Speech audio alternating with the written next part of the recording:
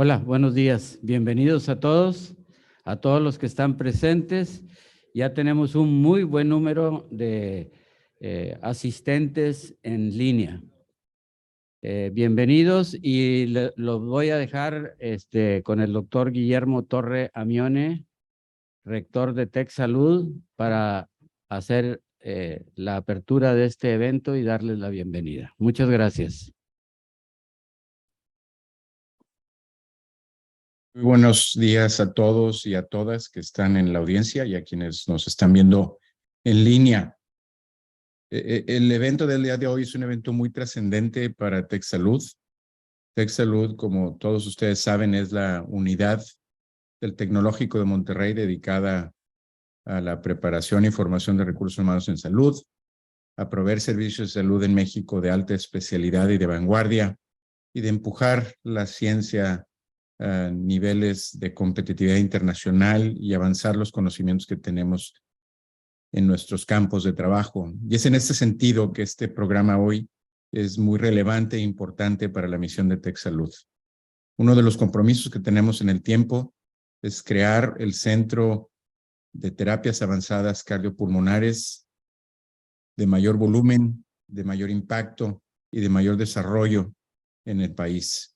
El programa de hoy de perfusiones vivo de pulmón es una de las formas en donde o a través de las cuales queremos desarrollar la terapia avanzada cardiopulmonar que tanta falta le hace a nuestro país. Si bien es algo de alta especialidad, de complejidad y de gran inversión de tiempo, de esfuerzos y económico, es de suma importancia para nuestro país tener terapias alternativas para personas que están en etapa moribunda de su vida y que necesitan de un trasplante de órganos para extender la calidad y su longevidad. Entonces, este programa es hoy un ejemplo de cómo queremos construir una estrategia de desarrollo, de avance, y nos queda claro que nosotros como institución debemos ser un vínculo que fomenta la innovación y la creatividad de científicos, de médicos dentro de nuestra institución, pero también de otras instituciones que colaboren y que juntos busquemos esta misma misión. Entonces, personalmente, yo estoy muy contento de este programa. Creo que el programa que han organizado el equipo liderado por el doctor René Gómez es de alta calidad científica para el día de hoy. Y mañana también tienen un laboratorio en vivo de lo que significa esta perfusión y creo que nos va a permitir y dar una oportunidad grande para programas pequeños o instituciones que comienzan o países en América Latina para aumentar el número de órganos que vayan a ser disponibles para pacientes que están francamente en una etapa muy crítica de su vida, como el paciente que tiene enfermedad pulmonar avanzada. Entonces, la disponibilidad de órganos se aumenta con estrategias como esta y particular importancia tiene en países de América Latina y ciertamente en México. Este es un esfuerzo que vamos a comenzar, vamos a iniciar con una gran actividad en este rubro en México, en Monterrey, y liderado por un grupo de profesionales extraordinarios que colaboran con nosotros en Tech Salud. Pues muchas gracias a todos, espero que tengan un día de mucho trabajo, de mucha inspiración y mañana aprender practicando en este laboratorio que se ha preparado para ustedes quienes están ahí presenciales. Que tengan muy buen día y oficialmente iniciamos este simposio, este pequeño curso en vivo, presencial y con un laboratorio experimental para poder desarrollar estas nuevas técnicas en México y en América Latina. Muy buenos días a todos ustedes y René, nuevamente muchas gracias por todo tu liderazgo y esfuerzo en esta tarea que es realmente difícil, de mucho trabajo y de paciencia en los logros. Que tengan muy buen día.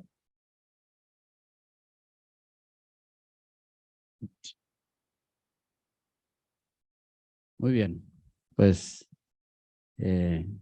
después de esto, si me pasa mi presentación, por favor. Solo algunos puntos que quiero eh, recalcar, el programa ya lo tienen todos ustedes, tanto por vía correo como por vía WhatsApp o por las redes sociales. Y vamos a empezar con la primera conferencia con el doctor Felipe Undorraga. Quiero decirles también que existen dos ligas, como las ven ahí. La primera liga para el viernes 27, que es el día de hoy, la primera tiene un audio original. Quiere decir que si el speaker, si el presentador está hablando en español, en esa liga lo escucharán en You listen in Spanish. And on the right side, you see translation to Spanish. It's the language, the alternative language of the if the speaker is speaking in Spanish, it would be for the translation in English. If the speaker is speaking in English, is for the translation in Spanish. So that's for 27th, and then for the 28th in the same way. The original link and the alternative language link. Very well. So Felipe Mundarraga, he is thorax chest surgeon. He is the director of lung transplant in Santiago de Chile, in Clínica Las Conde.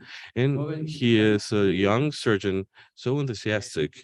And he did his training in Toronto, in the University of Toronto. He did his training in chest surgery and lung transplant, and he is working since 2015, I think, in Las Condes, and he did a very successful program for lung transplant that is incredible. And also, he started the program of ex vivo, and they are doing it basically in all the patients that they are working with. So, Felipe, welcome, and we are so happy that you are here with us.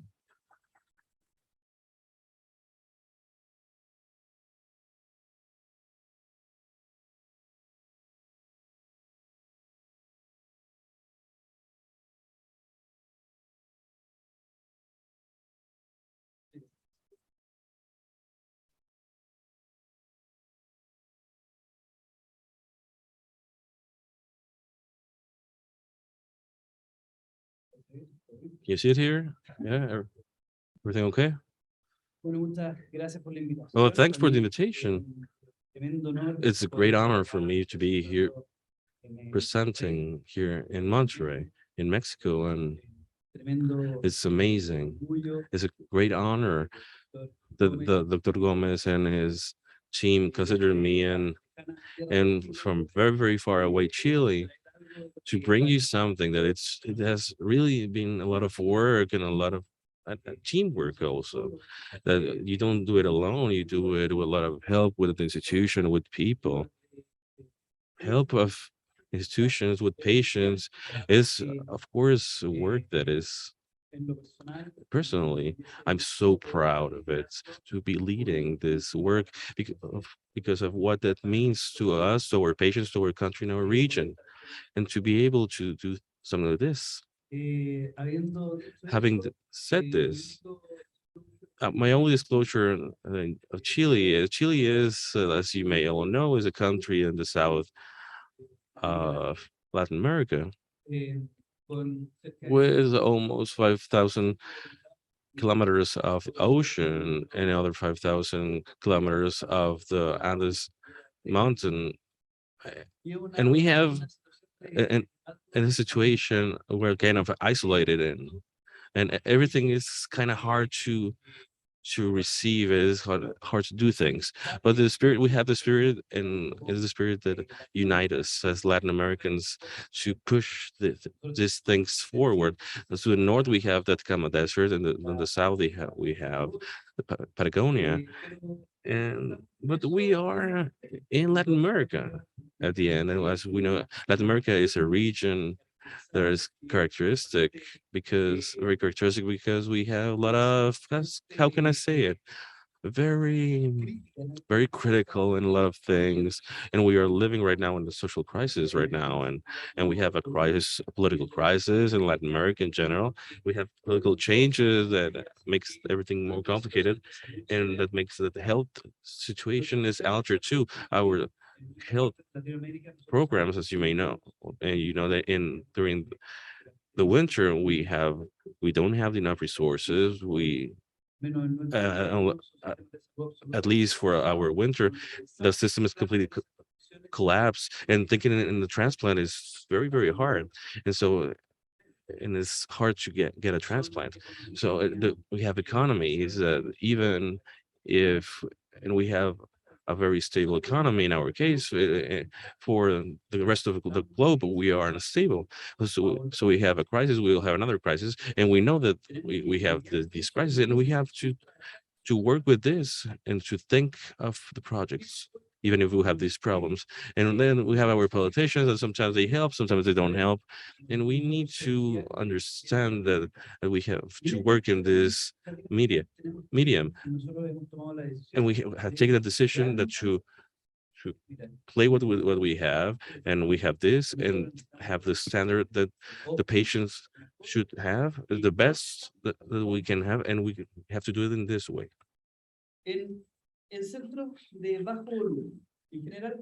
In general, what do you mean? What we mean with low central volume? When we read in the international literature about lung transplant, we in high central volume, high volume centers is as is in first world countries where things are very well organized. We have the opportunity to be there, and systems that we would want to have them. Systems are perfect. They are, it's very hard to access to the system.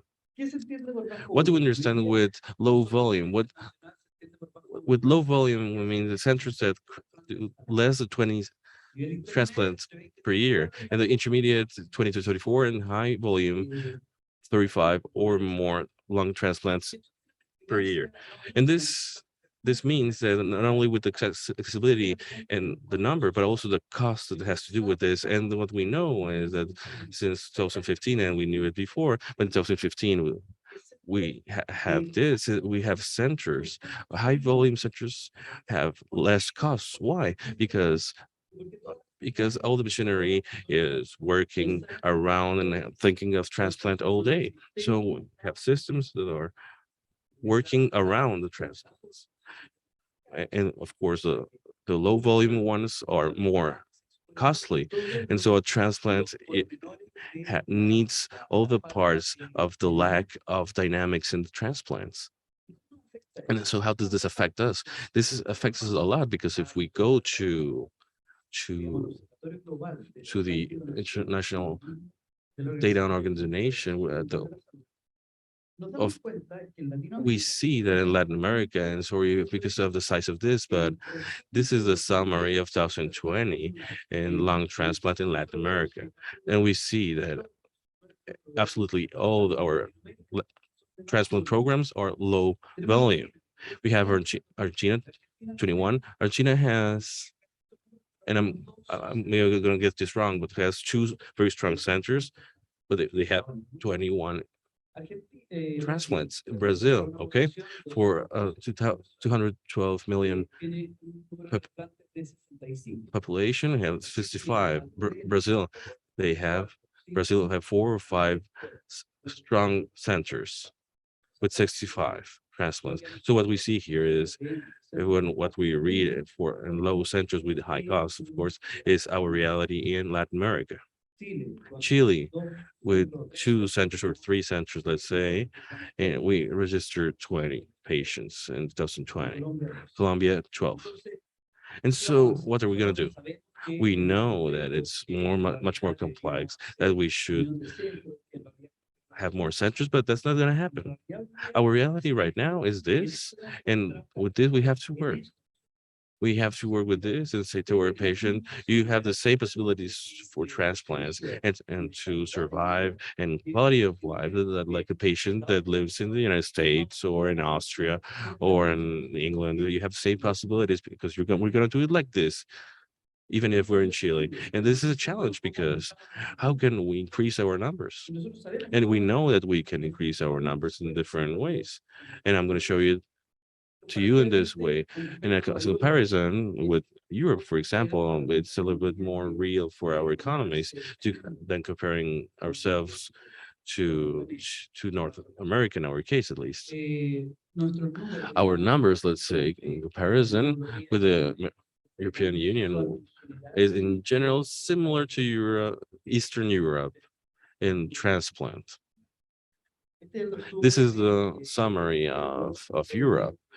Where I want to show you is the total transplant that we have in 2020, 2000 with 1,700 in all Europe for or a population of 413. And with in Latin America, we have this number, only 126 lung transplants. So something is happening that we have to improve it. And of course, this can be a problem or as a challenge. Personally, I want to see it as a challenge.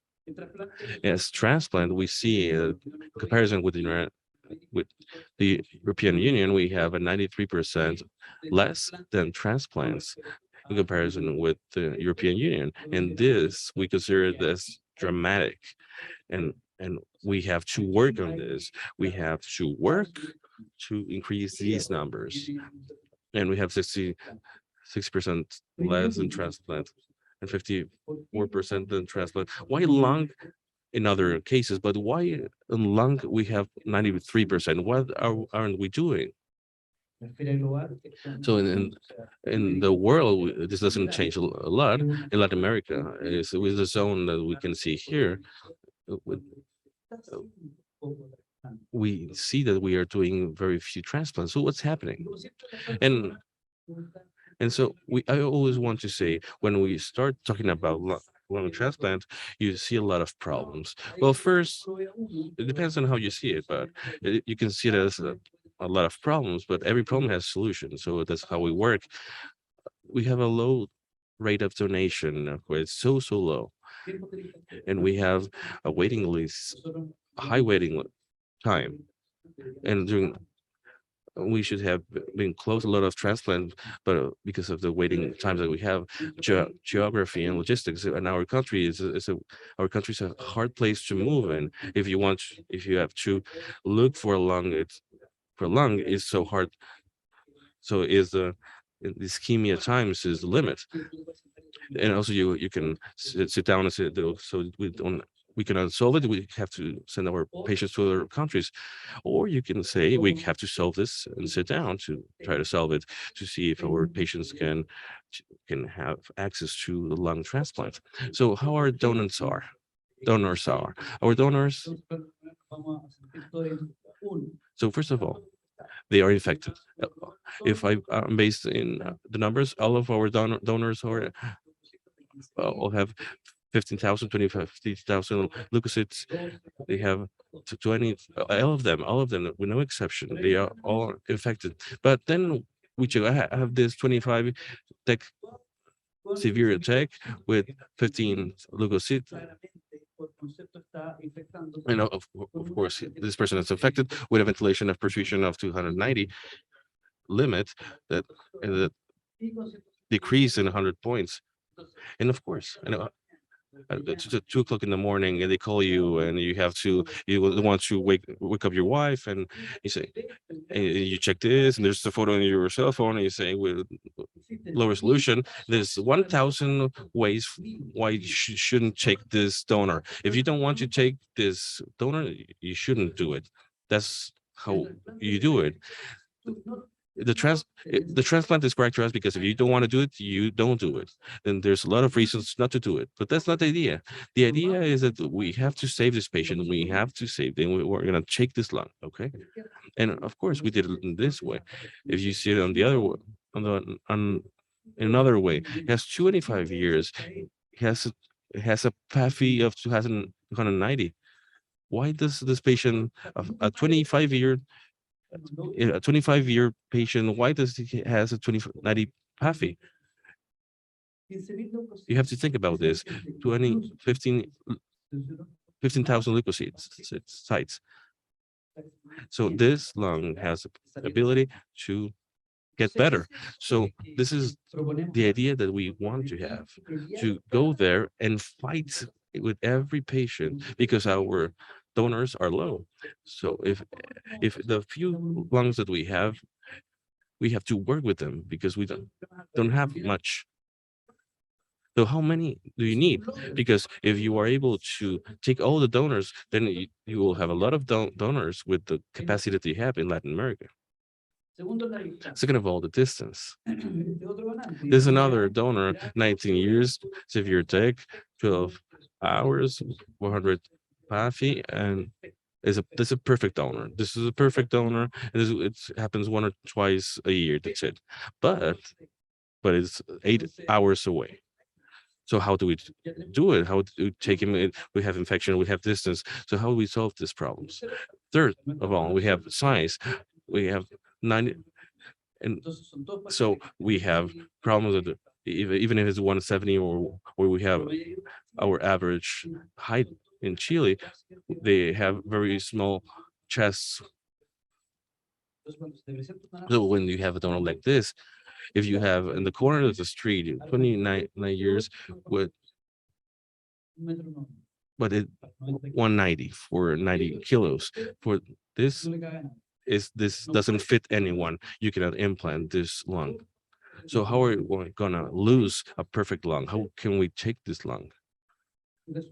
And so in summary, we have a low donation rate with 8 million in Chile in comparison with Spain that has 38 million population, and rejection is 70%, which is more or less in the world standard. But the problem here is that for limit lungs at 50%, for family rejection 3%, and logistics 20%. So definitely we have things that we can solve. And so here is this is with the lung perfusion that with our focus that we want to give. So lung perfusion, when we started, why are you going to do lung perfusion? Because one, it's expensive, and two, and it's for the it's done when you're doing science and you want to get to 200, you're doing 60, 70, and you want to go to 100 to 150. You use lung perfusion because you're going to have clean lungs. No, for us is the other way around, is that all our lungs are limits. Okay, all our lungs are limits. In because the care in my country, at least, so the care that we have to patients is bad.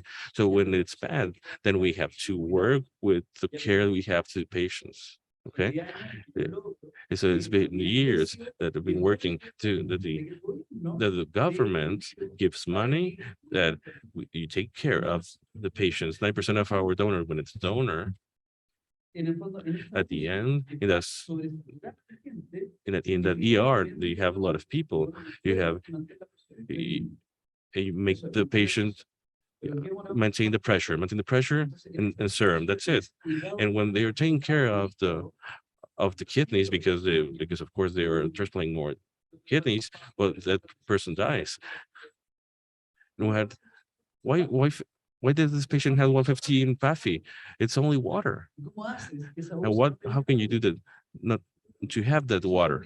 Well, it's 10 years dedication. So are we gonna wait in 10 years? I don't know if in 10 years I'm gonna be here. Well, I don't know. But this is our situation. This is where perfusion enters. So this with low volume. Why low volume programs need to use lung perfusion? What I'm gonna show you here. Our experience. Well, this Chinese group in January published this that they show the limitations and benefits of the lung perfusion. We see this, and it's very interesting.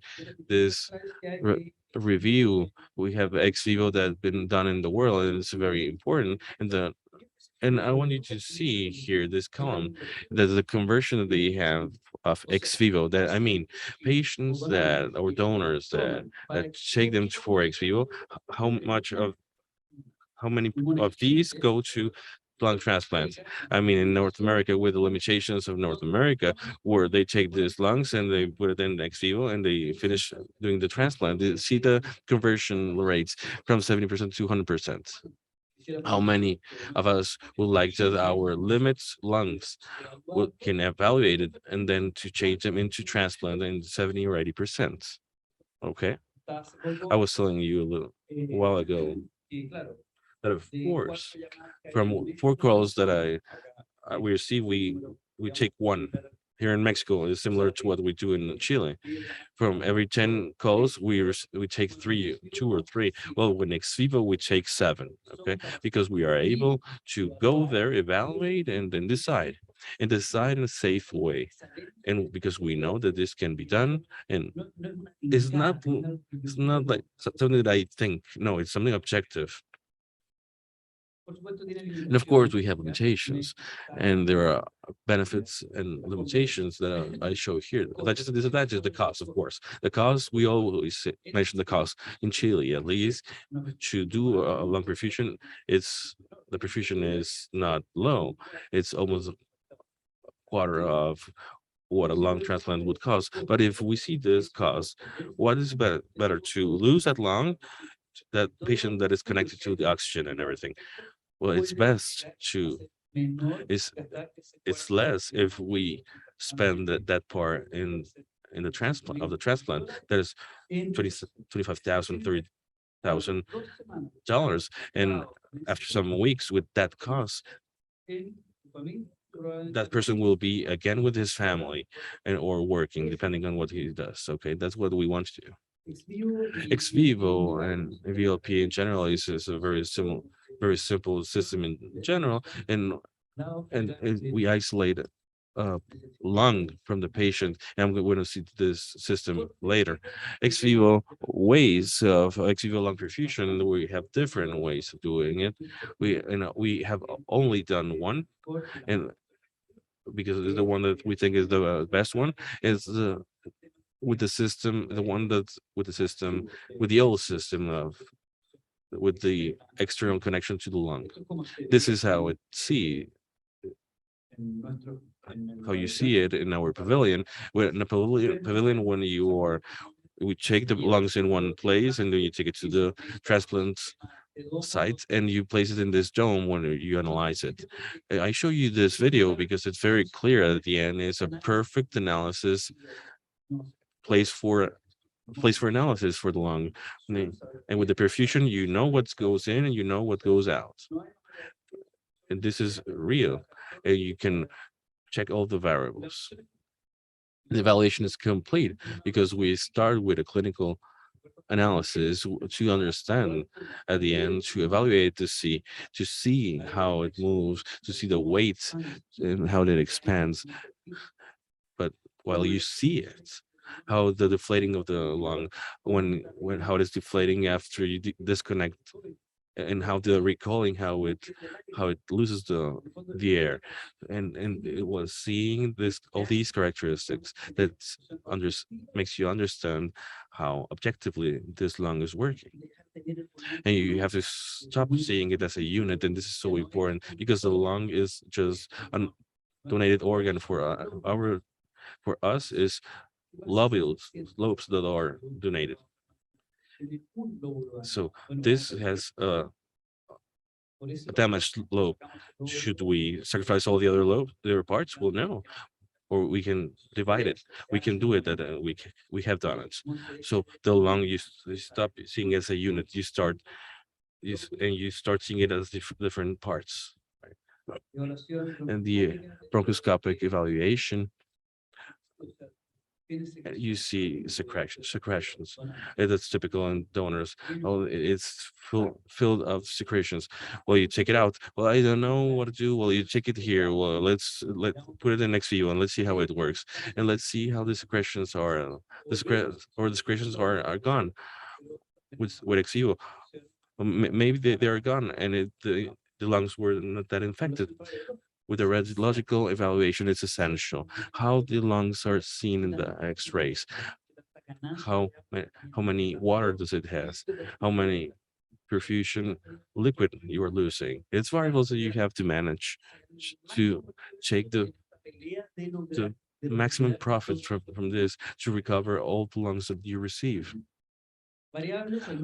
Variables, we have a lot of them, and we have more. Dr. Yang is going to explain us with the different lines of evaluation and studies that we have seen in ex vivo. But basically, we in our team we have seen this one with we can take decisions with this very clear decisions. And here we are. Dr. Rodriguez is here that are taking the gases of the different parts of, and you take the gases of the different veins and you see the perfusion of each one of your lobes. And here you can see you take the decision when you do the implant. And then this is a case of a donor, a 20-year-old donor of 3 hour away from Santiago, where we have the transplant center. Some smoke, some drugs. 48 hours, 20,000 leukocytes, and everything. It seems that we are going to reject it, but 20 years with no background, with a Puffy with 150. We don't have a scanner there, so you're going to see how we have to evaluate him. So at the end, what we decided to do is to evaluate him and evaluate with ex vivo evaluation.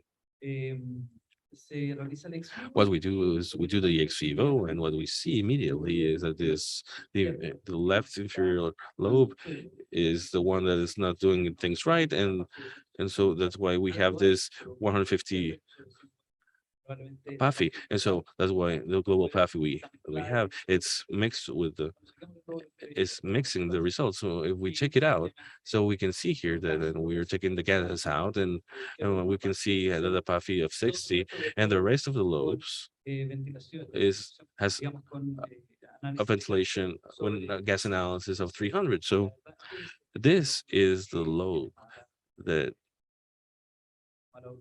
has this evolution.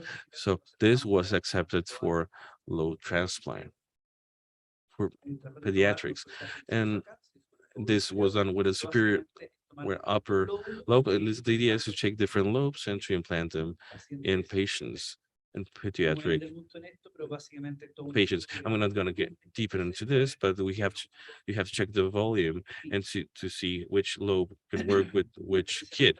So in our experience, these are 5 cases in bilobar, 3 cases in ex vivo, 1 case in lower lung, lower in one side and the other one the lung. And well, basically, none of these donors, just one, the one is not in the doesn't register because he died, are pediatric. Then all of them from adults, and the pediatric one, one of the we have this case, one of the most exhilarating cases in the imagine, and everything has to go perfect when we see kids. When it's not like this, it's dramatic. But when we see a patient that has an obliterans bronchiolitis, and it has 14 years old and about 10 years has it's been in the hospital, and after this you see like this, and then she goes back to the school and she has friends again. It's like she was reborn, as she said. And so this is very exciting, and you want to continue working. And these are cases. There are other cases where there are not as great as this one, but in general,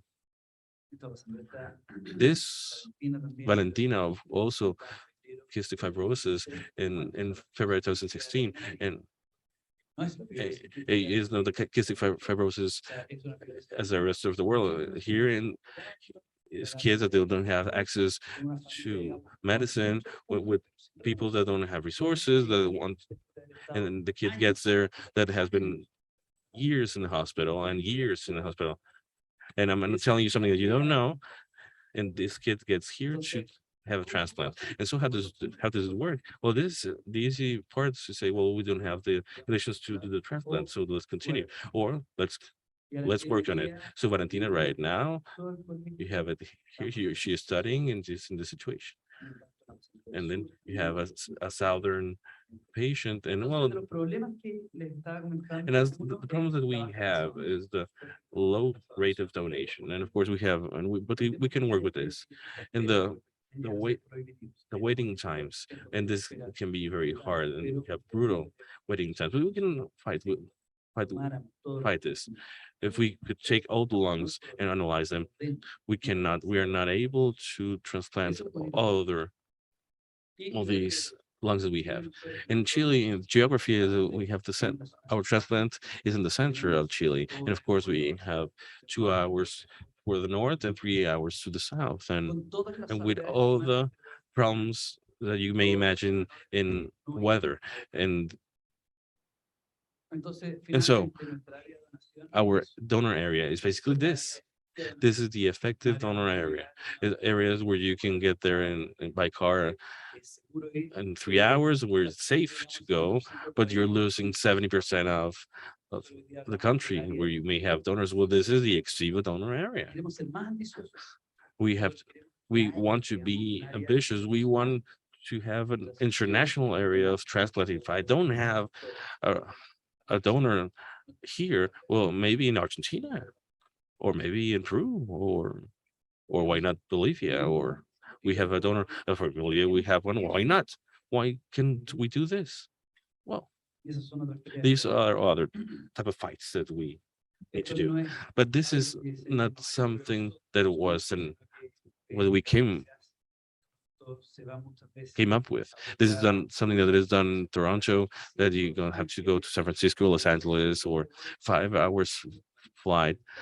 Well, in our case, this can be done easily with perfusion times that are safer. We had until now we have done 9 times, and this is the experience that it has been published.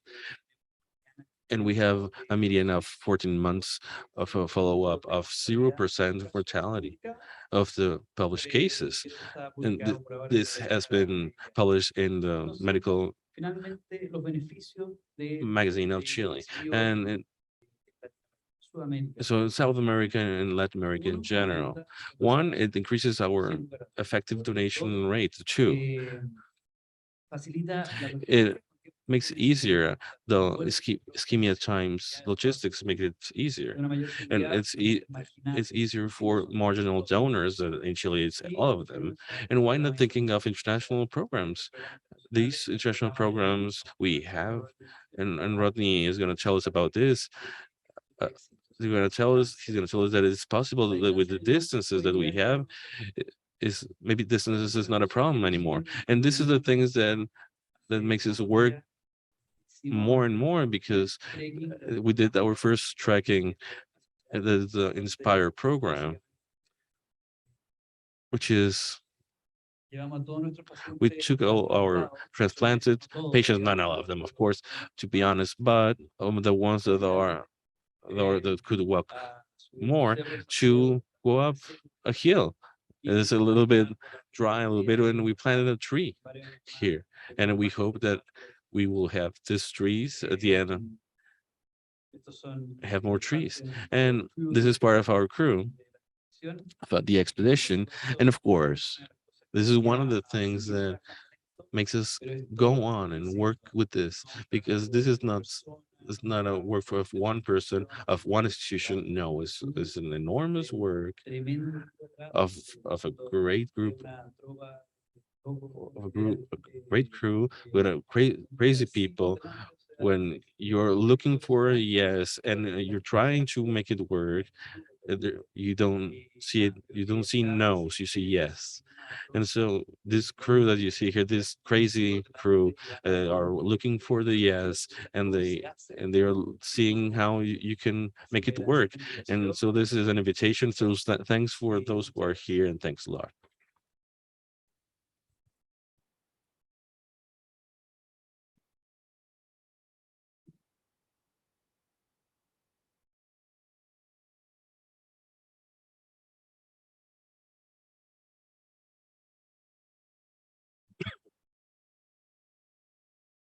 So the next presentation is from Dr. Jonathan Young from the University of Toronto.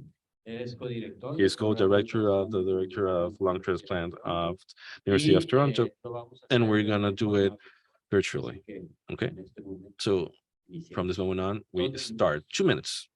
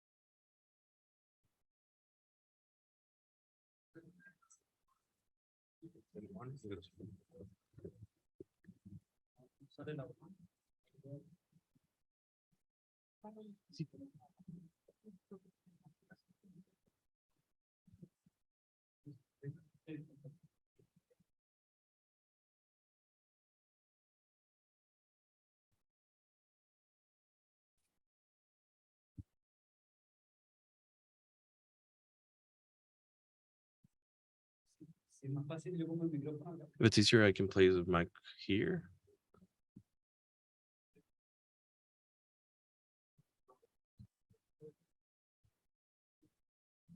Aquellos que necesiten traducción simultánea para el de inglés a español, aquí están los aparatos, si quieren.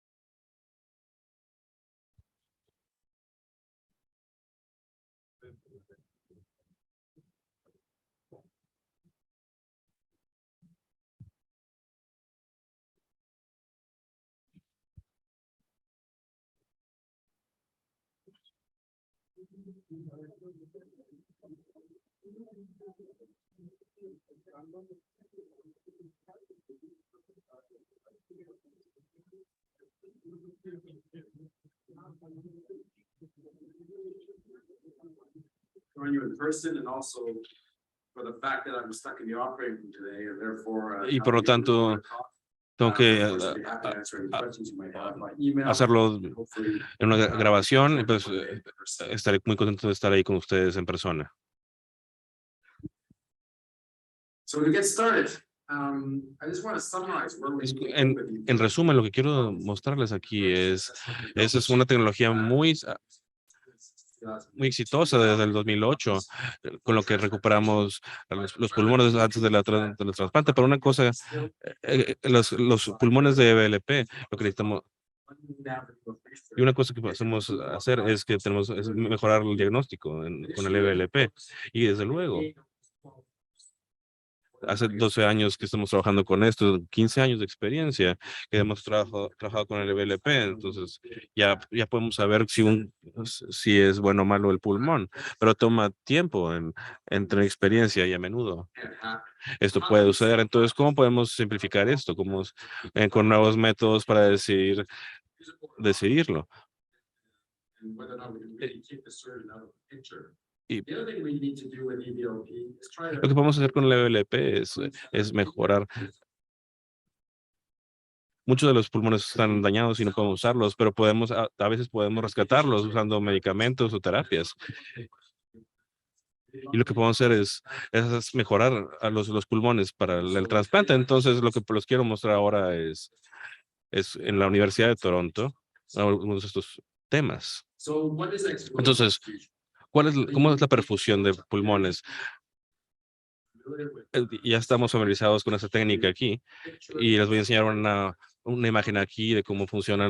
Aquí está la perfusión y mantiene la integridad de los pulmones, del líquido de los pulmones. Y eso nos permite que los pulmones estén mal o bien antes de hacer el trasplante. Y lo que se hace realmente es tomar una decisión si se puede usar o no se puede usar a partir de que se nos da el pulmón hasta que se hace la perfusión y eso aumenta nuestros volúmenes de trasplante en los últimos años. Y lo que ha trasplantado, lo que ha cambiado en el trasplante de pulmones y el EVLP nos da mucha información que a veces no usamos tanto, pero datos del donante, datos fisiológicos, biológicos, bioquímicos y de imagen. Y y no tenemos una manera de cuantificar esto para decidir si el pulmón es bueno o malo. Publicamos hace varios años la fisiología de los pulmones y la mayoría de las evaluaciones que hacemos y los pulmones.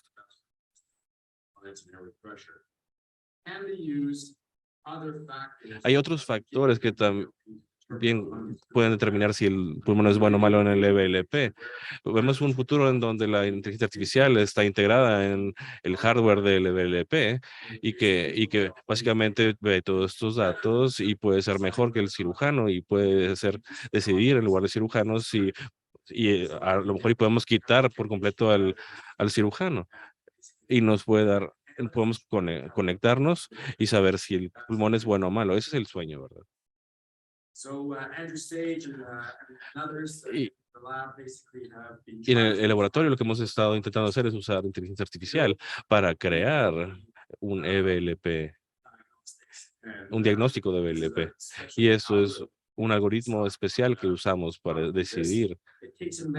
Y toma diferentes factores, no el fisiológico, hacemos una evaluación fisiológica, pero también las características del donante, una evaluación biológica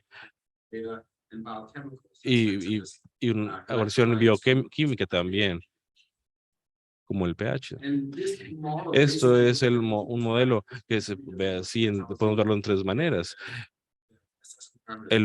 Podemos ver si es variable, si sube o baja. Podemos ver si está bajando con el tiempo o si va subiendo con el tiempo. Y este módulo tiene 91 variables de entrada. Y lo otro tenemos 601 casos clínicos. Así, y el programa usa todos estos y luego usa un grupo de datos de entrenamiento que se ha hecho del 2008 al 2019 y se ve si este pulmón debe ser trasplantado después de ciertas horas del trasplante, si es bueno o no para trasplantar. Después, el desempeño diagnóstico en general con este modelo.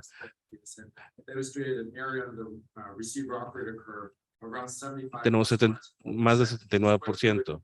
Y eso es un desempeño bastante bueno. Tenemos el desempeño diagnóstico clínico y podemos exhibir en más del 80% de este grupo. Y eso no es tan bueno después de 72 horas de trasplante. Y desde luego hay muchas cosas que afectan. So AURC is about 60%, Eh, but it has to be expected.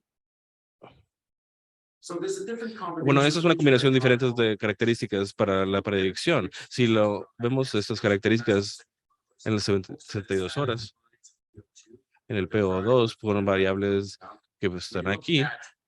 Podemos ver después de ser extubados, la pérdida es mayor y aquí ya está siendo más húmedo después del VLP, pero posiblemente no tan malo como para rechazarlo y desde luego ya cuando ya no se puede usar para el trasplante.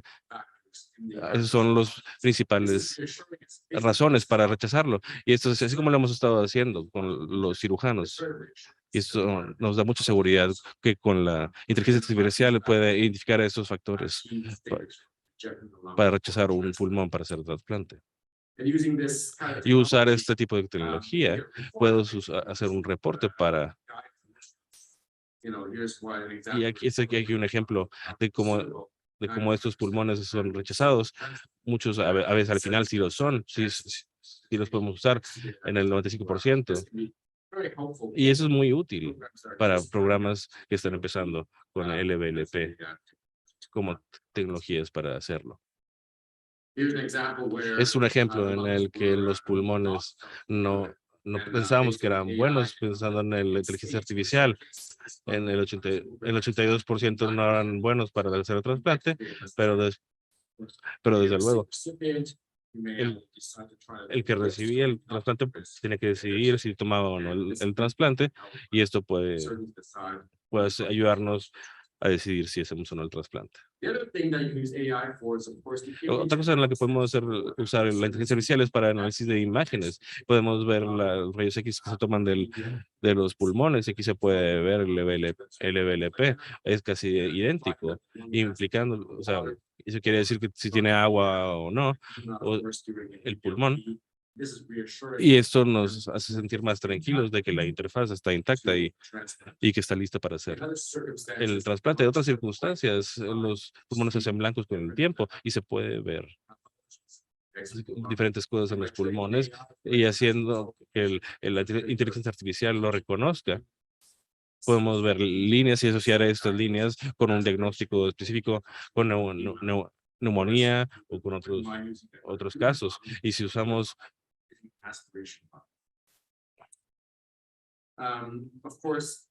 desde luego, eso es viendo al pulmón en sí. Pero cuando está circulando el aire durante 4 horas en el pulmón, debe haber algo aquí que ya nos puede decir si es bueno o malo.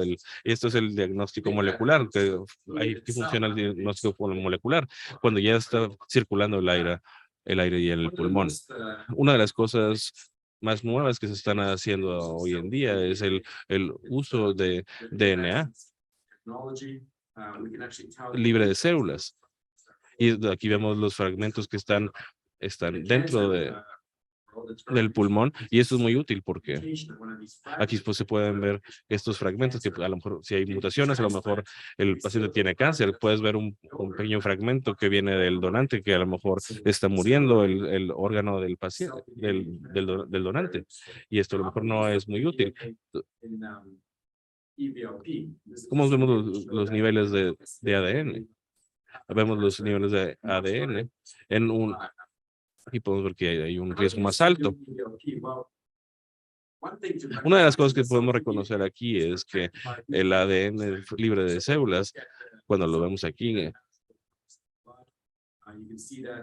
podemos ver que hay unas pequeñas vueltas que están ahí en la gráfica, que están alrededor del ADN.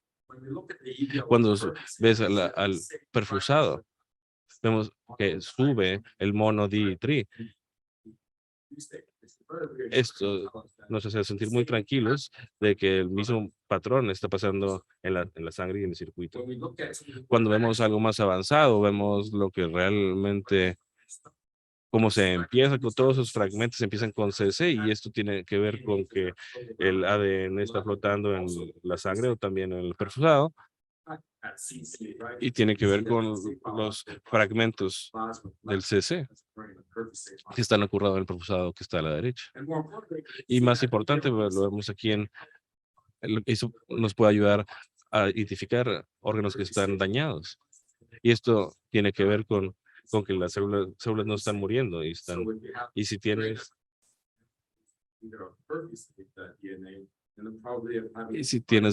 está bajando, tienes menos. Estamos viendo, vamos a ver esto con más detalle. Una observación interesante aquí es que no es nada más que las células están muriendo, también las bacterias están muriendo. Las bacterias tienen diferente ADN y los podemos hacer el match con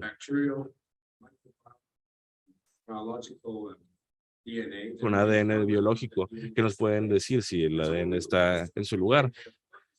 Con el perfil usado, pueden a menudo encontrar fragmentos que tienen que ver con E. coli en muchos casos y nos puede decir que esté infectado. Y también que necesite una terapia después del trasplante. Desde luego, hay una evaluación anterior y luego una modificación y se pueden desarrollar métodos para tomar una decisión, para modificar los pulmones y poder mejorar nuestras posibilidades de hacer el trasplante.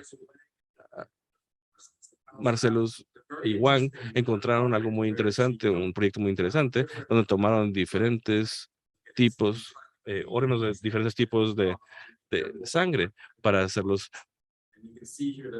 para ser de un diferente tipo, con las enzimas que podían ser de antígeno A o antígeno B o células rojas para hacerlas parecer como de tipo O. Y entonces limpiaban, los limpiaban y cambiaban el tipo para hacerlo un órgano, un donante universal. Si tenemos un tipo A o B, un donante de A o B, o si tenemos alguien que recibe, podemos cambiarlo a un tipo O. Y aquí podemos ver los órganos de tipo O tienen mucha demanda. En Canadá, la mayoría de nuestros pacientes son tipo O. En Latinoamérica, es más o menos lo mismo. 53% de la gente de Latinoamérica tienen O.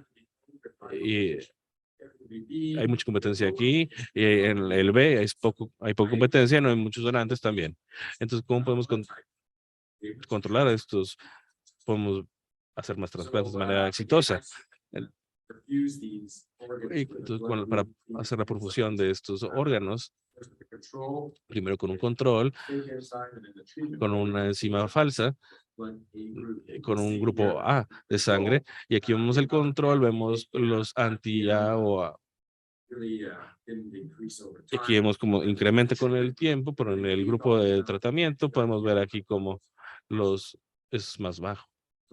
Entonces, uno de los desafíos es que todavía existe esta reconstitución. Y desde luego estos pacientes ya no va a ser un problema para una evaluación más adelante, cuando se hagan pruebas clínicas. Y otra cosa, y se puede mejorar lo que nos da mejor de lo que nos da la naturaleza. Podemos mejorar esto y mejorar estos órganos más allá de lo que nos da la naturaleza. Entonces aquí tenemos el CRISPR, seguramente ya han escuchando, es una manera que se acaba de descubrir, es algo bueno para las células. ¿Cómo podemos hacer el CRISPR para todas las células? El sueño, desde luego, sería modificar órganos durante el EWP y sería hacer que tener más presión para que podamos suplantar una inmunosupresión sistémica. Pero muchas de las veces tenemos una inmunosupresión por una enfermedad, por latencia o enfermedad, y tenemos efectos secundarios por esta supresión. Entonces, tenemos aquí estos doctores que han estado trabajando y podemos ver aquí que después tenemos un indicador más alto que está regulando las células, la respuesta de las células, y esperando que incrementando la ILT se reduzca la necesidad de inmunosupresión e incluso la generación de... Aquí vemos en el pulmón de una rata, podemos ver cómo está ocurriendo aquí y la parenquimia. Y esto es algo muy emocionante, un camino muy emocionante para el CRISPR. Entonces, en resumen, les puedo enseñar tecnología de punta que estamos usando y de diferentes maneras en que podemos evaluar todo esto para esta tecnología que está alrededor del mundo, y podemos hacer más corta la curva de aprendizaje, que tal vez en 15 días o idealmente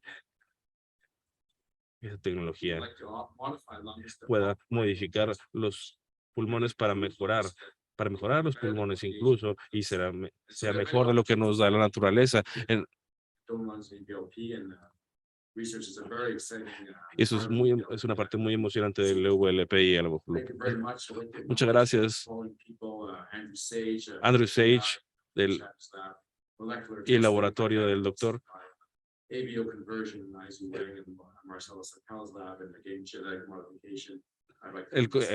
laboratorio de Wang y de Mesaki, muchas gracias. Muchas gracias por su atención.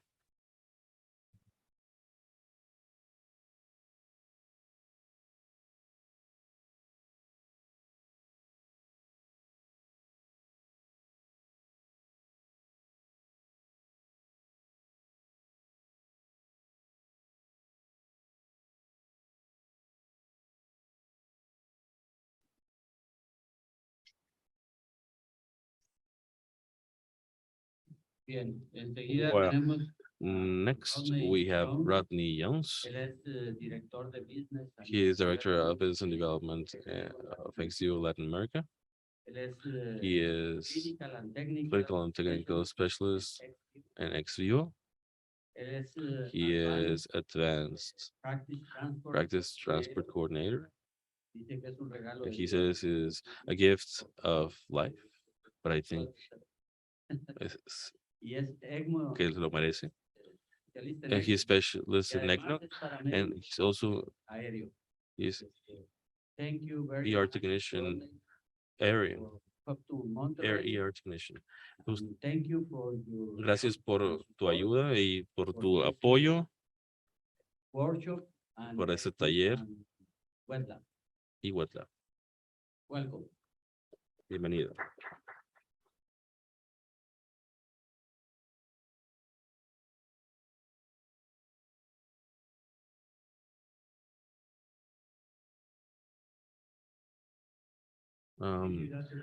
Gracias, doctor René. Es un honor estar aquí, es un privilegio.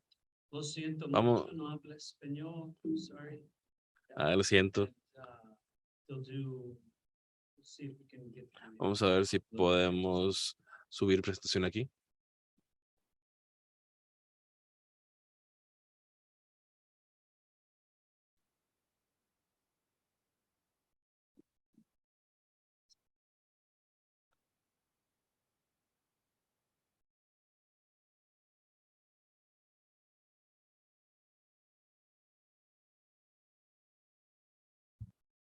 Paréntesis, les digo que tenemos mucha gente mira a través de las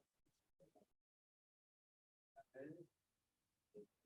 Tenemos gente de toda Latinoamérica y de México, del Instituto Nacional de Tecnología, del Instituto Nacional de Historia, de algunos institutos del sector social, y tenemos gente de Brasil, Perú, Argentina, Colombia y Panamá y Costa Rica.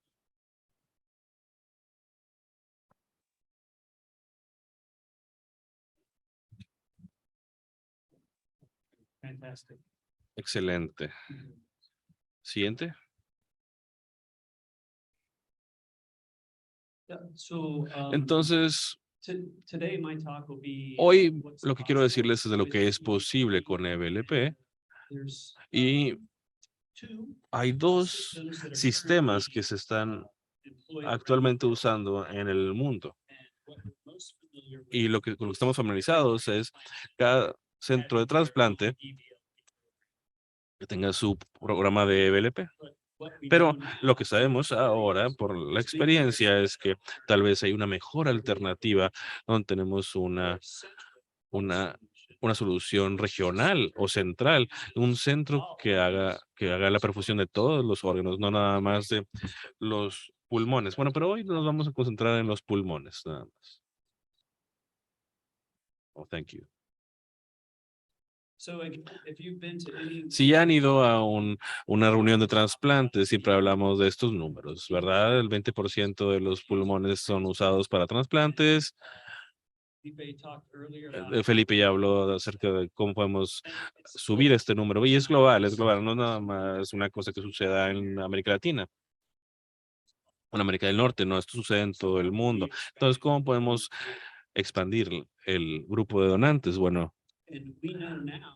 sabemos por los datos y por la experiencia clínica que podemos expandir el grupo de donantes al doble.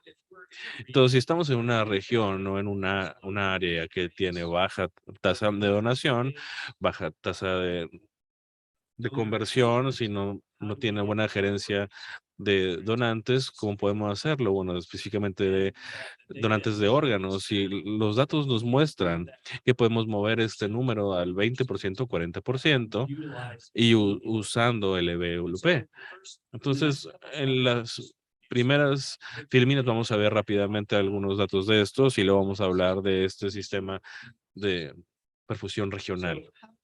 Entonces, ¿cómo ayuda el EVLP a aumentar el grupo de donantes? Pues usa los marginales, mejora los pulmones marginales para tomar mejores decisiones, y no solo ayuda a poner a los pulmones en los pacientes, sino también te ayuda a tomar la decisión de no poner los pulmones en los pacientes. Les voy a dar un ejemplo rápido acerca de esto. El doctor Felipe hizo un artículo del hospital de Shanghái, que es un hospital que yo ayudé a empezar el EVLP, y en China lo que usan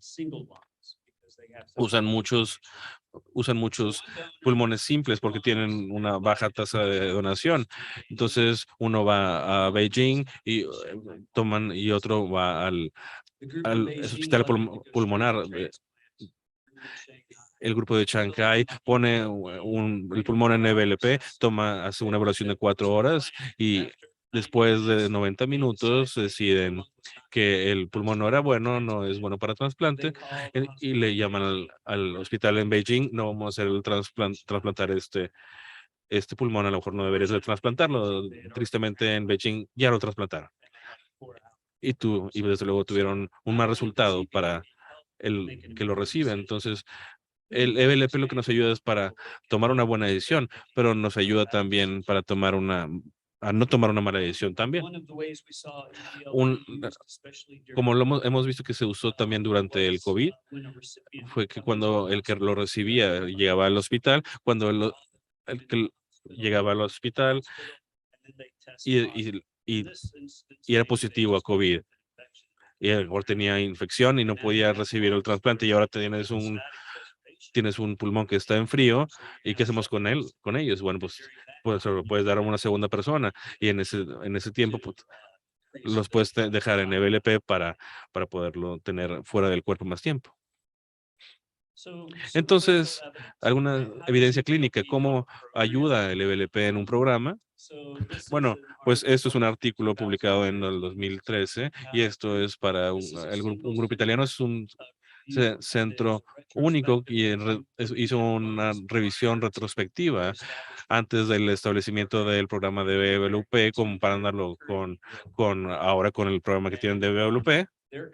Y su conclusión, y viendo a esos datos, es que en 18 meses podían incrementar su tasa de trasplante, y esto es solo un centro en 30%. Pero es muy relevante si tienes un programa pequeño. Si tienes un programa que quieres hacer crecer, hay evidencia que te muestra que te puede el WP ayudar a crecerlo. Y esto salió en Japón, y era un análisis de metadatos, y es algo que se dice en todo el mundo. Esto es un paper que para determinar la eficacia y si es seguro de usar el WP, y tomó 8 de los mayores programas de WP, el de Toronto, el del celular, o usando células rojas, o tomando todas estas y tomando los 8 estudios más grandes, se concluyeron que usando pulmones marginales no había una diferencia estadística comparando con los pulmones con criterios estándares. Y de nuevo, en Toronto, muchas del trabajo de EVLUP o evidencia que tenemos viene de Toronto, viene de centros en Escandinavia también, usando 2 diferentes protocolos. Pero este es un paper muy interesante porque define 4 tipos diferentes de pulmones marginales, incluyendo TCDs. Y de hecho, en esos 4 criterios marginales de los pulmones se demostró que no hay una estadística significativa entre los pulmones con ABLP y los pulmones que no usaron ABLP. Y ya por bastantes años el profesor Steen, uno de los colaboradores científicos más importantes, publicó 2 artículos sobre esto. Entonces, ¿qué factores afectan la viabilidad de los pulmones? Sabemos que con la gerencia de los donantes, si los donantes no son manejados correctamente, hay traumatismos que pasan en los pulmones, contaminación en los bronquios, hay daño con hernias también, y en los edemas tenemos el que causa diabetes, y también tenemos coordinadores que usan mucho fluido para apoyar a los riñones, y luego tenemos un problema mayor que tiene muchos edemas, y ahora tenemos sobreventilación que causa problemas. Y bueno, eh, el doctor Felipe lo mencionó, es fácil decir no, ¿verdad? A las 2 de la mañana, porque la persona que está al otro lado del teléfono te da toda esta información, y nada de esto es bueno, pero sabemos que podemos trabajar con esto. Y lo que pasa para la disponibilidad de los pulmones, hablamos de la parte fisiológica, pero ¿qué tal cuando es difícil tener pulmones? Bueno, el timing para ir pues puede ser que los tiempos no coincidan con los tiempos que tienes en tu hospital para acceder a la sala de cirugía. Es cuando no hay buena comunicación, que no es inconsistente, cuando del lado del donante y de la parte de la recuperación, a lo mejor no está disponible el equipo de cirugía, si hay que hacer una recuperación a una cierta hora y ya estás muy ocupado con un caso. Cuando no se hace una evaluación incompleta, y un sesgo de selección, y todo eso tiene que ver con lo que está disponible.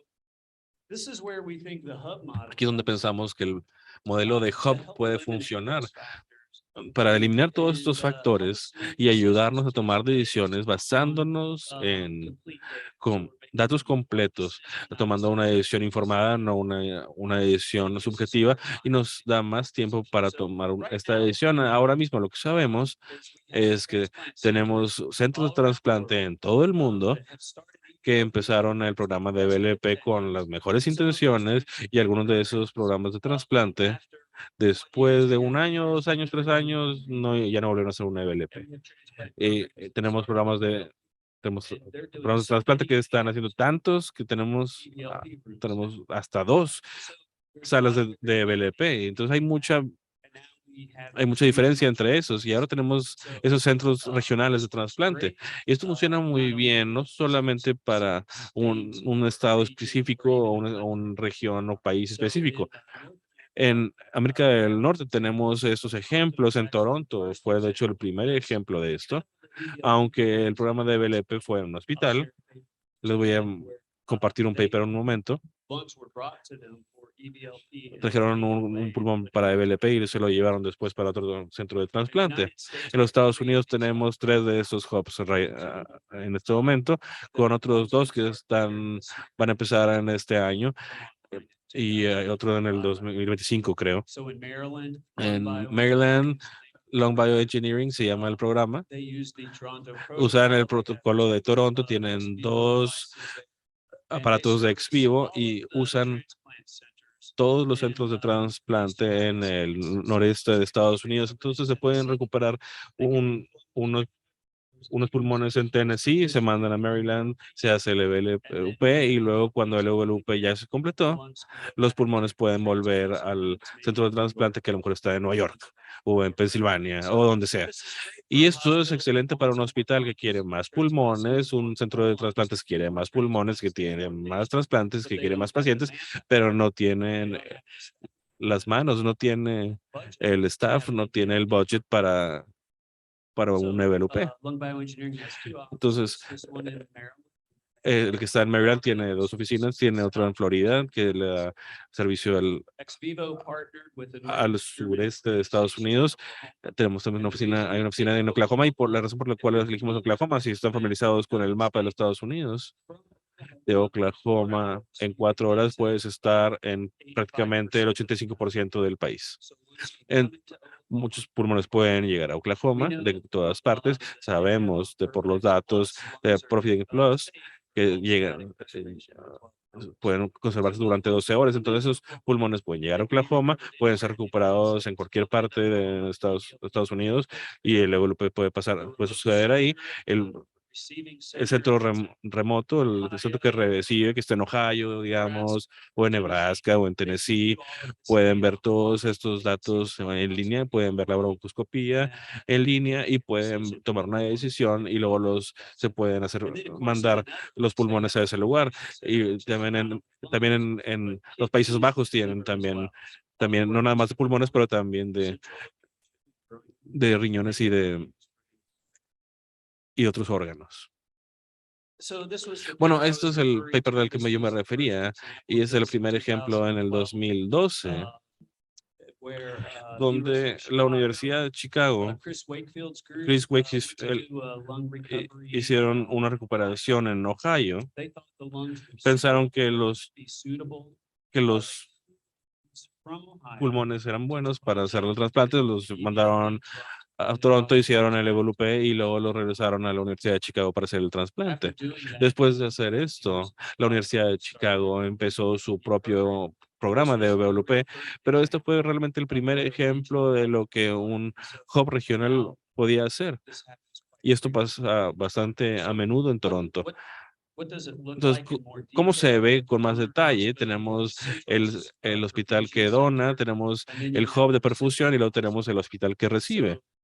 Entonces tienes el órgano que es mandado. Ese también puede ser un centro de excelencia, puede ser un centro de entrenamiento, puede ser mucho más que nada más un centro de EVLP, donde los cirujanos y los técnicos pueden ser entrenados. Y lo que también tenemos es una práctica consistente. Así que tenemos un grupo de excelencia que trabaja en este centro de perfusión y tienes el mismo el mismo manejo de datos para recolectar datos, para hacer papers, para hacer estudios, para hacer investigación, porque tienes una práctica consistente que se puede reproducir. Tenemos consul- consultores expertos en esa parte médica del mundo. También asistencia de logística, alguien que está ya familiarizado con todo el proceso y de que funcione desde el principio de la donación hasta la recuperación, hasta el trasplante y cómo mover los órganos de un lugar a otro en el tiempo correcto. Tenemos otros beneficios, tenemos entrenamiento de la misma manera, todos siguen el mismo protocolo. eh, eh, Porque si tienes diferentes centros, y lo sabemos esto muy bien, globalmente tenemos 70 centros que usan nuestra tecnología de Exhibo y sabemos que hay diferentes resultados en cada centro, basándonos en el volumen de los casos que tienen, la manera en que entrenan. Pero en este hub central, todos entrenan de la misma manera, todos tienen esta práctica consistente, ahorra dinero. En lugar de que tengamos en un país o región que tiene 5 diferentes programas de EWP, diferentes grupos, solo tienes uno, solo tienes un costo y ese costo se puede compartir entre todos. Y el peso financiero no es nada más para ese centro de EWP, sino que se reducen los costos de esta manera. Tienes experiencia en entrenamientos y tienes el entendimiento completo de las logísticas. Entonces, lo que entendemos ahora es que los programas están construidos no solamente en el centro de developer, también están hechos para la logística, para la comunicación, los trasplantes, las plataformas en apps. Es muy sencillo poner estas apps en los celulares o en los celulares inteligentes, donde todos están comunicados al mismo tiempo y tienen esta información y luego y además necesitas menos staff. Si en lugar de tener varios en varias ciudades, puedes tener solo uno que haga esto. Entonces, esto es lo que hemos estado viendo desde el punto de vista de la industria, que es lo que se practica en el mundo y hay cada vez más centros en regiones que están buscando ese tipo de hubs. Y creo que sí, creo que ya. Muchas gracias.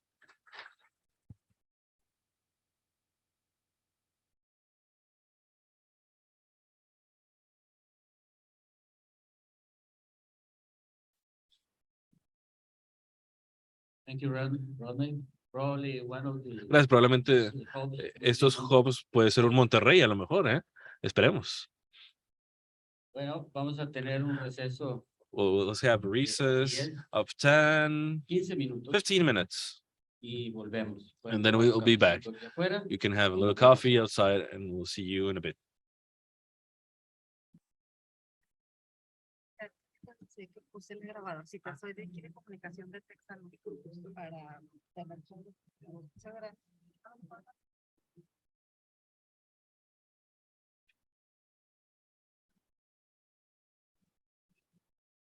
Sí. No, estuvo bien, nada más el de la grabación estuvo. Ahí tú puedes regular el tono. No, el volumen está bien. No, pero en el tono. Ya ves que como te viene en línea, así está medio raro. Sí. Tú puedes regularlo en estos dos. Ah, Más grave o más agudo. a lo mejor sí, porque no estaba entendiendo muy bien lo que estaban diciendo. Sí, entonces, a lo Entonces, ahí mejor. Y ahí sí apenas tú para saber. Sí. Ok. Que yo lo puedo dejar cierto ecualizado, pero Sí. bien, oído. Bueno.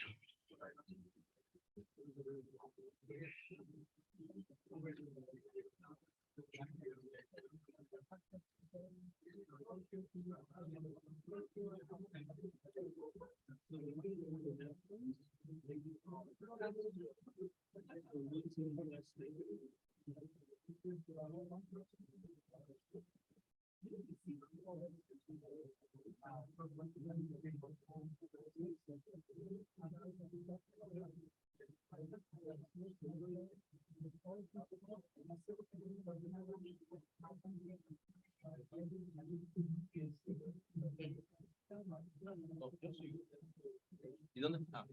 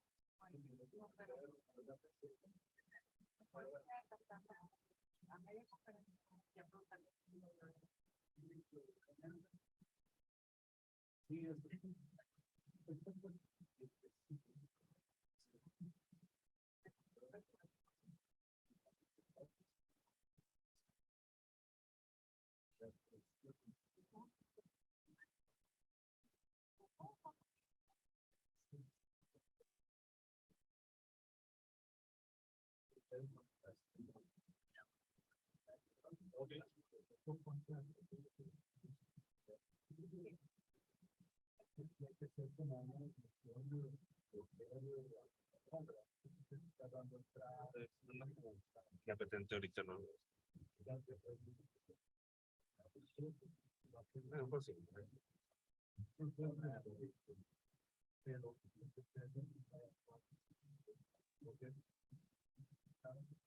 Pues sí.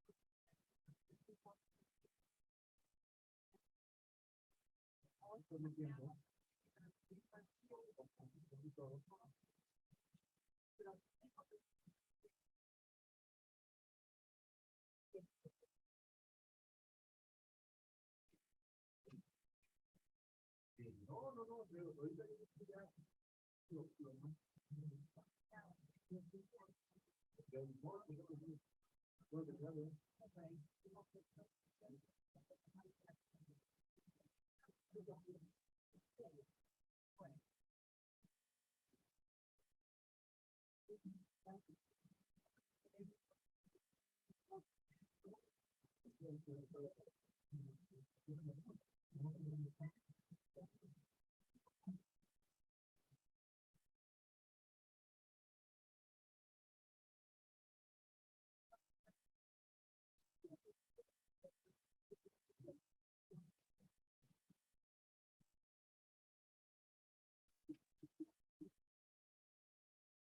a haber más opciones grabadas como entendí la mitad de lo que dijo, no.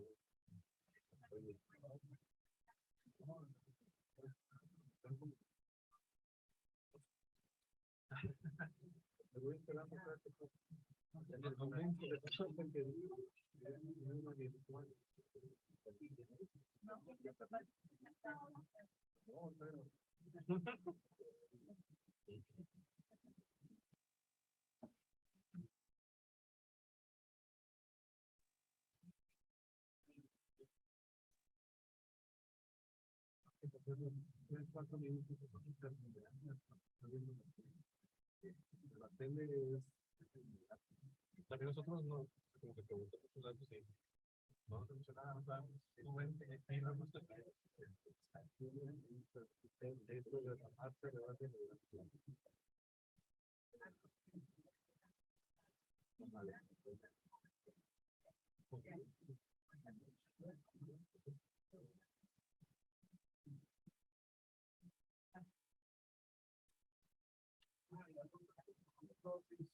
se llama también rentan yo no hay como están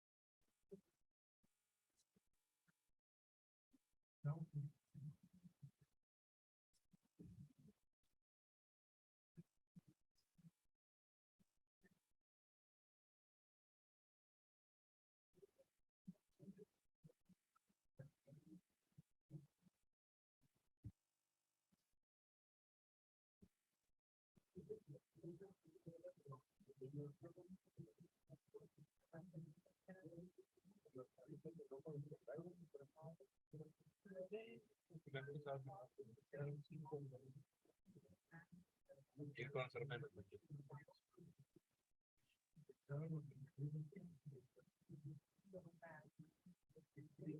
Son todos nada más de un solo lado. Yo pensaba que iban a repartir, pero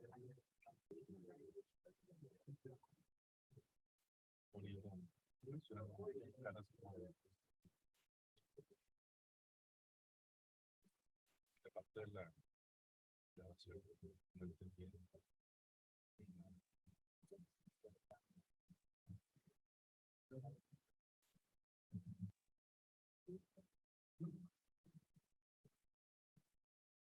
Estaba leyendo además.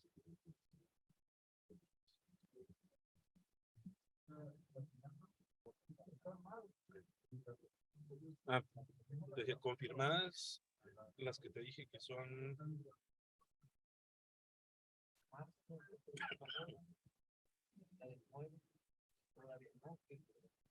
sí, confirmada la del 9 de febrero de Omnisource y una boda en alemán el 18 de marzo.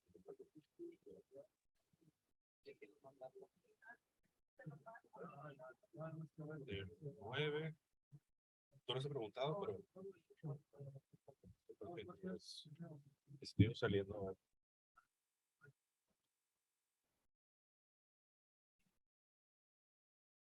De con ello hablo todos los días.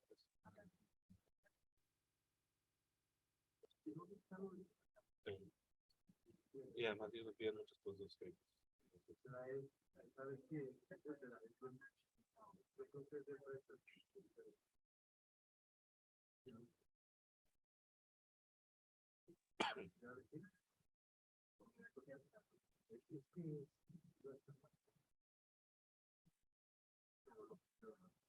¿quién sigue ahorita? Perdón, aprovechando el día.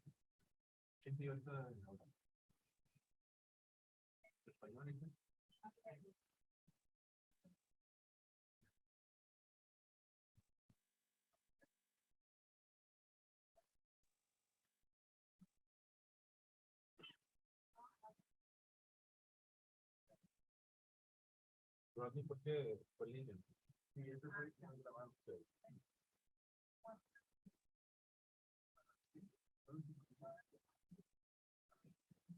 ¿De qué habla?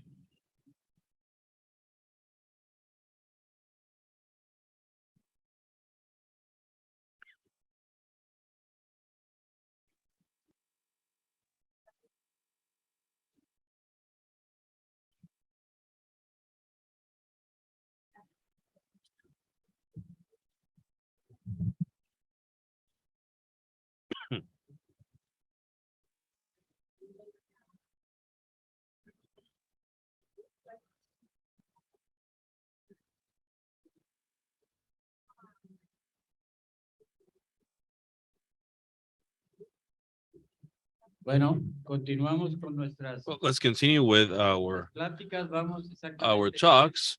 We are right on Y el time, siguiente and the next conferencista es el doctor speaker is Dr. Huáscar Rodríguez Galván.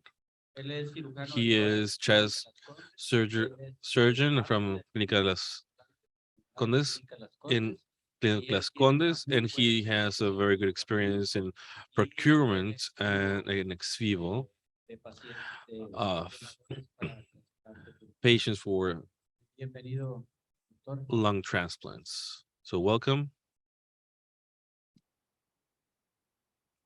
Good morning. You hear me? Well, first of all, thanks for the invitation. For me, it's an honor really to be here and to be part of this experience in ex vivo in Monterey. Before starting, well, about lung procurement in ex vivo, it's important to introduce some general aspects of lung transplant, even if has been advance of in the therapy for the transplant of lungs. The lung patient is definitive for the terminal part of this diseases and for these patients in terminal stage, and so they have a very important overlife in this type of patients. So even if in the last 25 years in- we have had a progressive advance in lung transplant patients, but it's low. The- It has been low.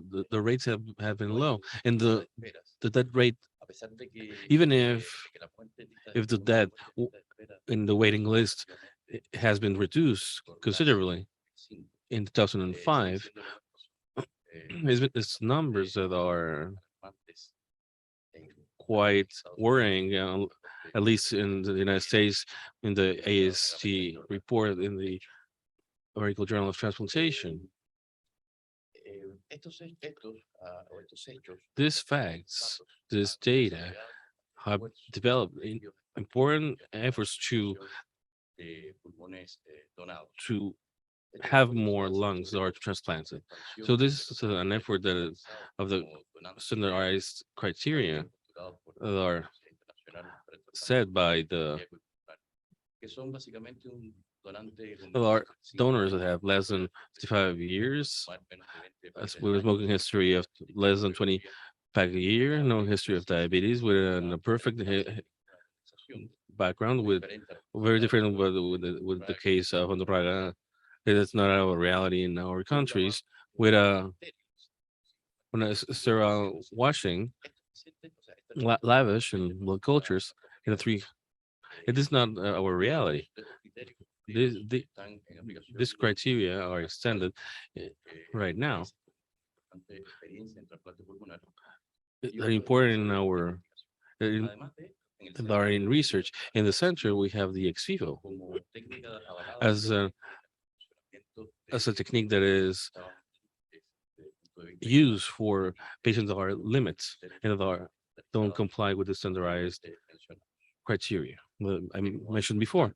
And so approximately the 80% of the cases of the donors that want to be that are donors don't have the criteria, the ideal criteria in our countries. So even if we have a consensus of the procurement of of the transplant, of the lung transplant, there are certain things that are particular of when we transplant the lungs that are applied to the ex vivo technique.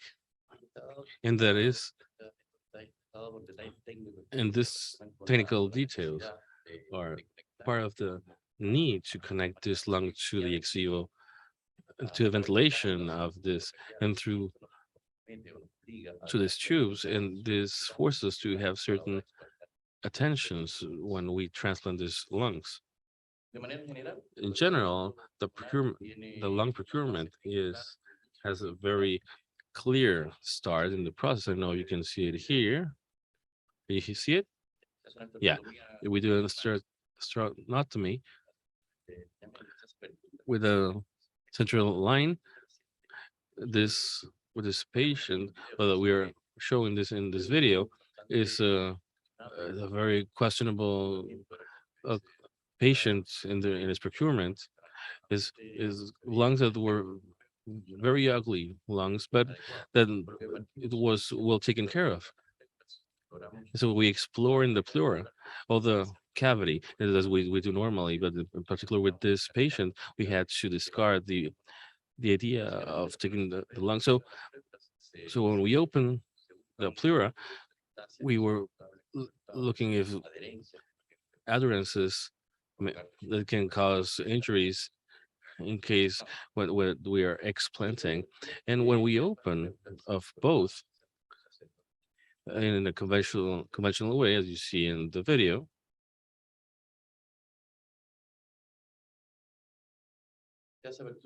we open of the pericardium to see the heart, and we do it with silk points, and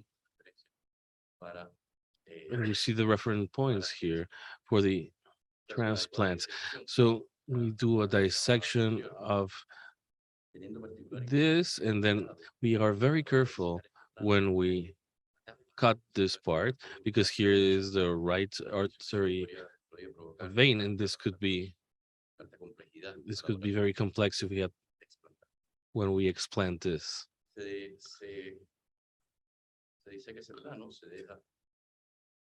We dissect this part and we place a silk string under the cava that is used afterwards when we explant the perfusion. The video is this.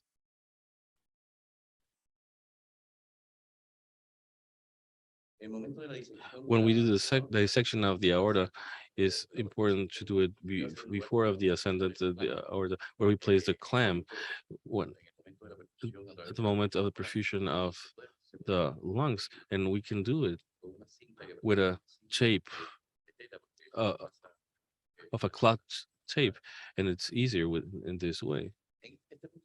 This point is very important because if we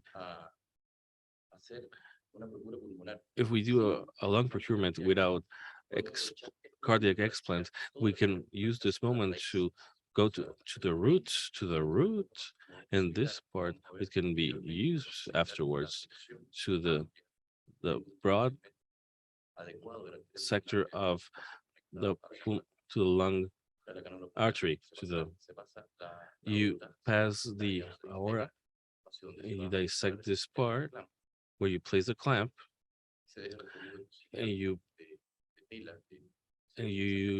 do it with a cloth tape, and in coordination with the rest of the transplantation teams.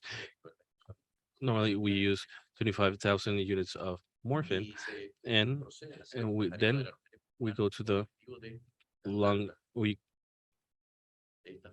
in this way, and we install the perfusion, and we leave it here. You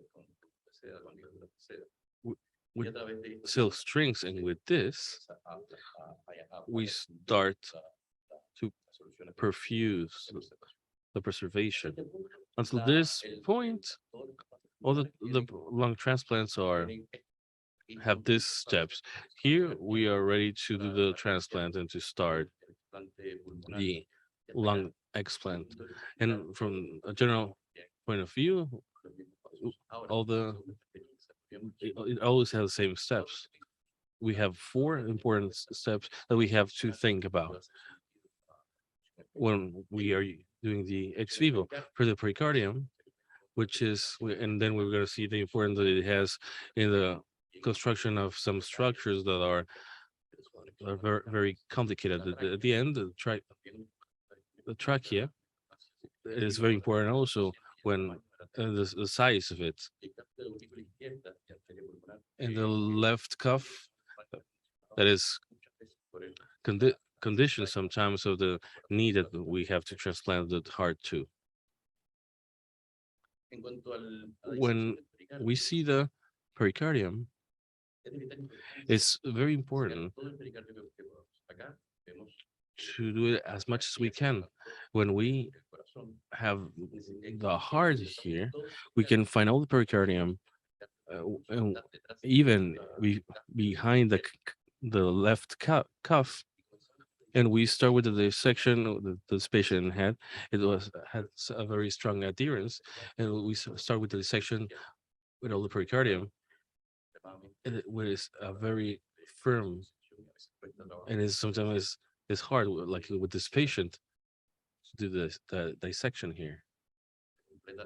We complete dissection of the esophagus, and we behind the cuff until we touch the trachea behind the. Why it's so important the pericardium is that this is a situation, the worst situation that we can have. This is the worst situation that we have had, in fact, in lungs or in cuff, where we have to maneuver a little bit to detach it, to dissect all the pericardium that goes to the ileum and the vases. And this is a very hard way for the calf, but also for the perfusion, for the ex vivo perfusion, but and also for the transplant in general. Here you can see that this is almost dissected. And this is a situation that can have a lot of problems when we implant the lung, and of course when we connect it to ex vivo. Here we can see that we have an extension of the pericardium, and here is the importance of this anatomical structure. We did an extension of the pericardium. We can see here this is structure of the pericardium and an extension of the pericardium of a structure that makes us feel very comfortable because of it's firm. And when it's maneuver, we could connect it to the perfusion, auricle perfusion, that we can modulate it in its size, but this is impossible to connect it to the perfusion. And we can see here, you can see it clearly, the pattern we use for its extension. For the trachea, this is optional. This maneuver is optional, and sometimes we prefer to dissect this at the beginning. We even if it's unless it's ignominate, and sometimes we prefer to dissect it, and this is the ignominate vein, and and it's very adequate. We see the dissection with you of the two sides of the vein, and we see the in a segment, a very important segment of the cervical trachea, and we here we can see the timing, the procurement timing of different teams is not the same, and we can use this to for the dissection of the trachea, and in this way we can do the dissection, and we cut a little bit of skin onto the trachea of the patient, and we dissect everything that we can.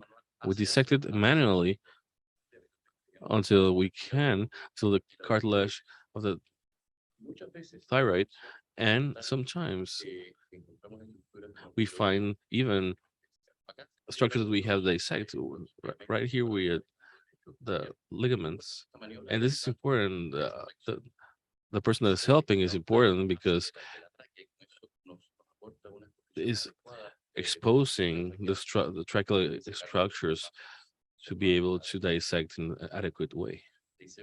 Here you can see the importance of be very careful to dissect, not to injure the esophagus. This is very important too. When you how I'm saying, sometimes we find that thyroid gland that is here, and we separate it from here, and then we dissect almost to the from a thyroid. Sometimes we use one or two staplers for a resection. In this case, we use this, and we dissect the trachea almost under the thyroid to the first ring of the trachea. We have a very good size of trachea to use for the ventilation. When we dissect the trachea,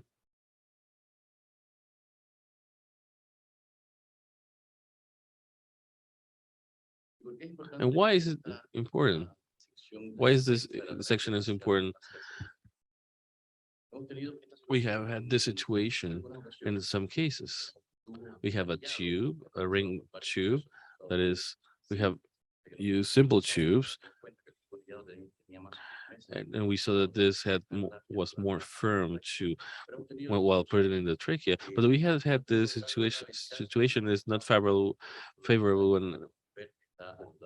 when you see that it's tied to the cuff, to the ring tube, and here we can see that we have leaks, air leaks. We have had to refix the trachea to the tube, and even if this seems like it's useful for the ventilation, and as I was saying to Francisco, we have seen that. But it's some information that we're going to use in the next procurement, which is the use of a cannula for the tracheotomy for ventilation in ex vivo. I think it's very useful. In this segment of the cannula is smaller than a conventional one. The cuff is smaller too, and I think that we are going to prevent all these problems with using this. That Francisco told me in we have two situations here. It's very favorable where we don't have cardiac transplant unless for the procurement, not for patients, of course, where we can dissect the part. Here we're dissecting the parts, the coronary part, and we start to cut the auricula the atrium. And here we're gonna cut almost dissecting the left ear of the atrium. And here we prevent the injury of the left side, and then we have a very useful atrium.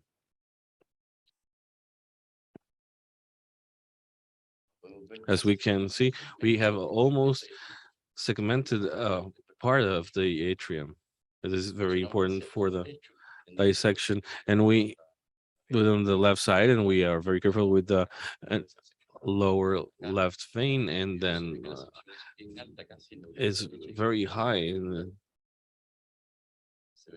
you can see we, we and this we cannot do it when we have a heart transplant, whereas and this is the part where we discuss with between heart surgeons and us, because for them it's very important, but sometimes it's hard to explain that for us the ex vivo needs the cuff, and this is and heart surgeons don't understand this. That comes to the procurement.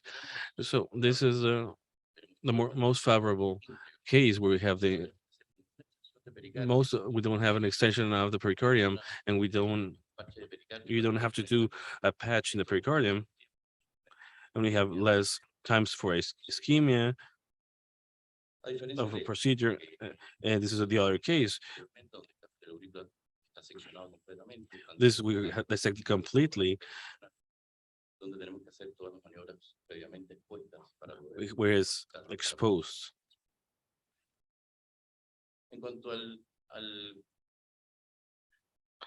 In the case of,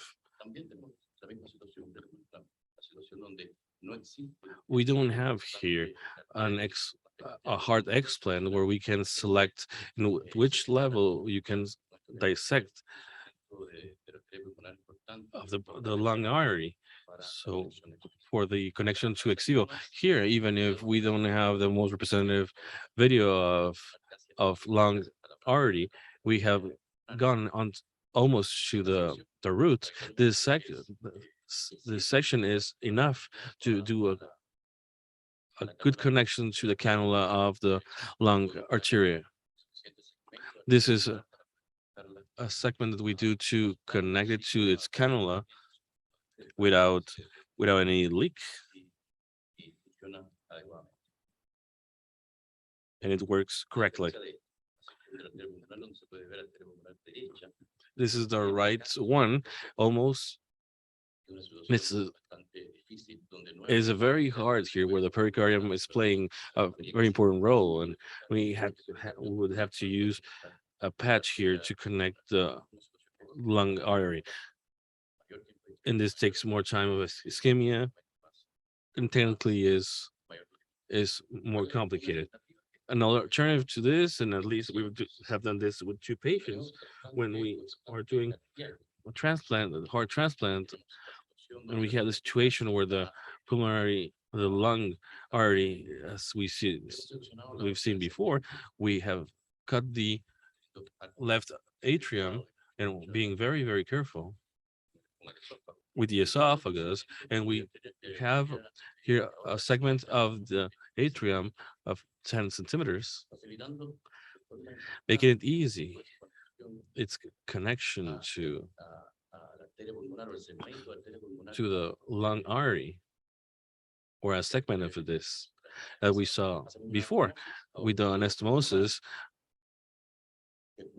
which is easier than doing a tubular heart patch, which sometimes is complicated. And when we have done this too, now we have a segment where we can choose to install the cannula of lung perfusion. As you can see here, we have done this section, the tubular section with the anastomosis of the atrium, and you can see here the cannula is introduced in a correct way. We don't have any leak. We don't have any we have the stitches, and it worked correctly without any problem when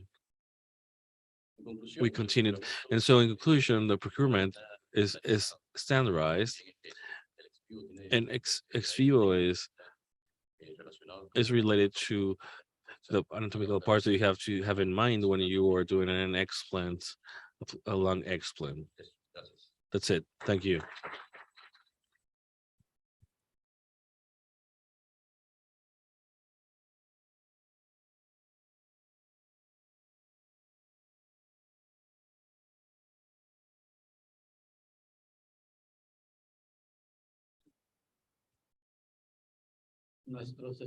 Our speakers have been extraordinary in their times, all of them. And so we're a little bit faster, and we're waiting for the connection of Rodrigo Diaz. Well, a lot of you know him. He has been with us, Rodrigo Diaz. He's been supporting of extracorporeal maintenance and ex vivo. Was also in Toronto in the training. He has been working together with Felipe and Huesca. And that way, he's going to talk to us about the aspects of ventilation in the procurement in ex vivo and for the lung transplant. So in some minutes, he will be connected and we will start. I think he won't take more than 5 minutes. Thank you. I don't know if you in the audience you have any questions to any of the speakers of the last speakers. If there's a question, please raise your hands. I think the surgeons, when you have any questions, they will do procedure. You will see this procedure in the lab. Okay? Yeah, we'll do it in an animal. Yeah, Yarmina, go on.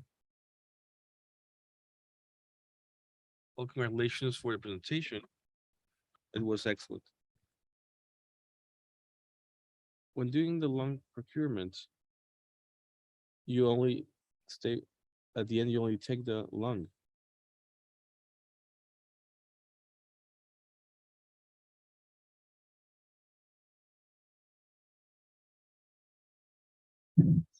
Well, the thing is, this is something that you know beforehand, when you were going to take the lung.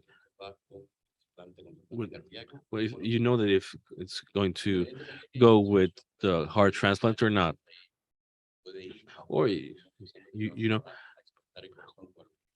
maybe you know that you're going for the lung, and at the end you're going to take the lung. Sometimes it's more favorable to the one or the other. But you know it beforehand. You know that this explant or this procurement is with heart transplant or not. And the situation is the most complex that you can have, because there are some differences between heart surgeons and chest surgeons. Yeah. Thanks a lot.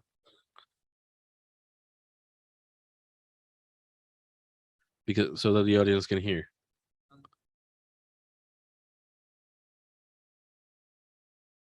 The explant technique in block, how much do you do it? Always. Oh, we prefer to, if it's for ex vivo. Because but I'm talking about you do the heart transplant, and you mean the for heart and lung. No, the heart makes it hard for us. This dissection of the pericardium does of the atrium. It's no, never do this. We do it by ourselves when we do the procurement only for the lungs, but this heart we leave it inside the patient, because for me it seems like it's easier to do the work with the block, with a complete block, to have good good left atrium cuff, and without sacrifice in the left part of the atrium. Yeah, but we know that if it's without it, no, but we sacrifice. Even we have taken left atrium, yeah, when we don't, when we have short veins, or but But when we have a heart transplant, it's the heart surgeons that they do this because of obvious reasons. We don't do it in block, but it's easier for us, and we don't have problem with which segment or which portion of the atrium we take. We take all the two atriums, almost all the lung artery. In this section, we do it, take it to the root of the artery, and we take 5-6 centimeters of the artery. That is very useful to connect it to the ex vivo, even if we know that if it's without heart transplant. I'm telling you this because one time we did this, and we did it in block because situation was that the lung guys wanted more cuff, and we wanted more left atrium. Oh, okay, but in that case, is because you are transplanting heart and lung in the same center. Yeah, the lungs were gonna stay in the university center, and we're going to take the heart to the social to another place. Ah, you did it together. Yeah, in the same moment. No, no, no. For us, it's different. And sometimes in the south of Chile, we did the heart, and the north of Chile, the lungs. Is so in that case, in logistics, we don't have the possibility to do it together. And so, but in that case, it would be a possibility. But it's very hard to have to do it together as a team. So the decisions we have to take the decision there in place in the explant. Because when you are cutting the pericardium, close the diaphragmatic phase, you are raising everything, you are dissecting the esophagus, and then you take everything with the heart and everything. Yes, yeah, exactly. You dissect the nominate, and that makes it that you can go to the atrium, and you can place the trachea, and then exactly you can do the segment of the aura and of the atrium. Yeah. For yeah, yeah, but we take that hard when it's with very easy for us. Yeah, we take almost all the hard, and we do it there with the right cuff. Yeah,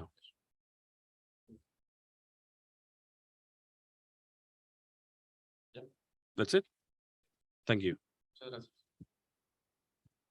¿Alguna pregunta para los Another speakers question for the previos? speakers, for the other speakers, Rodney or Felipe? Felipe? Well, Sí.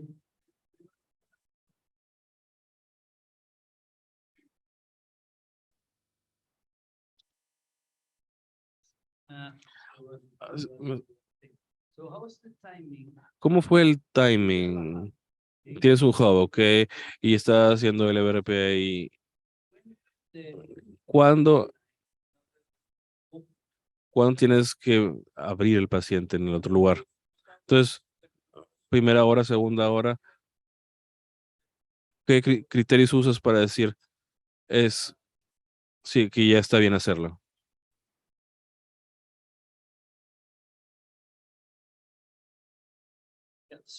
Sí, bueno, el momento en que hay que hacerlo en los Estados Unidos, el estándar es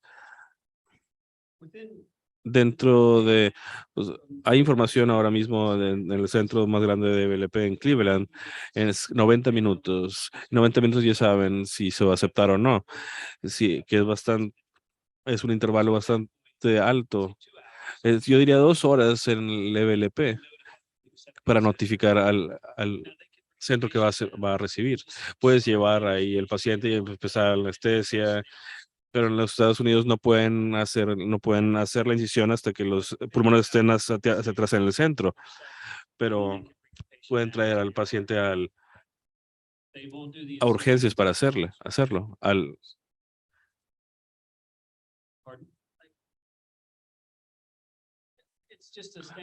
Es una práctica estándar que se hace. Gracias. Que ya está Rodrigo en línea. Rodrigo is online now. Sí. Yep. Perfecto. Great. Rodrigo, muchas gracias Rodrigo, por- thanks a lot for por unirte al- joining al us to workshop. our workshop. En este momento ya hice tu At this moment, presentación, ya dije muchas cosas I de said a lot ti, of great things about así you, que, and so adelante. go on. Vale, gracias. Voy a tener videos, eso sí, para que la Thank you. conexión a internet no es la mejor. My connection is not the best. Necesito compartir pantalla. I want to share my screen.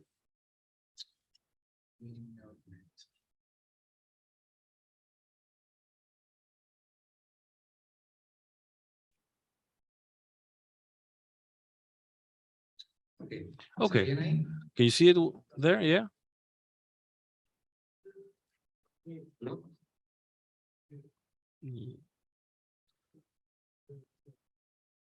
Sí, se ve bien, Rodrigo. Yeah, we're seeing Se ve it. bien. Okay, it's okay, and I'm listening to you well. Maravilloso. Entonces voy a poner acá el WhatsApp porque me están... I'm turning off my WhatsApp then because. Perfecto. Y ahora Okay, so now ahí se ve bien, ¿no es cierto? can you see it there? Yes.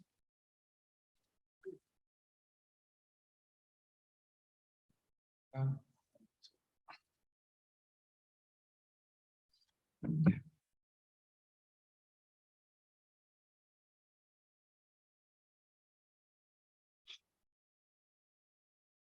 Okay, me Okay. pidieron hablar de la You asked me to talk más about aburrida the del most proceso. boring part of the process, and so Pero está bien, porque la So- verdad es que estamos- so it's okay because it's outside the cases because I got out of the center.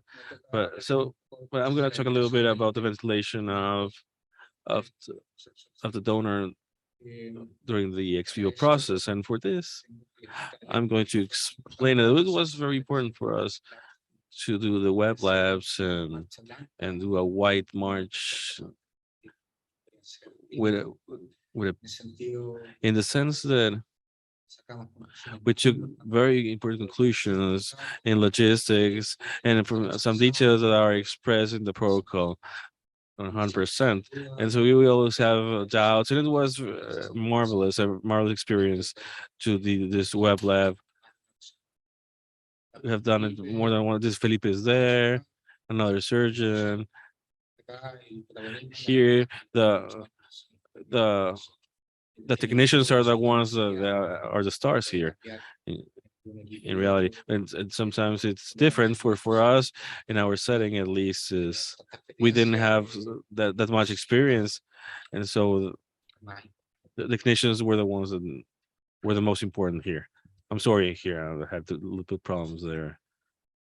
Entonces, And ustedes so- acá, ven que está conectada la- You can see here that the cuff is connected to the artery and the trachea. Muy simple, And this is very simple, and it is. But I can give you some tips that which type of tubes we can use, how we can transport it, and how we can adhere it to the trachea. And one of the things that are, and the only very important message is that the tube is after the calf is too long to place it on the place it here in the ex vivo patient.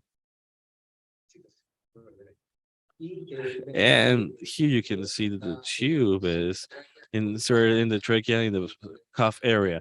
This is where you attach it to the with the stitches. But again, if you leave it, the tube, like you see the cuff here, it's gonna be too long. This is being ventilated, segundo caso. and this is the second case that we had. It's very useful to do it in a laboratory before. De la configuración de Toronto, This is para, with Toronto with ex vivo.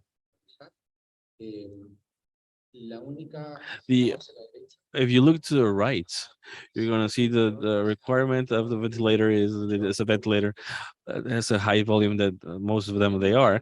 There's no problem with this. In Toronto, at least, you had the AC.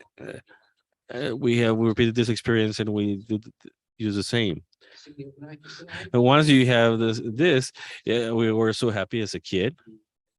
And we went to the TV. We said we were famous, and the first one in Latin America, which is true. And we're speaking of things that we didn't knew in reality, but gladly.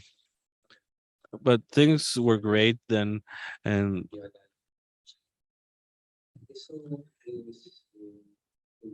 this is a workshop, the Exigo workshop that we had at Latam 2018, and after this, in this last workshop, we dared to do it, and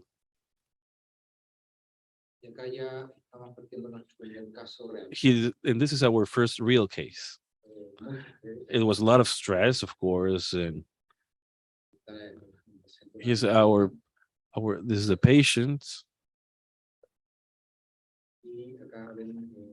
and here you can see the moment in which it's ventilated, and you're taking the X-rays, and this is very important. This part, the radiological part, is very important. And here we have the real lung, the first experience we had, the first case in which we are taking the samples that in the in the right time, assigning the protocol. And this is the radiological part. When this is here is ventilated, the lung is being ventilated. I can see it here. We're controlling the gases here. The tubes is clamped here, and we are finishing the procedure. And we're very happy, as you can see. When the ventilation is started, when we start the ventilation, the perfusion, when the perfusion in ex vivo isn't in that minute, it's the tube is blocked.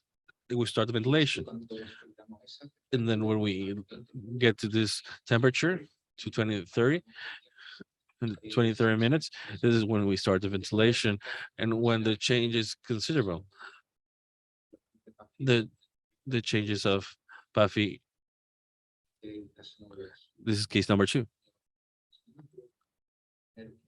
This is the ones that showed us how to do things. This is it's important to write everything, and so you don't get confused. And here the important thing is that you start the ventilation,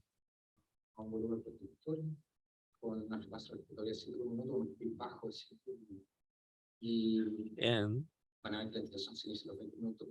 after the 20 minutes, you start the ventilation, and you maintain it like this until the minutes 55 when you is 100%, and then you when we take the left atrium. The thing here is that when after the 60 minutes of this, we have, and it repeats every hour. It's every hour to this together. And this is the way in which you have it, which temperature you have at the perfusion, and the pressure and the flux of the perfusion, how I'm gonna do I'm gonna this, and it's normal. To the minute 50, 55, you do this, it's control, and this is repeated every hour, and until minute 90 is the last one. And here we see the gases in the first hour. And this is the image of the typical part that we do in Toronto, which is normal during the air challenge. And this is so important also that you describe in your record.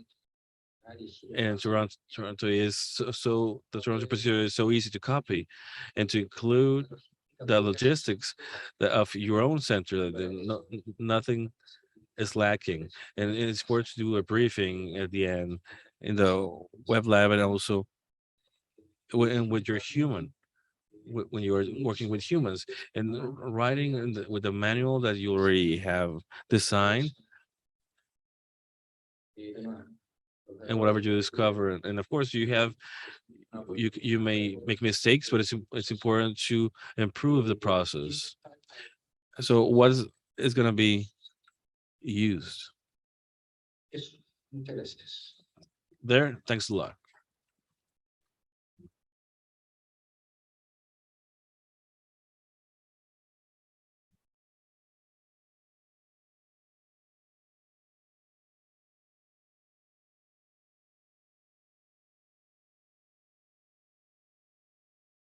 Well, Rodrigo, are you there? If there are any questions of the people present, yeah, I'm here. I'm here. Great. It's short, okay. So,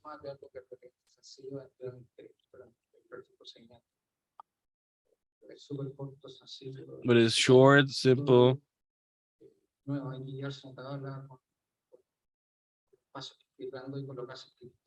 With the steps that we have taken, so the things work best. But it's when you have all this information with you, it's easier to make it work. Any questions about Tito?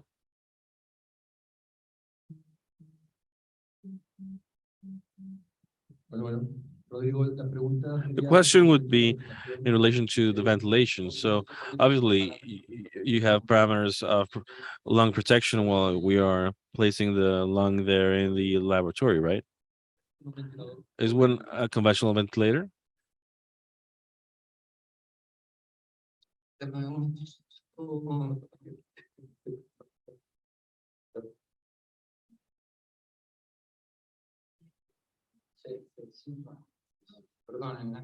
Sorry. I'm in the hospital. Yeah. I do ventilation, normal ventilation, and then after this is 12 or 15. I have it here in the protocol, yeah. But you write down before the weight of the patient is assigned before. What is this is copy paste of the protocol that I told you. Let me tell you if I can show it on the screen. Let me see if I can show it on the screen. Give me a minute.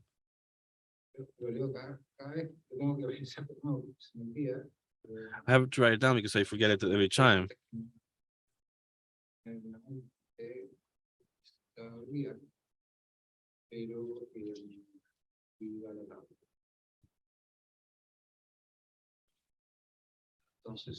So I'm sharing it. I'm sharing right now. Nope. No, you're not sharing. No. No. Where's there it is. There it is. Yeah. Okay. So again, it's three type maintenance, challenging, and that's it.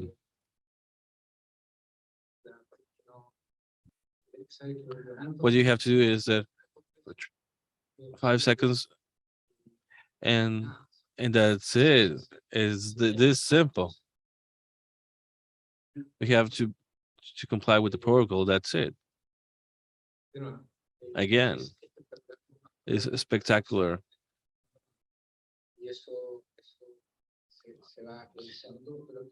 And this can be done during the procedure, and the role of the anesthesiologist during is almost none. It's almost boring because the surgeon is doing a lot of work, but for the anesthesiologist is almost boring. Rodrigo, not all the public understand the Chilean language. When are you saying challenging ventilation is when you increase the 100%? Yeah, is when you increase to 10 milliliters. You mean? You can see it here in this table.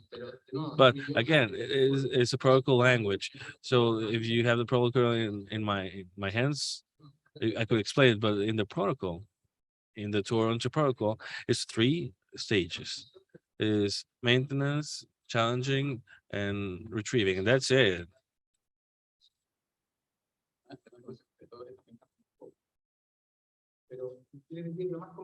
But the most difficult part maybe,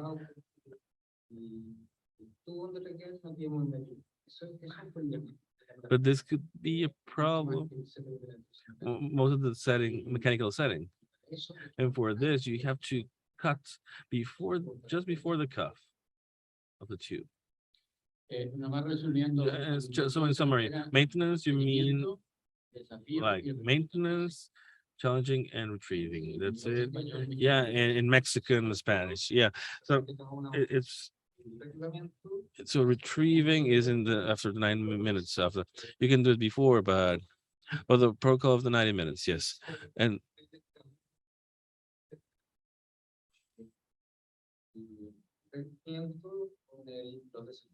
with the oxygen challenge. Excellent. There's another question here. There are 2 questions, in fact. Go next, Nestor. Hi, congratulations for your talk. I see that in the parameters of the stream parameters you increase to 15, and the rest is the same, and the field 2 is the same. Is there a reason why the PEP is increased and the explanted lung? Because normally, the lungs, when you recruit them with something that is interesting for me is we see the same PEP in the parameters, recruiting parameters. Yes. The thing is that, yeah, but here, and the lung goes becomes like almost a balloon, so it's limited. The way of recruiting is limited. You don't have you have a thoracic, a thorax, so basically it's because of that. You don't have that space in the chest. Andres basically as was the same question, yes. Fear two, but the pen stays in 5 then. Yeah, it goes to 100%, yes. And the recruiting time is 5 minutes. Another one of our attendants asks if the recruiting time is 5 minutes. Hi. Thanks. Congratulations for no. That's 5 seconds. 5 seconds. 5 seconds. Yeah, 5 minutes. 5 minutes. Very well. So thanks, Rodrigo. Excellent talk, and us will see you later on live with our doctors here to prepare ourselves for the wet lab tomorrow. Great. Rene, maybe Felipe wants to say something, or Fajardo, about this process. I don't know. Maybe they won't want to. They wouldn't want to say anything about this because it's more relevant about the exams. The perfusion is much more important than the only comment that Felipe said was that it was nicer when he was a baby, not as you showed him like in the image. No, thanks, Rodrigo. Thanks, Rodrigo. Thanks. No, and the anesthesia is very important. Well, thanks. Sorry. I was here with a patient. That's why I was like worried. But that's it. That's it. Really, that's it. It's not very complex. It's not much more complex than this to determine which patients we're going to do the ex vivo evaluation and how we're going to which segment we're going to take from the donor. And this is the hard work is done by the team. But I think it was before and after when having the ex vivo, and we have very good success. We had a country where the number of donations was very little, and with this, it has we had been able to transplant after this after 10 days, and so this was an amazing experience. So nothing. So thank you, and I hope you have a. It is a great challenge, but it's possible, and with the support of Toronto, we are like their babies, and so that's it. Thanks a lot. Muchas gracias, Rodrigo. Thanks, Rodrigo.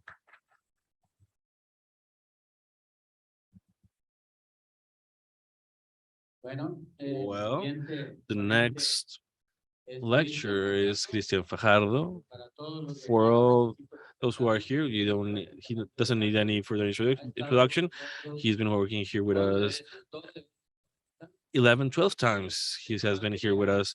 So he is part of our program. And Cristian Fajardo is a perfusionist, and he is a father of the ECMO from Latin America. And about when we talk about perfusion, I'm very, very flattered to have you here, Christian, to be your friend also. And I consider you part of our family. Rodrigo, I'm sorry because of Y Cristian and Christian. I'm so sorry for the mistake. Christian is going to talk about the components of the ex vivo circuit.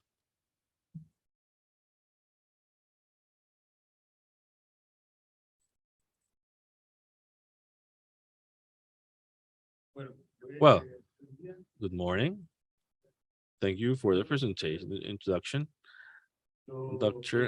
And the first thing that I wanted to say is I want to thank those who are here with us. And I'm so happy that you're here with us. And it's a joke that, and I do it all the time when I'm here because it's like Dr. Rene says, well, this is my other home. It's my home. So I'm so happy to be here and we talk about the most technical, practical thing in a summary. We're gonna say a detail tomorrow, which is the fun part. But I'm gonna want to tell you every little part of the circuit. The good part of talking up and this time, everyone already said what I was going to say, so that's perfect. The second part is that when there's not a lot of things that I'm gonna say, so I'm gonna show you the first slide. That's my university. That's my university in Concepcion, in the south of Santiago, in Chile. Um, is one of the most beautiful universities from a point of view of the place where it is, and it's one of the few places where, because it's a university, we have all the existing studies or degrees, and everything is in the same campus. So maybe it's the second most beautiful in the country because there's another one that is most is in the south that is more beautiful than this one. But well, okay, let's continue the presentation. Here is I don't have any conflict of interest. Of course, if you want to offer me something, I'm here with you. I I very you can influence me. Yeah, ex view ex vivo. I don't have to explain it. Ex perfusion, ex vivo lung perfusion, which is a technique to evaluate and recover and improve with this the our possibilities to transplant for transplant. And one of the things that Rodrigo said just a moment ago, which is important when you have different transplant centers that happen to us. When you have an ex vivo program, probably the waiting list, you can skip it because the rest of the groups don't receive the limit lung that Dr. Undurraga was saying before. Now, all these rejected lungs make us skip the waiting list for our patients. So in a summary of the protocol that we're going to see it tomorrow and in detail is an ex vivo circuit. We're going to check it right now. Check right now. The perfusion with Steen solution. Mr. Steen invented this and he sell it in a very fixed price by them, let's say. But that's not important. What's important is that is some magical things that let us.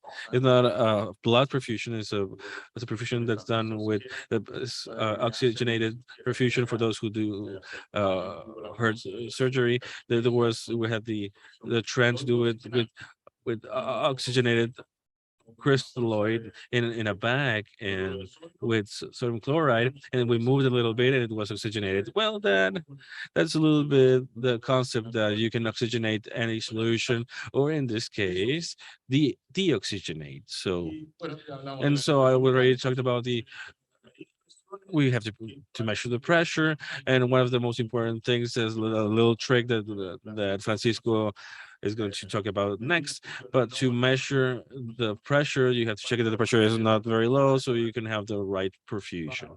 And fibroscopy. So this is a very an essential elements that we're not going to talk about right now, but we have to evaluate the lung that you have gases, you have to take samples of these gases, the time you have to very you have to do it every time. And so this you have to with this you can make an assessment of the lung to see if we're going to be able to transplant it or not, or if we're going to be able to use it as a part of it.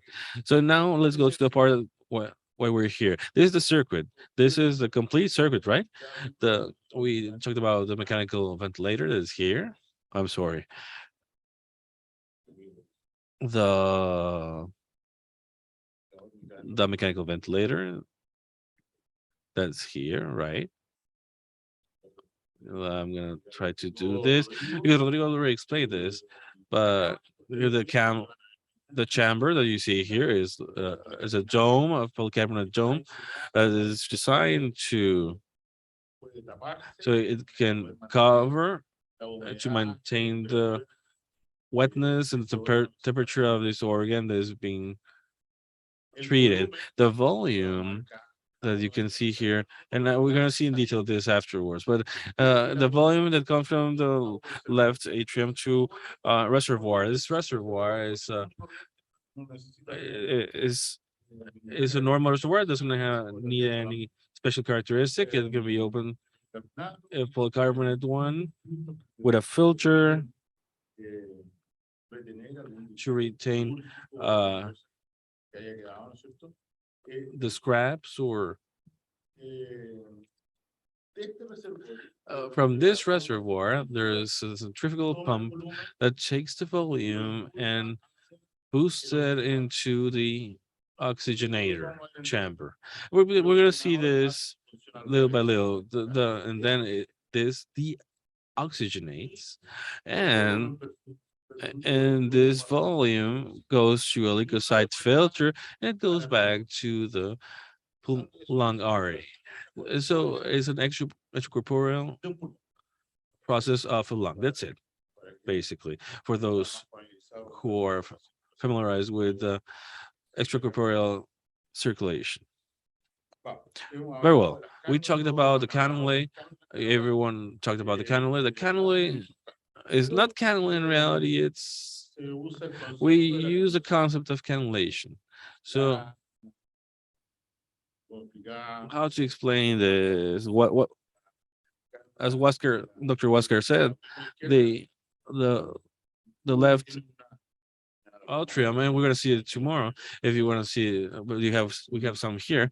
It's a tube that the tip you have a bell, like a silicon bell, where you can reduce the width of the silicon bell to the left atrium that you have in the donated organ, and that way you can stitch it, and you at the end it's like this is the left atrium and this is the cannula. There's not a cannula either. It's like it has like when it goes in and that little waste that it has, you can close it, and so you don't have any leaks of the liquid. Then you see it like this, as you see it in this domain, and at the end, this is the stitched bell, and then you have this other part, the reservoir. As I told you before, it's a normal reservoir without any special component. It's made of polycarbonate and is the atrium of the circuit. In general, it's done with a pediatric reservoir, but from the practical point of view, it can be any venous reservoir.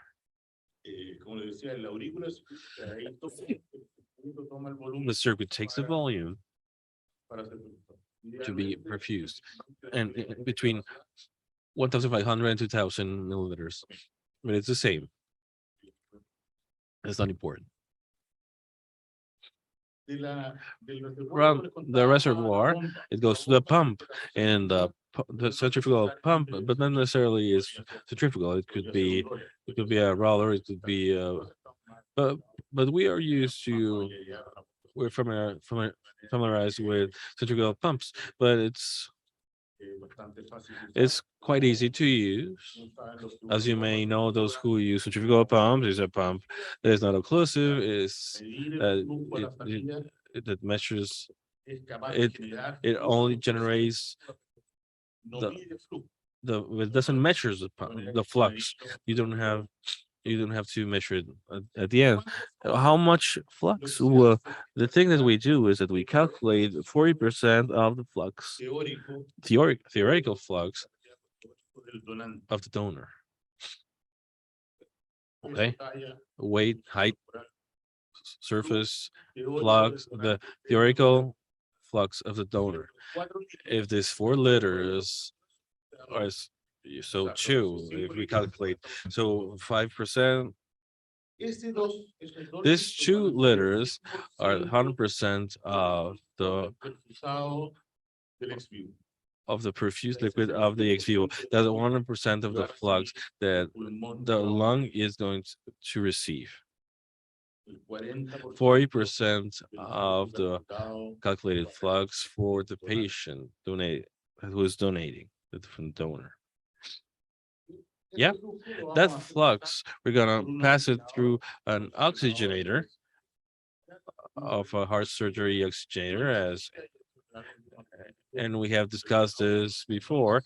It doesn't need to be an ECMO oxygenator. No, it is a polypropylene normal of any brand. You don't need. If you have a brand, tell me and I can mention your brand. Don't worry.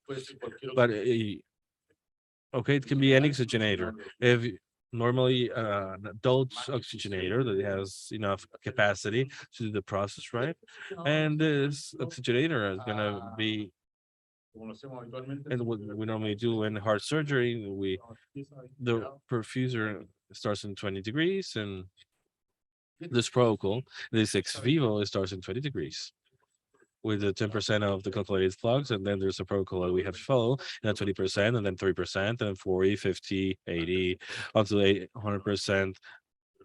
But the perfusion starts in 20. So we're going to see that tomorrow in the practice. But what's difficult for us to understand that the oxygenator is used to deoxygenate those who are okay. What is oxygenating this steam solution is the lungs. What we're doing with the oxygenator is checking off that oxygen, so we can prove that when you're passing through the oxygenator is oxygenated, right? And that at least The first time that I saw it, it was hard for me to understand. But how do we do the deoxygenation with a gas instead of placing using oxygen? Normal, what we normally do, we use a gas that is 6% oxygen, so it has less than air, and so the difference of pressures is bigger.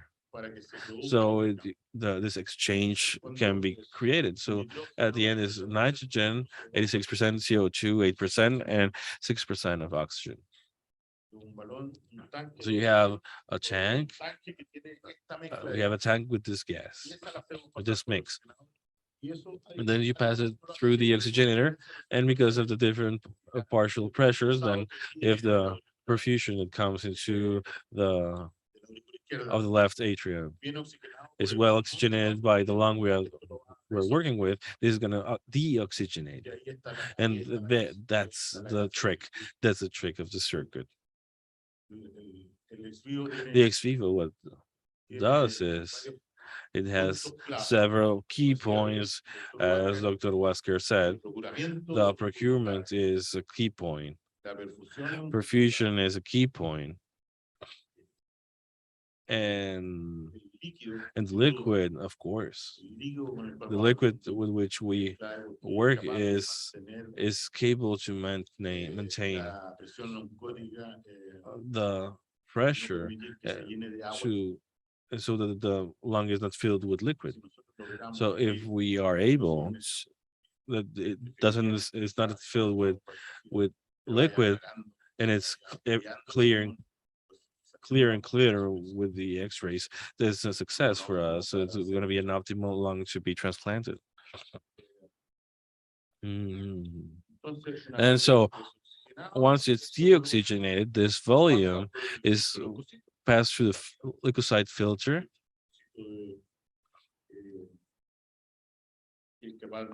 That is able to trap the leukocytes and reducing the swallowing. And in this format, and it works as a bubble. If we have any accident or and there's air, it works as a bubble too. So, but almost every filter uses has this, and it has tomorrow we're going to see another type of filter, not with a leukocyte filter, but it's a reservoir that has integrated leukocyte filter. It's very practical and in fact, and some point we didn't have a circuit like this one that is made by ex vivo. Like you gave this to us, so we design a circuit with a reservoir with a leukocyte, an incorporated leukocyte filter, and it worked great. It was my original idea. I copied it from the Italians who they did this first experiment with this reservoir with leukocyte filter, and it works very well. It has a little couple of tricks there because the leukocyte filters is very slow, but it's a trick. It does a trick, and so we come back to this original complete circuit. This is, as Rodrigo was saying, a lot of these things are very simple, and we understand them well when it's clear for us how the circuit works, and it works very well. For those who work in extracorporeal circulation, it's a technique that's pretty easy to perform and easy to assemble. The rest of the work is the protocol and trying to do it as better as good as well as possible. But here we have some videos of how it should work.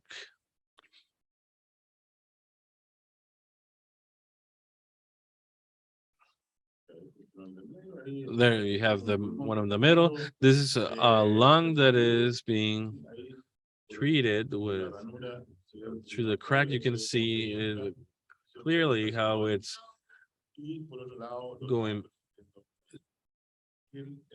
And the next video, here you see the reservoir, you see the pump here behind the centrifugal pump. Here you have the leukocyte filter, and it comes back to. Nobody said it's gonna be easy. Nobody said it was going to be simple, among other things. And then of course we're not able to sleep because before it was 24 hours, right? No, how much? No, because the transplant is made 6 hours longer, but it's nice, and the experience. I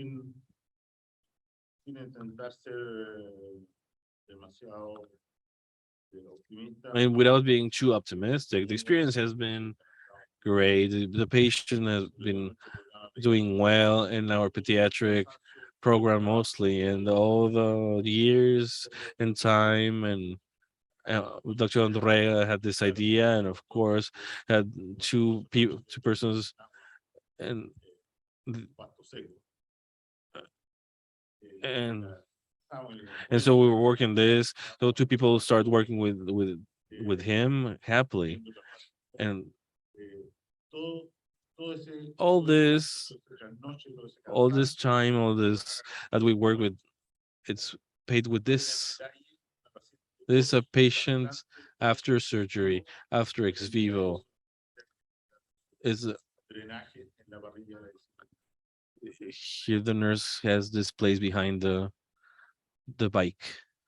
bicycle. Thanks a lot.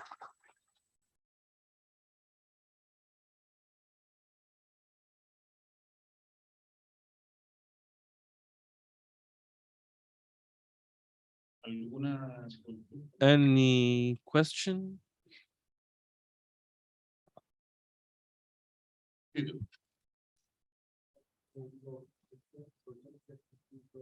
Now that you're here,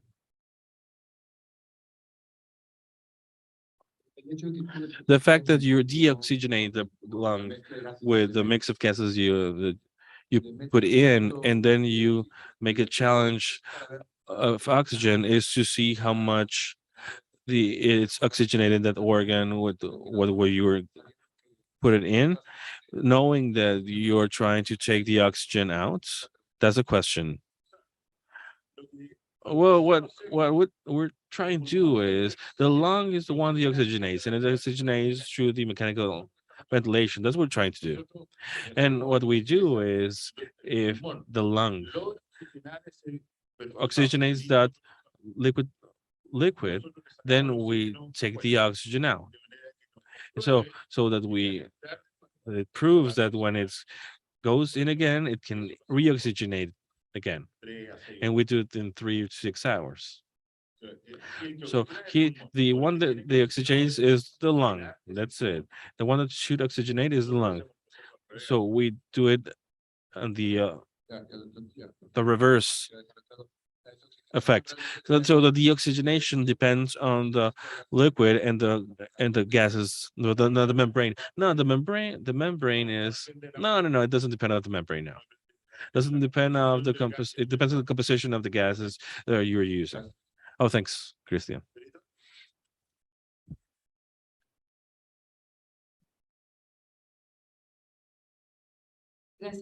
Thanks. The samples that you take of gasometry is, you place a catheter, or how do you take the samples? Is from the beginning, you or have a record of? Yeah, there's a protocol of the registry of what you're taking off at the atrium. You take samples of the artery, of the vein, even of the lung vein, right vein, upper or lower, left or right, so that you have as you were saying earlier, you can have one lobe that is bad, but the rest can be transplanted. But on the case of the other cases, you can take the two best lobes and that are oxygenating the best way. So all this has a registry.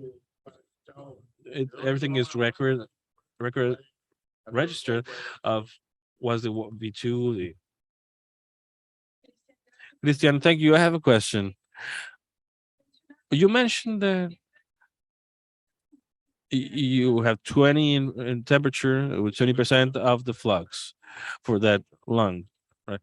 You are managing, for those who are managing the pediatric patients, the temperature is very important. And you said that you have a protocol. In which moment you get to the 1% of the flux? And after 1 hour? 10 minutes to 20 degrees with a 10% after another 10 minutes. Mm, I don't remember it very well, but other 10 minutes, 25 degrees, 30 degrees. After a half an hour of being doing this, you start the ventilation, mechanical ventilation, and we continue up to 20%, 30%, 50%, 80%, and 100%. We get there in an hour. Erika. Hi, Christian. Hi, Erika. I didn't listen the relation of the flux that how much gas you are using. About the gas, well, it hasn't, that doesn't have any variation. Everything, all the flux of that is used is 1 liter. Independently of the flux, yes. And 1 liter, since you will start at 20 degrees, yes. Thank you.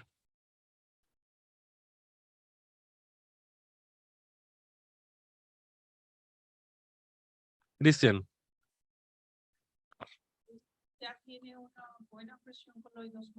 Do you have a local osmotic pressure? Can you mention something about this, please? It's a mystery that we don't know, which is the formula, the Stein formula.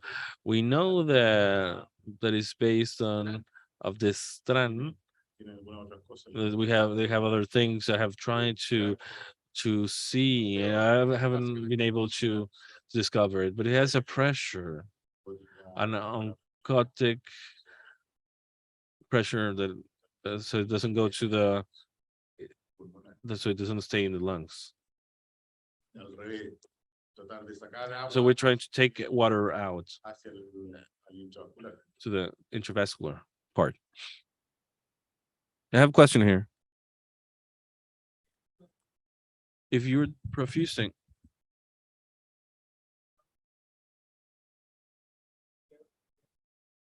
what are you doing to bring that liquid? We don't have anything. We don't have any. We don't have the technique to bring back. If the steam is not able to bring the water back, then what I want to say is it's important to measure. You're losing steam. That means that your lungs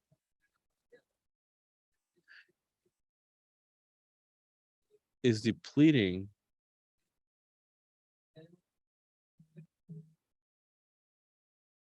The loss of steam. So if you're at that point, so you're having an edema, and we can start to think about a non-successful event, for example, or maybe is there a way to treat that case? No, no. I know if Rodney. Yeah, so I was asking that what happens when you notice that you are losing the skin solution in the percocet? I mean, you have some evidence of prolonged edema. What can you do in that situation? ¿Qué puede ser en esas situaciones? What do you do? ¿O qué haces normalmente? That's a good problem. Es un buen problema, ¿eh? So the protocol. El protocolo de Toronto empieza con 1,5 litros, entonces 1500 For the first hour. después de la primera hora. En teoría, tomamos esa solución de Steam y también tiene antibióticos y esteroides. Y después de la primera hora lo reemplazas con otros 1500. Entonces, pero en Toronto lo que hacemos ahora es que en la versión 2.0 ya añaden un poco con el tiempo, como 200 mililitros con el tiempo en lugar de vaciarlo y luego rellenarlo. Y luego la razón por la cual hay más steam adentro cuando lo pides es que si los quieres seguir añadiendo steam, si pierdes steam en el reservorio, entonces se añade a los pulmones, esto no es algo bueno. And probably this is gonna be shown in the X-rays. So probably the path is gonna go down, and the X-ray is gonna be ugly and wet, and it's gonna be a procedure, a non-successful procedure. Any question tomorrow? We're gonna have an opportunity to do it live. So see you tomorrow.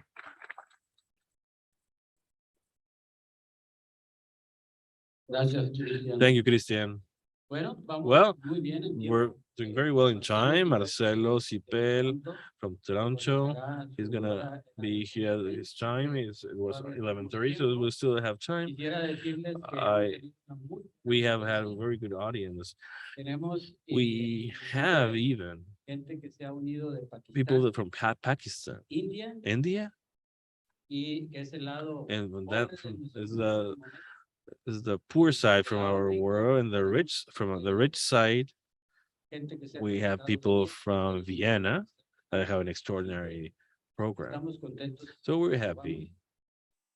La siguiente plática es a The las- next talk is en 15 minutos. in 15 así que minutes. podemos tomar So otro we can pequeño take another break, little pero break. a las- But a las here 11:30, at 11:30, please be here because Dr. Marcelo Cipel from Toronto is going to be here.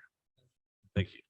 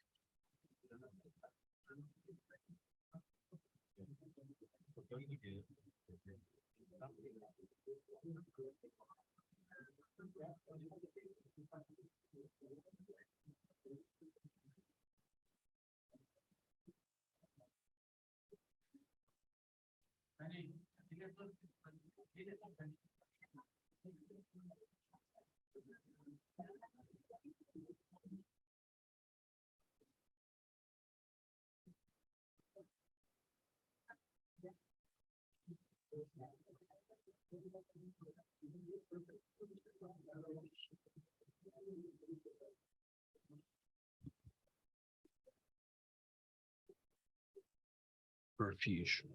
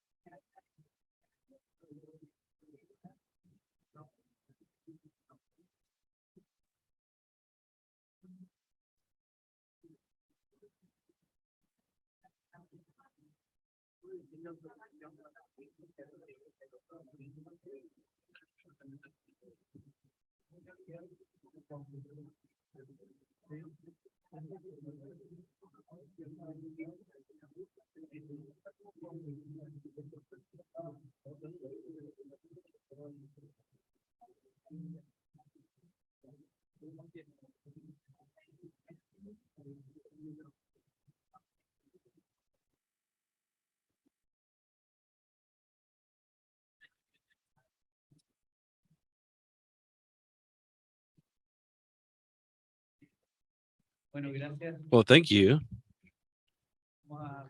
Let's continue because we don't have much time. Dr. Gomez gave me the possibility of introducing the next lecturer, who is Dr. Marcelo, who's well known by everyone, who is one of the greatest people that have brought the lung perfusion to other levels. Now we have the most of the most important lines of research. This is my professor, Dr. Sibel. Thanks, Marcelo. Thank you very much for this opportunity. Thank you. Muchas gracias. Okay, muchas gracias. Can you hear me okay? ¿Me pueden escuchar bien?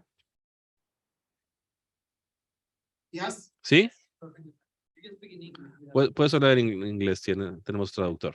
Okay. Yeah, if you want, yeah, if you want to make any questions. Si tiene alguna in Spanish, I can pregunta en understand. español lo puede entender también, ¿eh?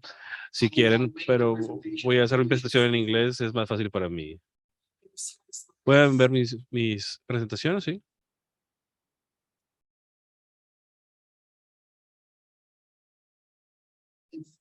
Can I proceed ahead, Felipe?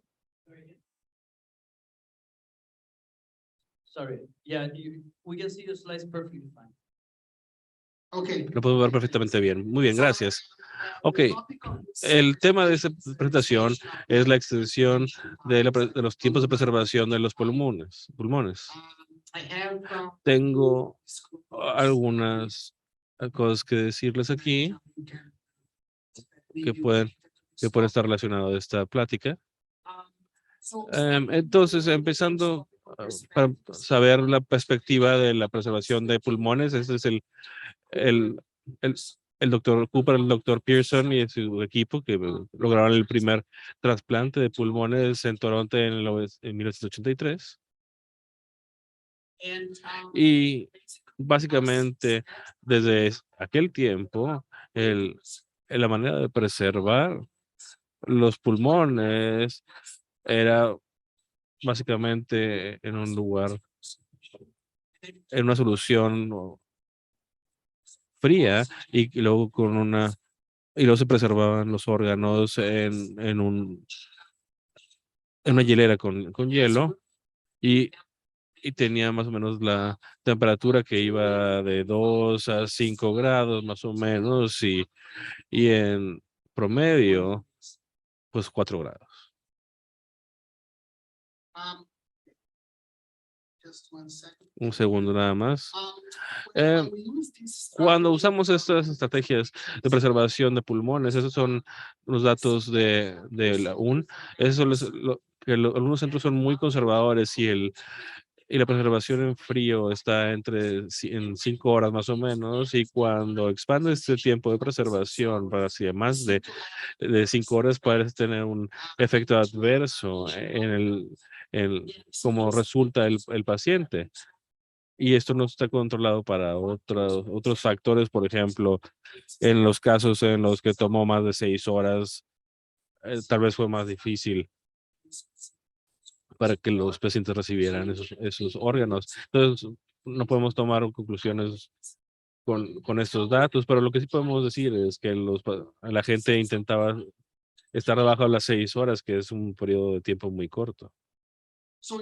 Entonces, si se pudiera extender la preservación, podríamos tener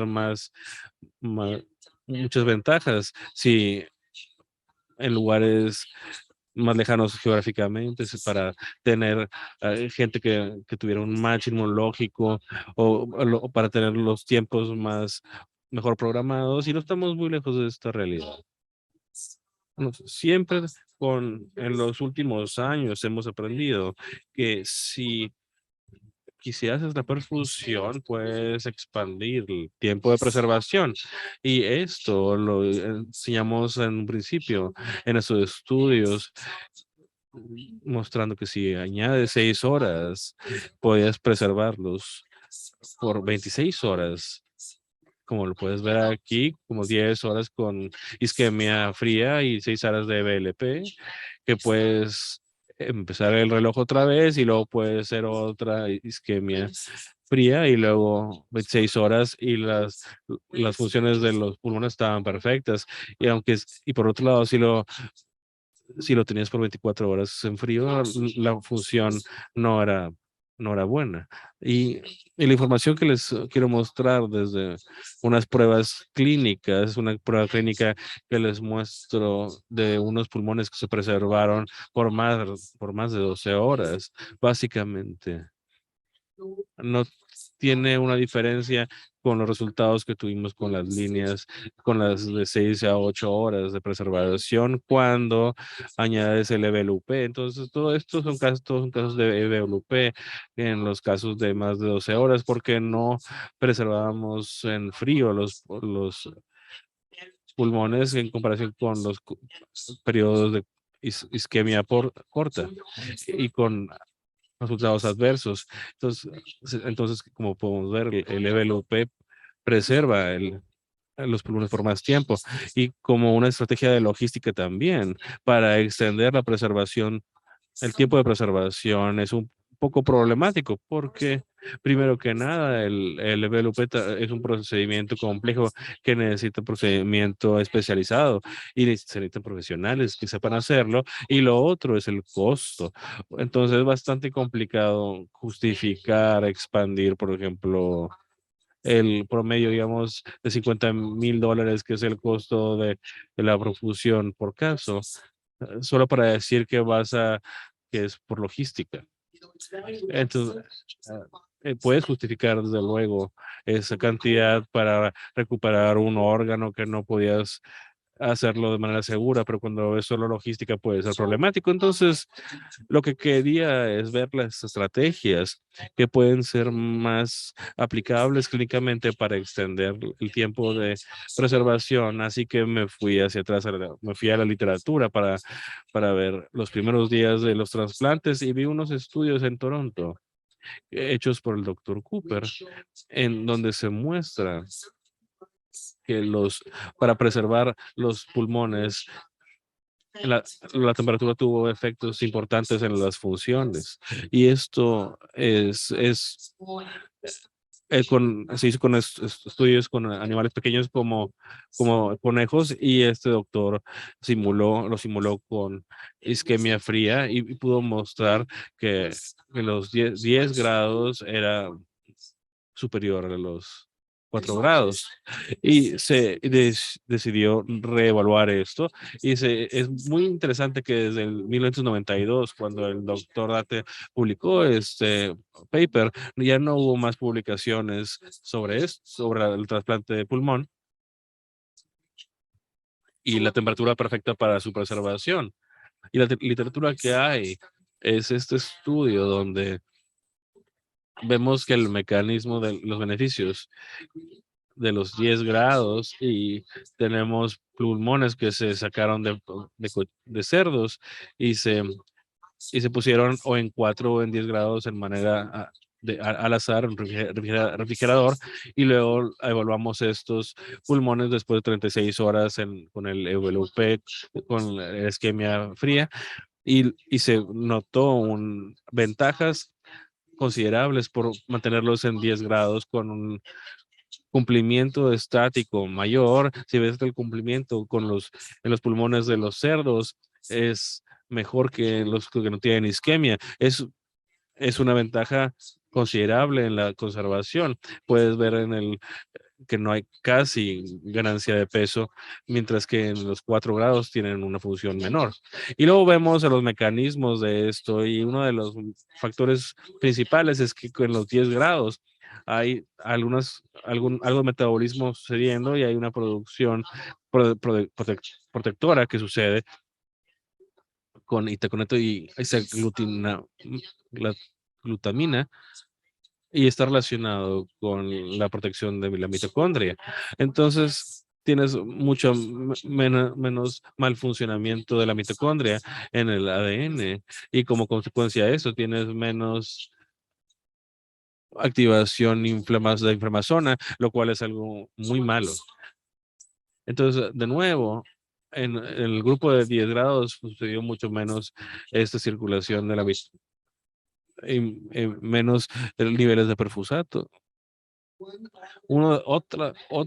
Otro mecanismo que encontramos fue que uno de los efectos benéficos que se encontraron fue en los 10 grados, es que la bomba todavía estaba funcionando en esa temperatura. Y cuando inyectamos la bomba con potasio de sodio, básicamente se hizo romo, mostrando que es bastante importante mantenerlo en estas temperaturas. Otros eh, estudios se hicieron básicamente con cerdos normales y queremos ver estudios clínicos normales. Y queremos ver también qué sucedía si lo hacíamos con cerdos que estaban lesionados. Entonces eh, tomábamos estos cerdos que estaban lesionados de los pulmones con estas temperaturas, con 4 grados, 10 grados, o luego una hora nada más, y luego trasplante inmediato. Y fue, y se mostraba la misma, con los pulmones lesionados, era igual que comparado con los 4 grados, pueden ver aquí, o 4 grados aquí, en azul. Pero lo que es todavía más interesante en el estudio es que mantener los pulmones durante 12 grados en 10 grados, de hecho, hacía que los pulmones eran mejores que pulmones que eran trasplantados inmediatamente. Así que hay unos mecanismos reparatorios que suceden en los 10 grados.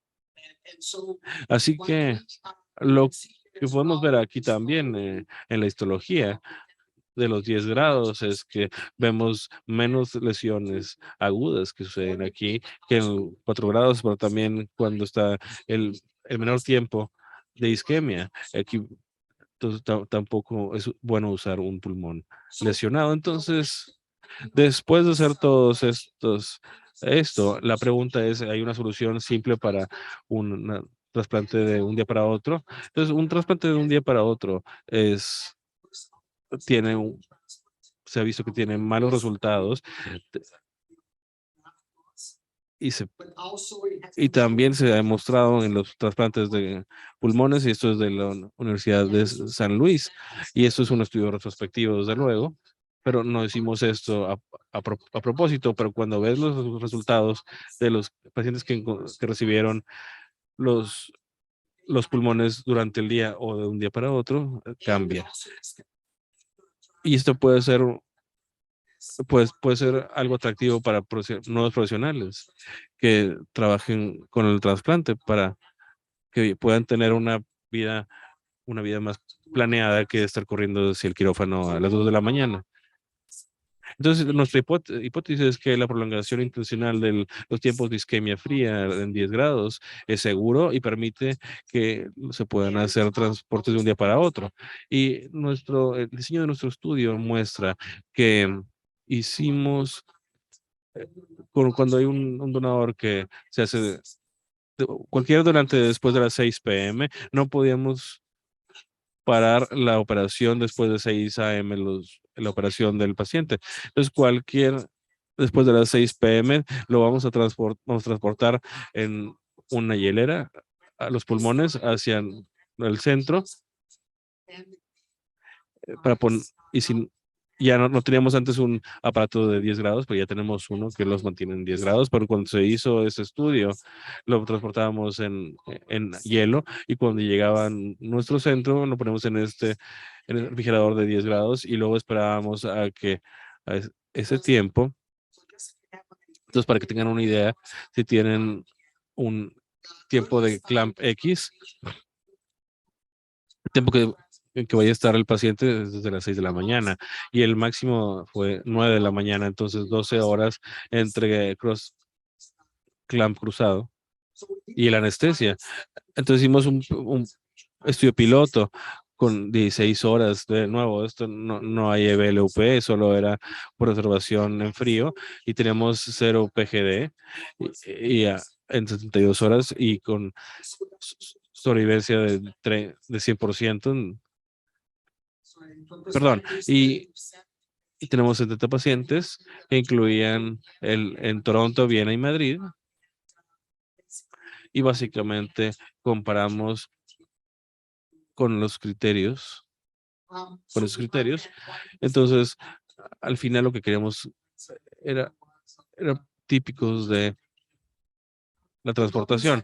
Los donadores tenían que tener menos de 60 años, y tienen que ser pulmones que se podían poner en nivel. Los pulmones que se iban a EVLUP eran excluidos de ese estudio. 32% The affirmations were good. y los, Now, when you look at the preservation. cuando vemos los tiempos de preservación, esto es una afirmación muy importante.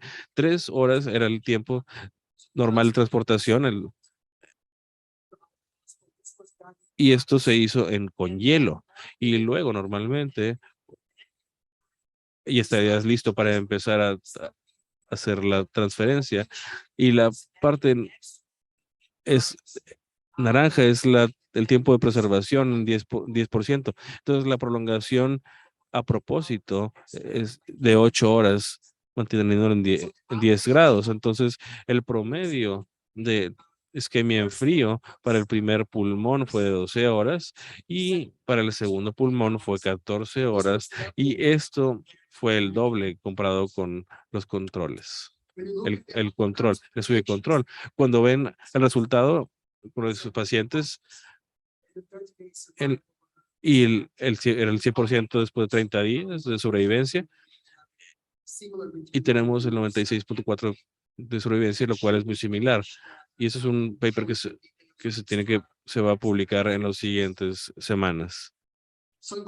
En conclusión, entonces, la preservación estática en frío de 10 grados permite la extensión segura de los tiempos de preservación, y eso sugiere que puede convertirse en el nuevo estándar, y que de hecho estamos haciendo una prueba al azar que va a incluir 13 centros en Toronto y también en 6 centros en Estados Unidos y 6 centros en Europa, que básicamente están comparando los dos modos de preservación de una manera al azar. Just to finalize, certainly, 10 degrees.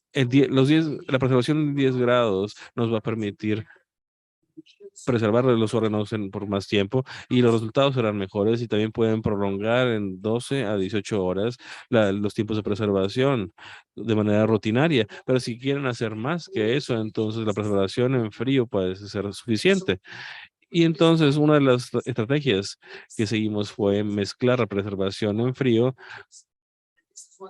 y esto es lo que hicimos en este estudio, donde hicimos las 24 horas de preservación en frío en 10 grados y luego 4 horas de EBLUP, y luego frío de nuevo, y luego frío otra vez, y luego frío otra vez, y luego lo trasplantamos.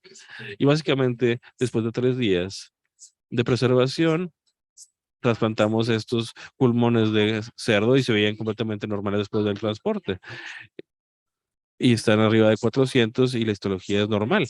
Eso nos anima de verdad. Si queremos preservar durante días, eso es posible ahora, pero tienes que mezclar estas dos estrategias, porque si solo usas el frío, no puedes llegar a 3 días. Y no hemos sido capaces de llegar la profusión durante 3 días, porque eventualmente en el pulmón aparece un edema. Entonces hay que combinarlos. Bueno, gracias por todo, y me encantaría tener alguna plática si tienen alguna pregunta. Gracias, Marcelo. Como siempre, muy bonita tu presentación. Some question of the audience. You have. Yes. Okay, so I will start with the question. So Marcelo, you're the one who lead basically. Marcelo, básicamente tú eres el que has vivido todas esas innovaciones. Entonces, ¿qué crees que va a pasar en 10 días? ¿Qué va a pasar en 10 días? Este estándar de cuidados para la práctica, pensando a futuro. Sí, digo, no estoy seguro si tu pregunta es si la preservación de 10 grados va a ser el estándar de cuidado. Sí, creo que la preservación de 10 grados va a ser el estándar de cuidado el año que viene. O sea, no he hecho, en 2 años no lo he hecho, pero creo que lo que vamos a estar haciendo vamos a hacer trasplantes eh, a las 8 de la mañana todos los días, y a cualquier hora que haya un donante un día antes, simplemente vamos a empezar el trasplante a la mañana siguiente. Entonces, esa es una de las cosas. Lo segundo sí creo que si el LVP llega a un punto en el que que vamos a empezar a aplicar las terapias de terapia que hemos estado desarrollando para intentar mejorar no solo la calidad del órgano que se pueda ser transportado, pero también podríamos llegar a un tiempo en el que los órganos van a tener que pasar por el LVP para que el receptor tenga mejores resultados, para disminuyendo el rechazo en su cuerpo. Creo que, digo, esas son las cosas que creo que en el a corto plazo no necesitamos apresurarnos para hacer el trasplante de pulmones, pero también nos va a permitir que más órganos puedan estar disponibles, porque a muchas, por logística, a veces los pulmones son rechazados. Y, y lo que va a traer más gente para el trasplante, si no tienes que hacer cosas con prisa. Pero creo que en algunos años vamos a poder llegar a esas terapias avanzadas en ex vivo que va a cambiar cómo vemos el trasplante. ¿Alguna otra pregunta?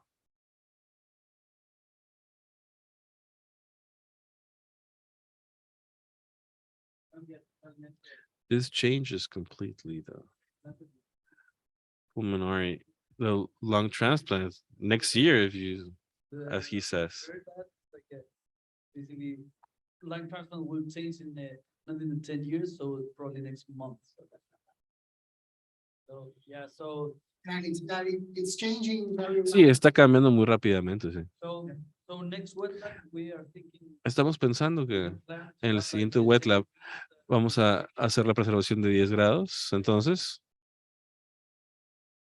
Sorry, what's the question? ¿Y cuál es la pregunta, perdón? No te preocupes, no. Era un mal chiste, mal chiste. Okay, so thank you, Marcelo. We don't, Gracias, Marcelo. keep you, No queremos quitarte más tiempo. Así que muchas gracias. Very good. Yeah, it's a pleasure. All Es un the best. placer. Bye. Saludos a todos, gracias.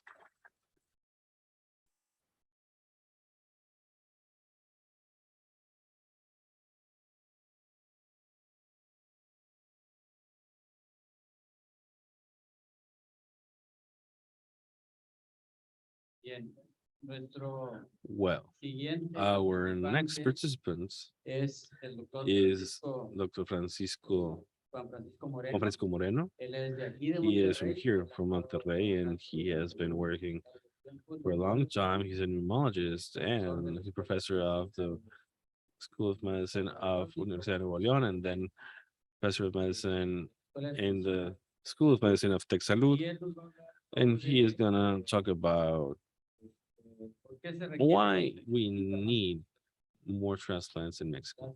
Thanks, Juan Francisco. Thanks a lot for the invitation. It's an honor, it's a pleasure to be here with you. And well, to be witness of this advancements and innovations that we have been seeing, and we're going to change transplants, lung transplant in the shortly. What I'm going to talk about is more than a technological aspect or a scientific aspect. We're going to talk about some very particular topics in our country, in our region also. We have people that are from Latin America and lecturers that are also from Latin America, and we know that this scenario is very common in our region. Well, briefly, just the first lung transplant was made in 1963 in University of Mississippi, and the next years from 63 to 80, in all the world we did 38 transplants in the world with bad results, which was we didn't have a lot of advances in this, and it wasn't until the University of Toronto with animals, with experiments with animals, and then while practicing with the first long practice with humans, they have success with having over life successfully, and this will mark the difference and marked the beginning of the modern era of lung transplant. Right now, we have almost 4,000 lung transplants in the world by year. Even if we have this, we know that it's hard, and a lot of that's related to the lung transplants. This process of related to suppression, rejection, and a lot of patients are left in the waiting list because there are not enough donors, and this is where it's hard. And it's important to have to these preservation techniques for these organs, and so that they are available for the patients that are in the waiting list. In the world, these are the conditions that are transplanted the most: EPOC, cystic fibrosis, idiopathic fibrosis, and in some cases retransplant. As you can see here, the in North America is that we have idiopathic fibrosis patients, and we see that also here in our country is the patients that we see the most. When you receiving a transplant changes your life. These are the most recent graphs, and it's 85%. And for the patients that survived 1 year, the over life of 5 years was 65, 70%, which is very good for the patients that in other ways that would have a bad quality of life, and so they will die invariably. The lung transplant in Mexico goes back to 1989, when we did in it was a successful transplant. In fact, the patient lived for 9 years, and the period from 89 to 2003, we had 22 transplants, lung transplants in our country. And I think that now here we are already considering the one that we did here in Monterrey in 2003. But this boom that we had in those years, and in different states of, and mostly in the center of the country, had this transplants, was not as much as it was before. So the university hospital had the first transplant in 2003, and 2003 2015, more or less, we had 200 transplants unipulmonary from all of them with diseases. And the first bipulmonary in Mexico was made in Huerso Hospital in 2017 with the team, the same team of the university hospital. This patient, in fact, is still living. And after this, so now that we'll have 34 transplants for different pathologies: EPI, EPOC, HAP, LME, post-COVID, and all these, the 17 have needed ischemia. We have to consider a transplant when you have a respiratory disease, when they have a high rate of death, more than 50%, if you're not don't have a transplant, or a high probability of overlife of more than 80% after 5 years of the transplant. And these are general criteria. Of course, there are specific criteria for every one of the criterion that we mentioned, but it's best to do it on time to have the results. If you check the list of recipients of patients, we have a lot of people that have patients that we always have the same numbers, more or less, but it's interesting that we always have 1, 2, 3 patients, but normally we don't have lung patients that are waiting in the waiting list. So we need more programs because we don't even see any patients that are waiting for a lung here. There are other things that we have to consider, and of course, before the pandemic, it was growing, and after the pandemic, it went down. And it is normal, not only in Mexico, but also in the rest of the world. The list of donors went down, and but we hope that for the statistic in the next year, this will be show will be see an increase here. But let's go to the pathologies that we mentioned as the most common in the world. The EPOC is the one that we transplant the most, and EPOC is the 10th reason of death in our country, and it's a very common disease. And I think that in this it's not very well represented in this list because there are people that are die because of heart diseases, but also EPOC. So it's a very common disease, according to estimates of that are not very well made, but the platinum study that was made in Latin America was based in spirometry.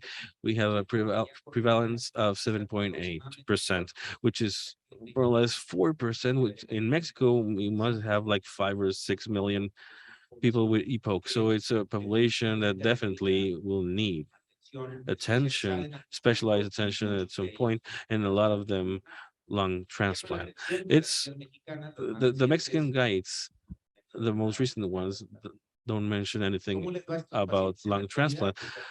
How does it work for these patients? But will the for the first years is the survival is 80% almost, and those patients that survive after this is almost 70% currently. So it's very positive for those patients that need it.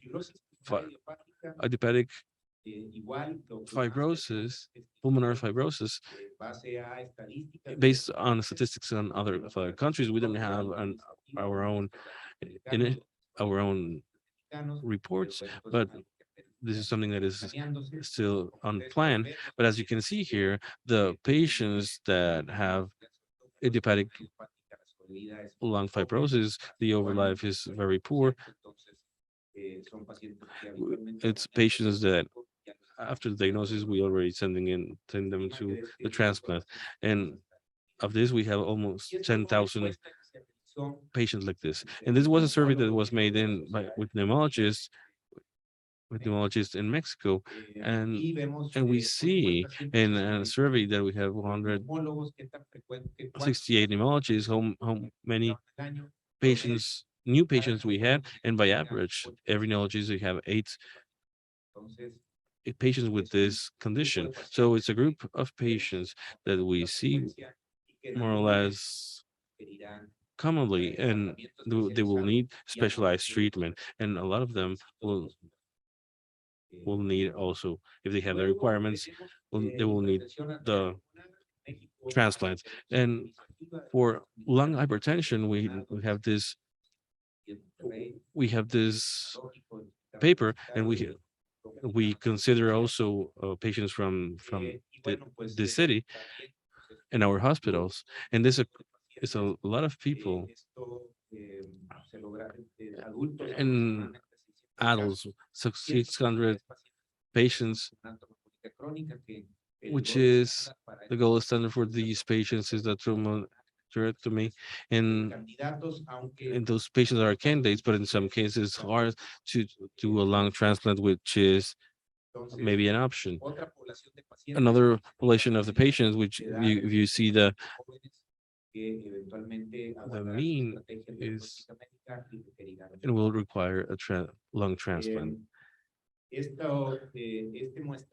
This sample of patients is a group in the states of Mexico will have 50% that have 50% of the population. And based on this statistic, we have a prevalence of 5.13 per million inhabitants of Mexico. In this, the patient does the overlife is very poor, and it's a lot of, and of course it's a reality that they don't have access to this treatment. and that of the transplant is an option for these patients. Patients that already have access to a triple therapy, to the maximal pharmacological therapy, they can have 70% in 5 years over life. But with time, these patients will lose the efficacy of this treatment. And for them, it's favorable when they have a lung transplant when they comply with the criteria to enter the transplant program.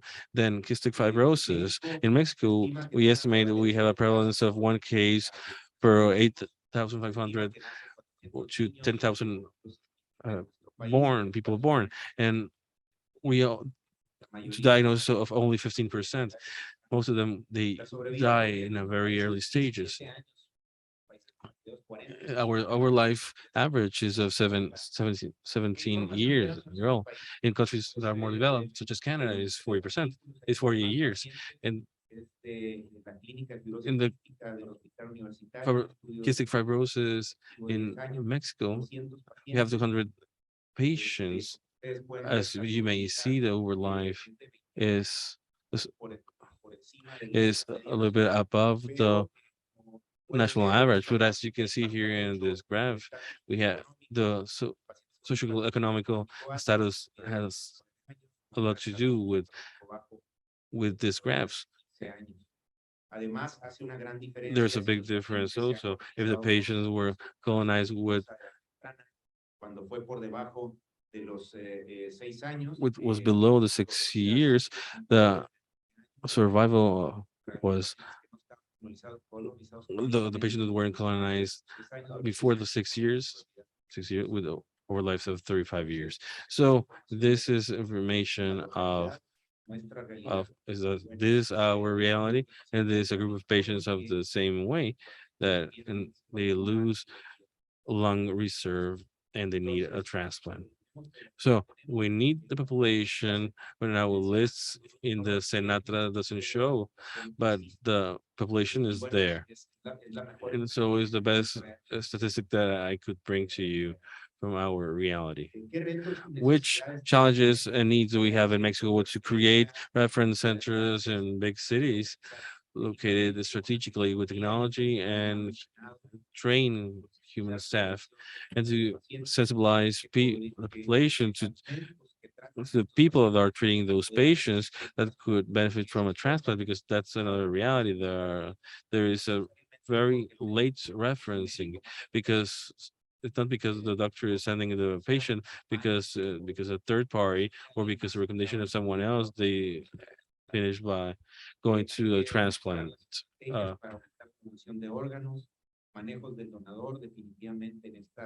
ma-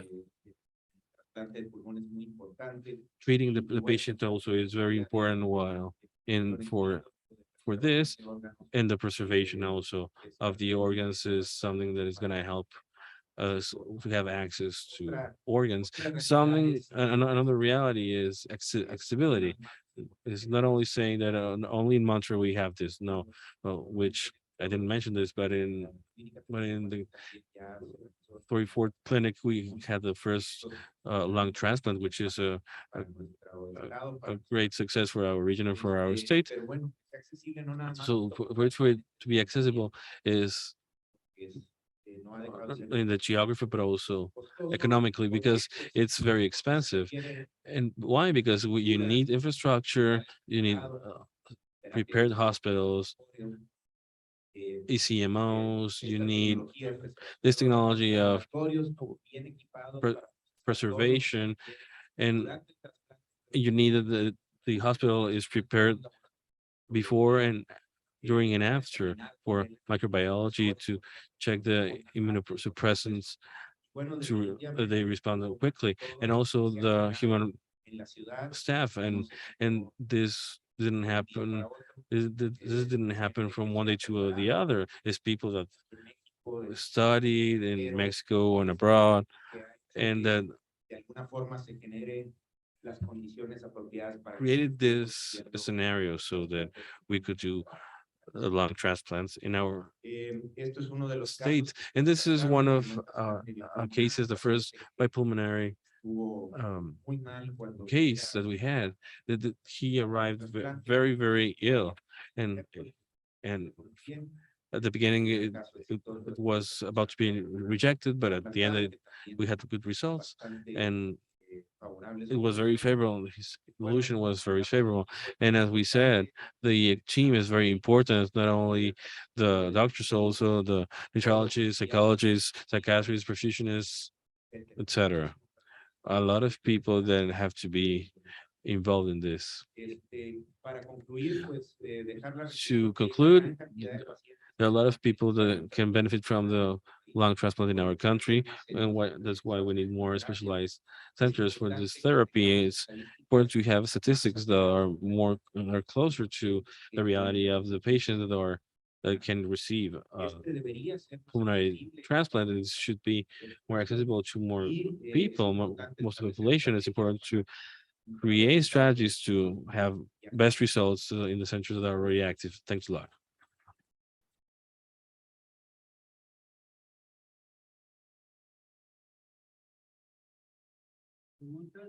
Any questions from the audience? Questions online, maybe?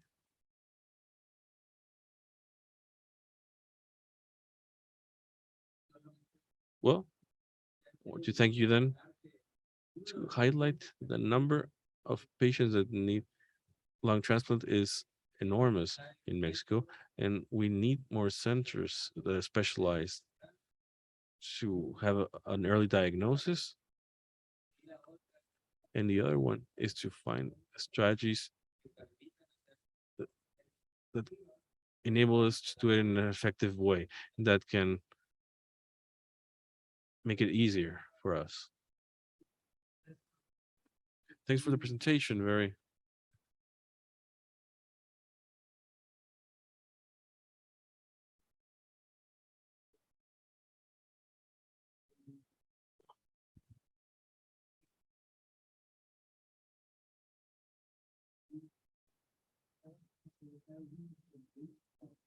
How many people are going abroad to treat themselves? Do they have an agreement? We don't have an agreement as such. We don't have an agreement, but in some way, the team that does the transplant here has contacts with, for example, with the University of San Antonio, which is the patients that have the possibility to pay a transplant outside the country and go live over there, and to be in the waiting list, they have a contact for the patients that have that possibility.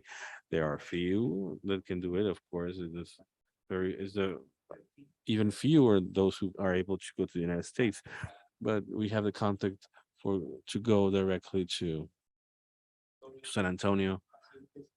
Patients that are treated here, some of them have gone to Houston to be evaluated and to receive a lung transplant, but those are the places where we normally are referred, the patients that we have here. You talked about diffuse. They have access. Yeah. Recently, yes. I know someone can correct me, but in last year, they have access to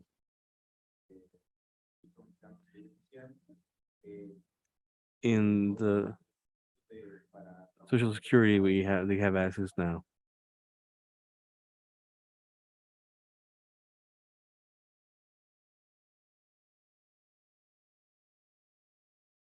Well, thanks a lot.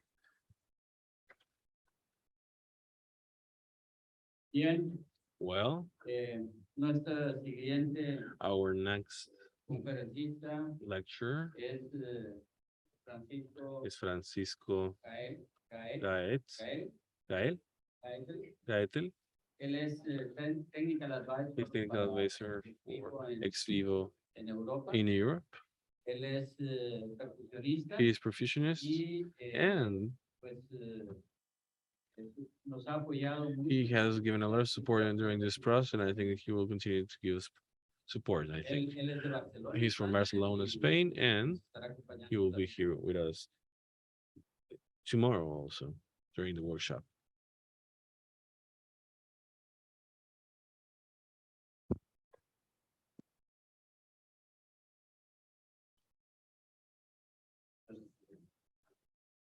Great.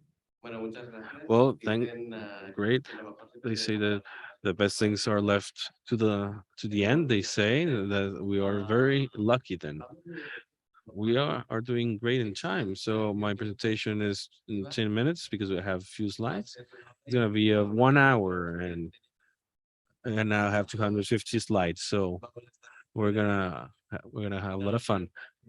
Now, first of all, I wanted to thank Dr. Rene Gomez and and use a term that I before I have the family that's behind you. Here is I was lucky to meet yesterday, and it's a great family that you have that is devoted to the people and is yes, always yes. As I wish my kids said the same. And also thanks to my Latin American family from Ex Vivo. Thanks for those I love you, and my friend and brother Rodney is my mentor and my reference, my personal reference. Um, yeah, the good thing is left always to the end. But as my daughter would say, blah. Sorry for the translator because I know that some expressions will be hard to. So hard, Dad. So hard because you were left to the end. It's so hard to have the conference before the conference and after the conference because the points in the Glasgow scale is very low in the presentation. So that's why we're going to try to use the sense of humor because there's humor for those who are interested in this. You can ask me if you use sense of humor while teaching. Some areas of the brain are open that is for some areas of the knowledge that is unknown is understood faster. So that's why it's good to know, right? And also a part of the problem that we have in all the other conferences that I heard were very interesting, but of course I feel like the ugly duckling of the tail because now I want to tell you about the tips and tricks for perfusions and in VLP. The the title of my talk is this. It's not on tips and tricks that can be used for perfusion, but also the success of a project as the VLP is. First is that it's a project that and it needs to be multidisciplinary. Well, a lot of professionals are implicated in this. And I think the four pillars should be perfusion infirmary, infirmary in surgery infirmary.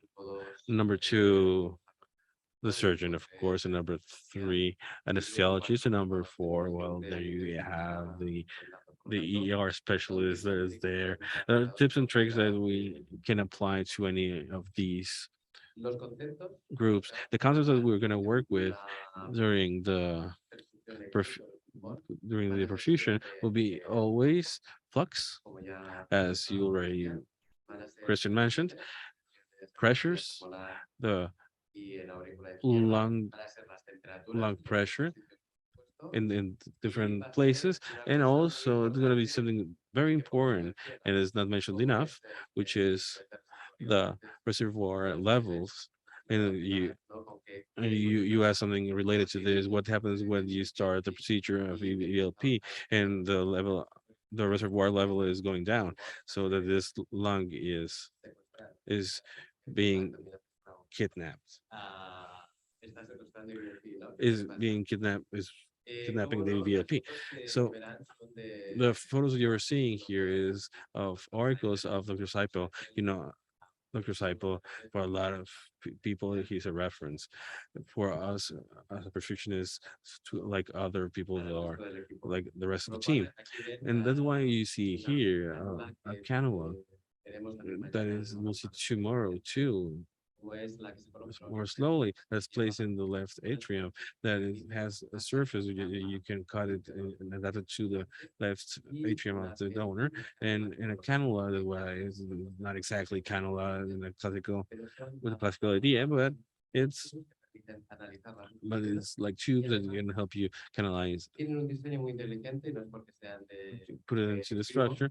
And they have a very intelligent structure. It has two lines, and it helps us monitor the pressure. Monitoring the pressure is useful, is the first question they ask you. But maybe you are going to ask me. Yes, the answer is yes, because you can not do the perfusion in any pressure, because it has low pressures from 3 and 4, and the pulmonary pressure is around 12. So we're working with an organ and with low pressures, and the pressure should be monitored, and it's easy to have a bad leg reading, or that maybe there is a device that we have to be checking to react rapidly. So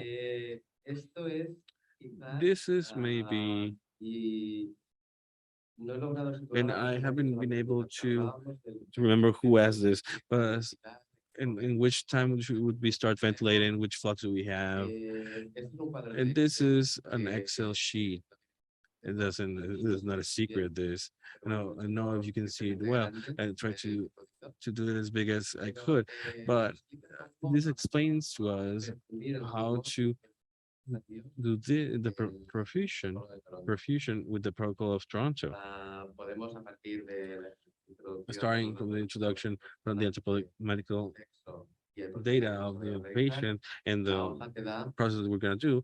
This sheet gives you some values of value temperature and some values also of ventilation, apart from if you have the possibility to monitor the alarms too. And you can see this when you're going to connect with our friends with Denver. The device XPS that already has this software that is integrated, and so this is easier. But see that you start with minute 0. We don't have it here, the temperature, but well, we start with the very low values. The ventilation, it starts from 32 degrees. This means the temperature that we have to monitor and that we consider correct to start ventilation. According to you, which is the correct one? The one of the left atrium, or of the one of the left atrium, right? Because the temperature of the return, and it tells us how perfuses the organ, right? Well, this is a tip and trick that with which we have to be attentive to. This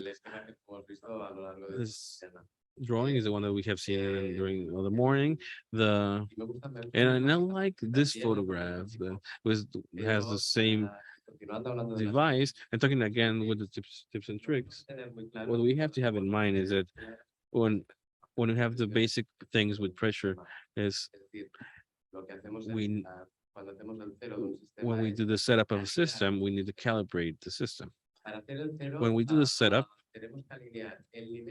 we have to adjust the liquid levels with the situation of the left atrium and with the transductors. And the line that you see here is a straight line. If we have a manual of a VLP manual, we could design the circuit, or we could tell someone to design it.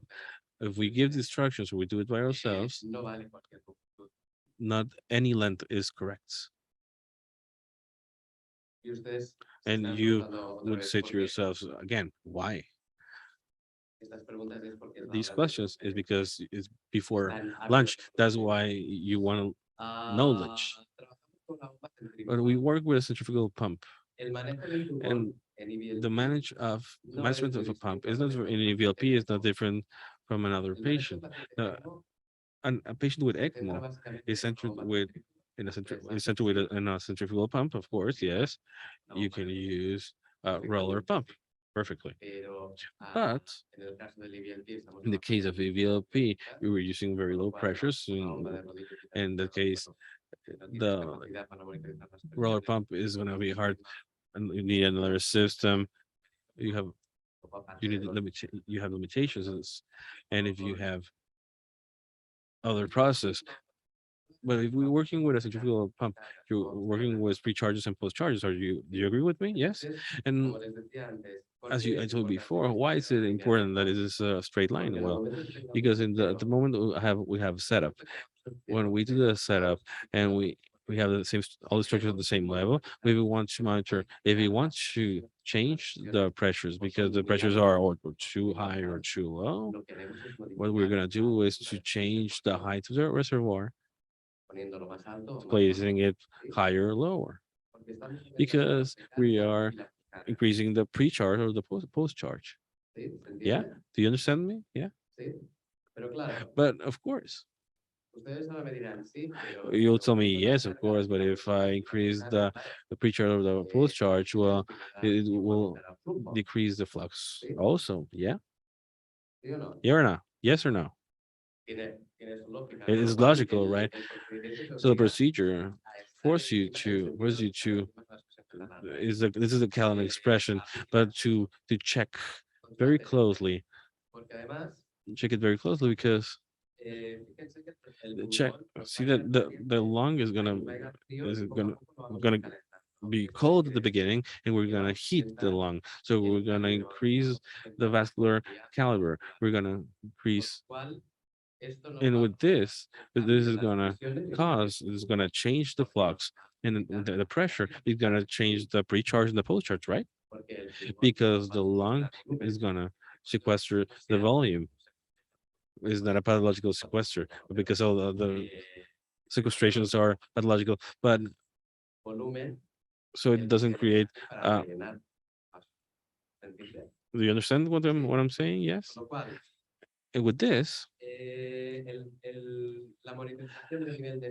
the steam level monitoring should be one of the parameters we have to have in mind always, at all time, at all time. One of the hospitals that we have in Europe, as the Foch in Paris, where Dr. Sash is, they have like 46 procedures per year. And so, well, he asked us if he could upgrade his machine to a higher version in software also, but in hardware. But it meant that we had to dismantle the machine. So the Dr. Sash, when etc. Now he has upgrade the machine, and one of the things that we had a small camera that a small video camera. And so Dr. Sash, what he told us is that that camera, we could place it always looking to the reservoir, always checking the level. Because for him, what is most important is the reservoir level. If during the perfusion of a lung is starting to sequester the volume, then it's not going well. It's not going well. It's the worst sign you can see. But because also you can be on the other side that we start the perfusion and we have a lot of steam and we have a lot of level increases excessively. Because as you may know, the price of steam, and for me as a Spaniard, it's like a good Rioja wine. It's expensive. And why is it expensive? Well, and and this is for you and for those that are online. This is not a strategy of my company, no.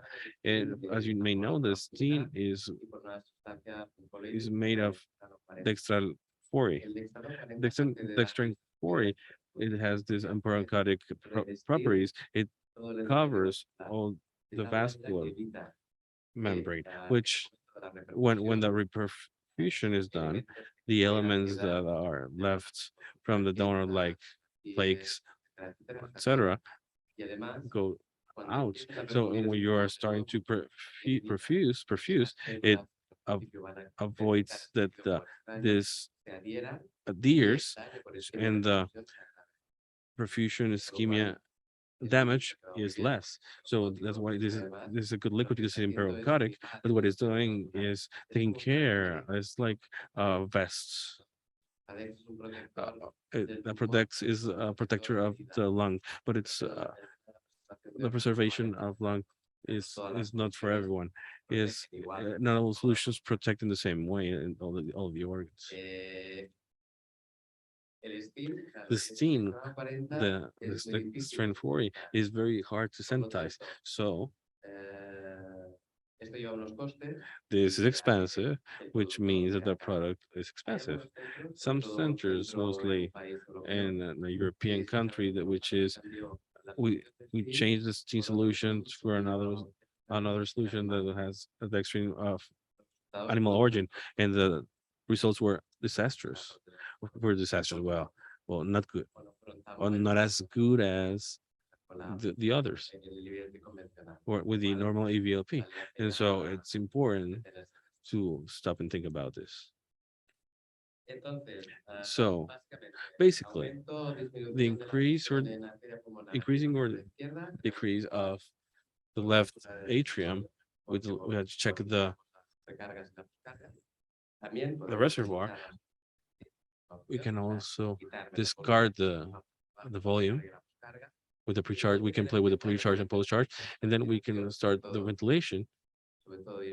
Mostly, and this is very important, in certain ventilatory modes that can affect what the vascular capacity. And this is not a limitation. It's not because we are in Latin America, no, but the anesthesiology is important in VLP. And as the Toronto Protocol says, we have to be creative. There is a hospital in Utrecht where the anesthesiologist that works in VLP is one of the first.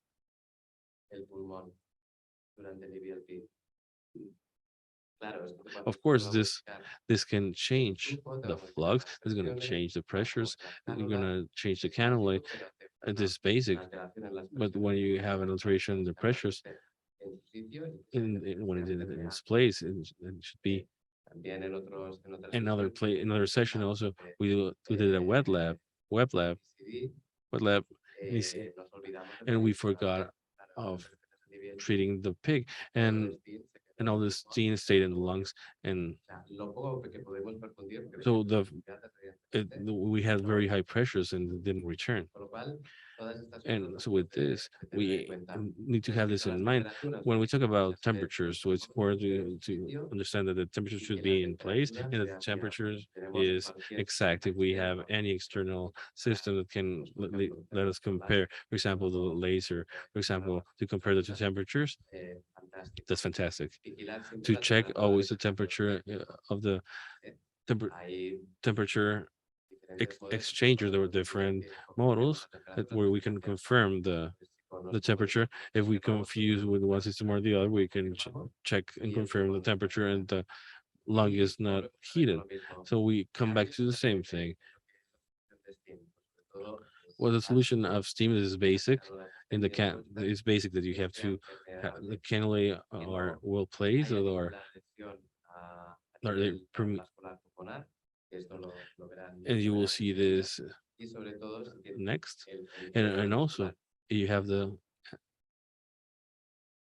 tisular edema. So you have any questions? I skipped a little bit because I want to do it fast. A couple of questions. The Glasgow scale was high then. A question that Christian was asking: if we start perfuring with the steam and we start to have a leak, with the solution, then because of mechanical or mechanical reason, or because we have a perfusion, we have to assume that there's a vascular problem, and then we can consider that is the lung is not good. Yeah. Yes. Yeah, we can have a situation where we can have several situations. First, you can have a correct perfusion, which is a good, but you are losing steam, which means that there's a micro leak, or the integrity of the membrane is lost. So you're gonna lose steam more and more, and this you're gonna not gonna recover this loss. So if you put, for example, and I forgot to tell you this, if you have a lung where you are doing you are gaining volume, here you can exchange to the circuit another filter to take the volume out. And so in this case, and it's what we have detected, if we have to fear something, is to lose steam. Where there's a loss in steam, that means that mainly is is the the problem is the integrity of the membrane is lost, and at some point, so there is things that are hard to recover. Thanks. Did I answer your question? Yes. Next question. Good evening.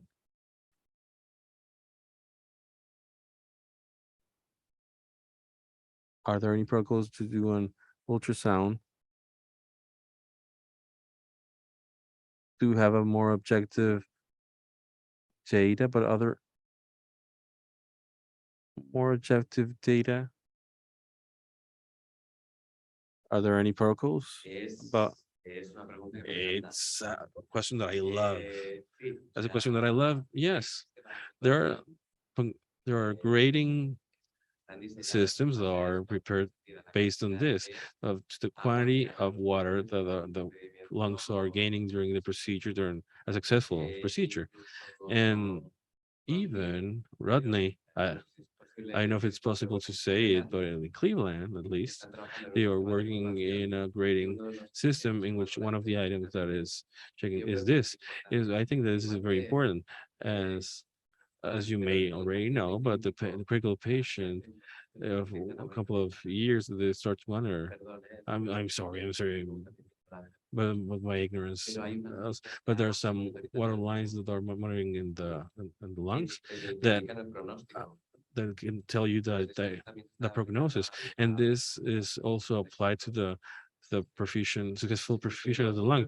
And so I think, and I like this question because I'm in love with the grading systems and everything that can give us information to so that at the end we can take a decision if the lung is going to go well or not is welcome, is very welcome. And this in concrete is a great system, economical and great system.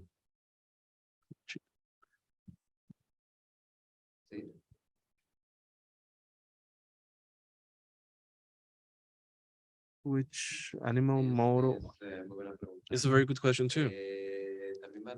It's related to the question that Christian was asked also. Well, it depends. It depends us as a company. We cannot recommend, well, this, and this. No. But what we can say is that the system has a coracoid, it has a tamponator. About I have 30 seconds about tamponators. We have two basically.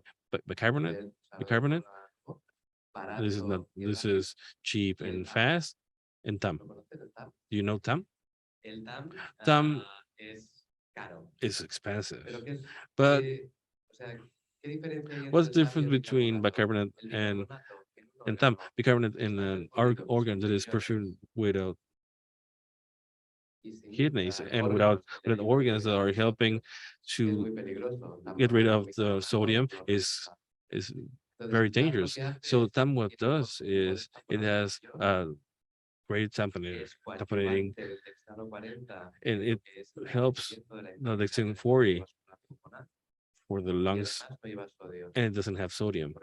So, because of course, we have to have in mind that all solutions that we place into the lung, if we fill it with a lot of bicarbonate, all the sodium is going to go to the circular system. So there will have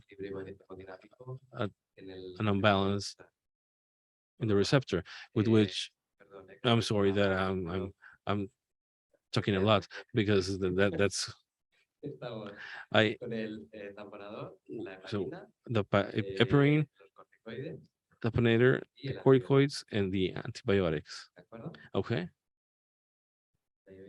We have another question over there, I think. Yes, it's very interesting for me that the use of dextrin 40 here in our medium, that dextrin 40 is not used since a lot of years. Is in fact is not, it's not in the market anymore. Is there a reason why we should know that? Yes, or why don't we? If I recall correctly, it was very unstable, and or maybe it was protection that we had, or I don't know, but the 40 of the molecular of the big molecules wasn't preserved. Yeah, that's the thing that I mentioned before, that something that is particular of the string 40 is that, for example, let's imagine that you are the manager of a hospital and the surgeon comes with you and tell you, I want 1000 milliliters of dextrin 40. Dextrin 40 is not like you open and you fabricate, you create 4 liters, and no, that doesn't work like, because it's microliters. It's a sensible molecule. So why have you stopped using it? I know why, maybe because of legislation. I'm not sure, but what I can tell you, in scientific literature, there is anything that says that dextrin 40 is bad when it's well synthesized, and when it's from a source, and it's not from an animal source, of course. And I know it has to do also with, we had a production after the extreme 70 of Macrodex. That was the extreme 70, and it was supposedly, we had a prevalence in the of the molecular weight of it was constant, and but also it was taken off the market.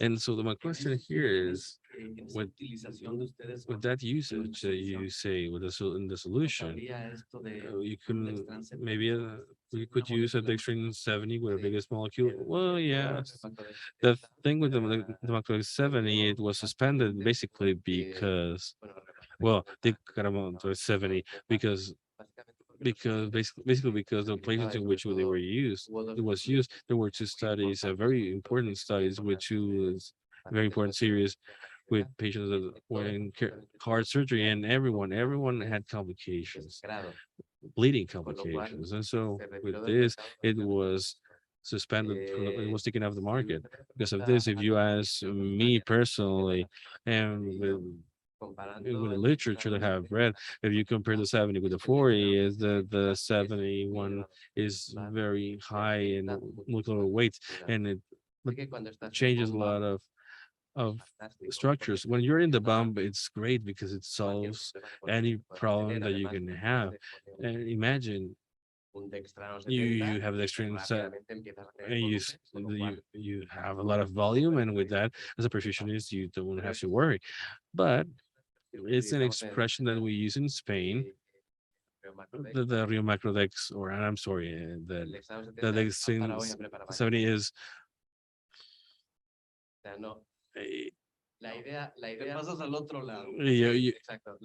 is overcompensating, but the Dextrin 70 is cause a lot of alterations.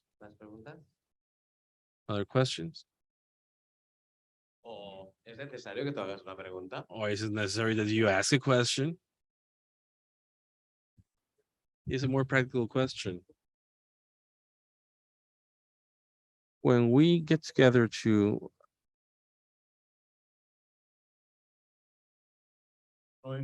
I didn't find the right machine. Do you know a center that is waiting the lungs? Yeah, I love that question. Our system that you will see it later, the XPS system, that ex vivo perfusion system, it has a scale now, a weight scale, and now we can monitor the weight. And so the question is there an equipment that uses this routinely? Posh, for example, that does 40 something procedures. They use this. Cinex PS, well, it could be easy. You have to use a big scale that can and use that big scale. Exactly. There is. And also what you can do is no, not you. Just a moment. Also, there are very important studies about monitoring of the weight during the VLP, and I think that is so important. And it depends depending on the center, it generates an interesting discussion of in which moment you start to monitor the weight. I mean, you have a cold lung, and you start monitoring the weight until the final of the end of the procedure. You follow the if you follow the weight, you will think that it's pathological lung, and it makes sense, right? For me, French and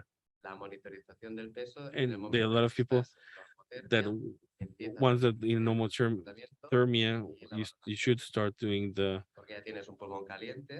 scaling because you have a hot lung with the and in principle, all the steam that the lung is gonna gain is gonna be part of that is bulimia that wasn't there before. Do I explain myself?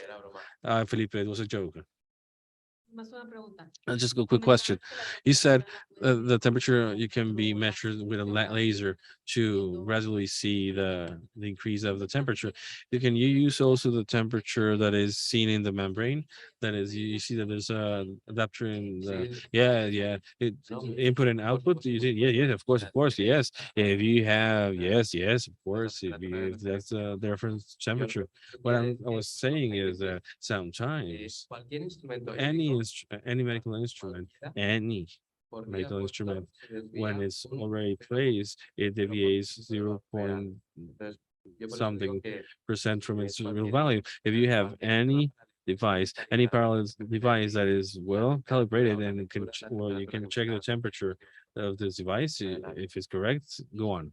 And the solution, the quantity of the solution that is used in all the in the circuit is only at the beginning, and you don't place anymore.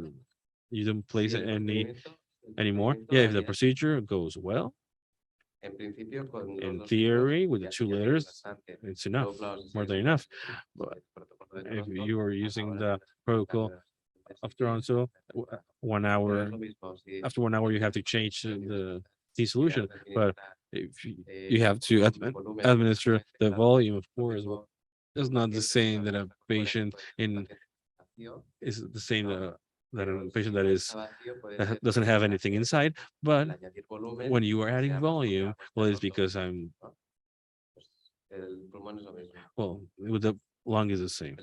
Felipe, did I answer or did she answer? Okay, thanks. Another question? Well, at the end we're gonna be late, Dr. Rene. No, don't worry, because that's the effect that I cause on people. This is broadcasted internationally, yes.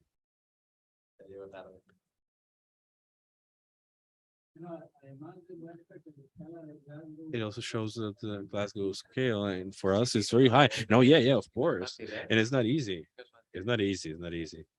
Well, first of all, congratulations for your talk.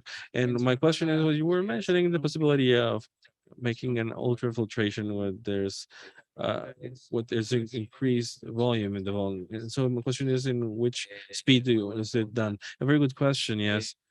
When do you decide that? Well, as a perfusionist, I would tell you that when you do it in a patient, the patient should be in normothermia, which is when we have a lot of volume in a VLP and you think that the problem is the water. When you take it off, you have to wait for the lung to be in normothermia. And so, when do you do it? You place the filter in the place where you have more positive pressure.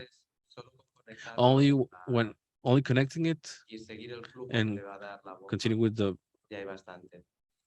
flux that the pump has, it's enough. But you have to have in mind that when the ultrafilter is open, part of the flux is going to go with the ultrafilter. So you have to compensate with increasing the revolutions. If you work with a centrifugal pump, did I answer you? Yes. That's it. Well, thanks a lot.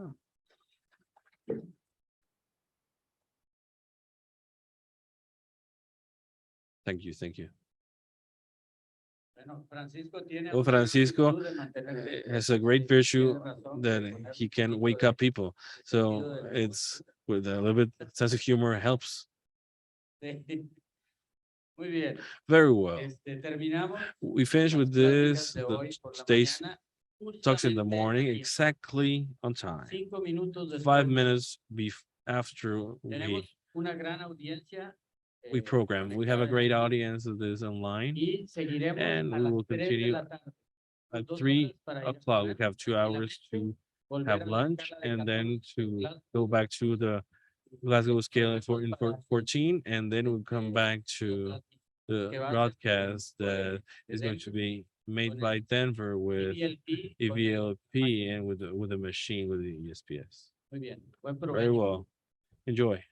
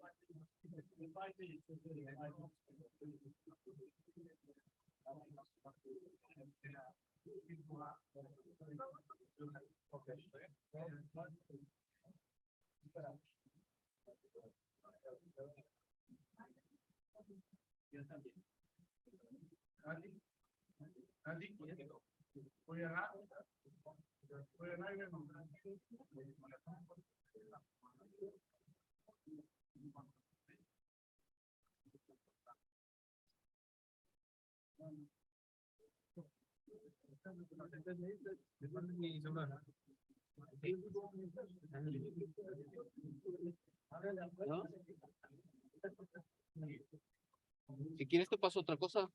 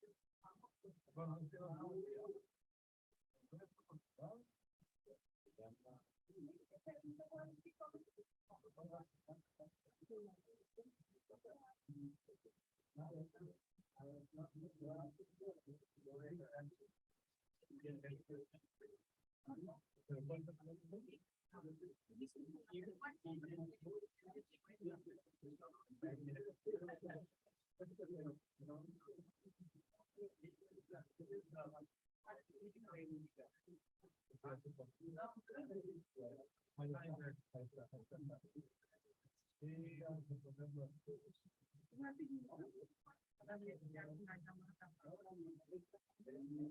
estás bien? Estoy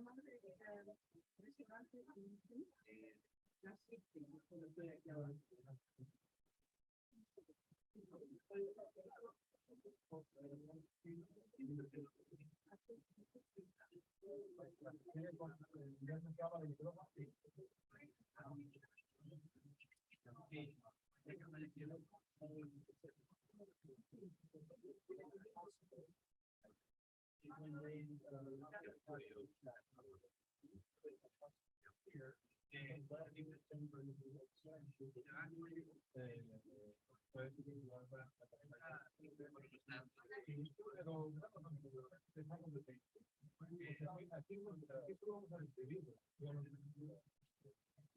Entonces vamos a, aquí voy a liberar,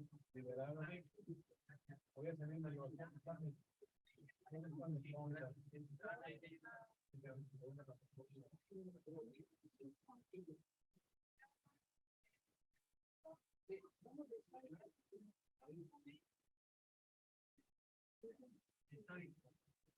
¿Ahora estás seguro? Sí, aquí están.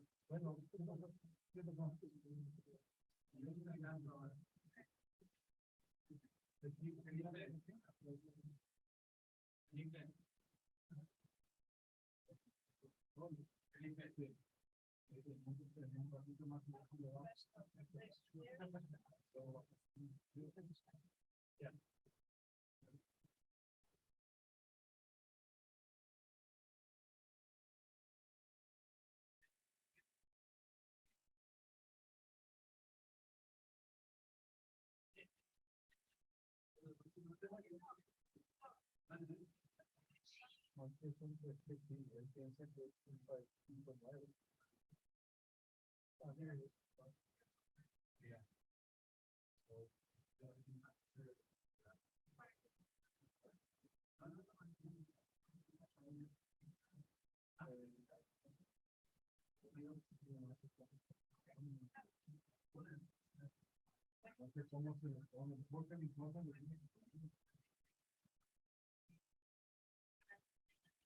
hay que esperar, hay que esperar. Hay que esperar que una hora de todo, cómo se siente después de que le pase esta. Se siente, está igual o peor, si se va a quedar, si se va a tener que quedar, ahorita tiene que estar en el no lo llaman el día o algo así. Si no se va a quedar, hay que buscar una lectura para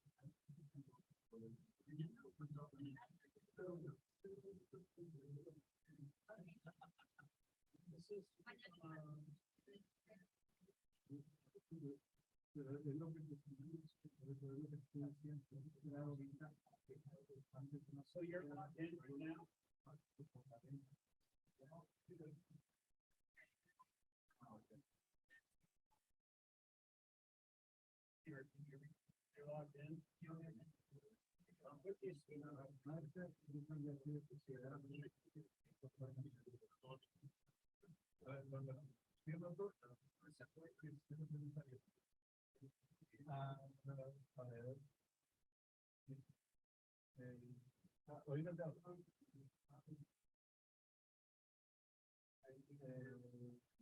estamos en los prometidos. Yo ya estoy.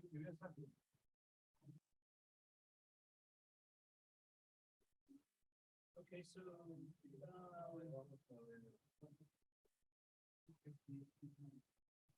voy a apagar mi cámara.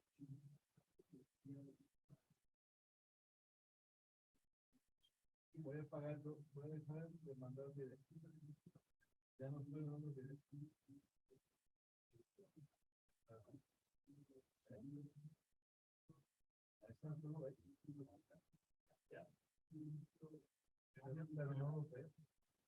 So can you share your screen with me?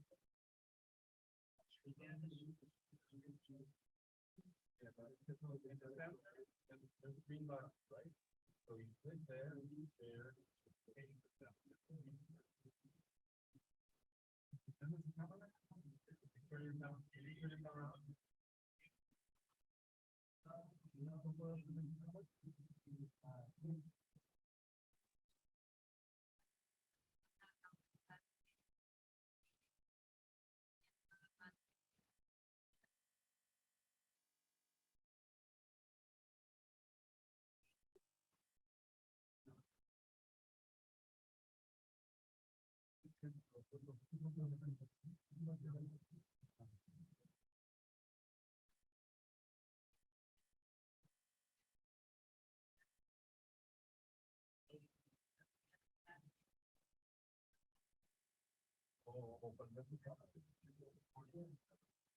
Yeah, so they have.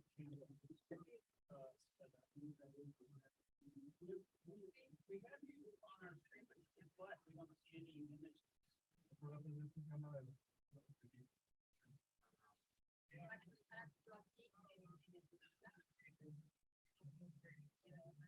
You're saying it's not allowing them to share.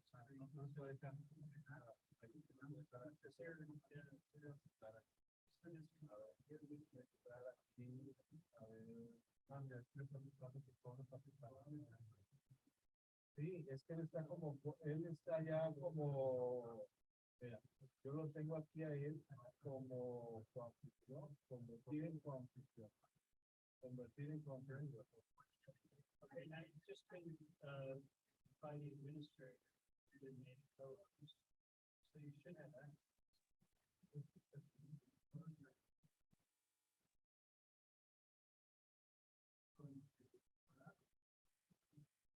Oh, there we go. Yeah, that.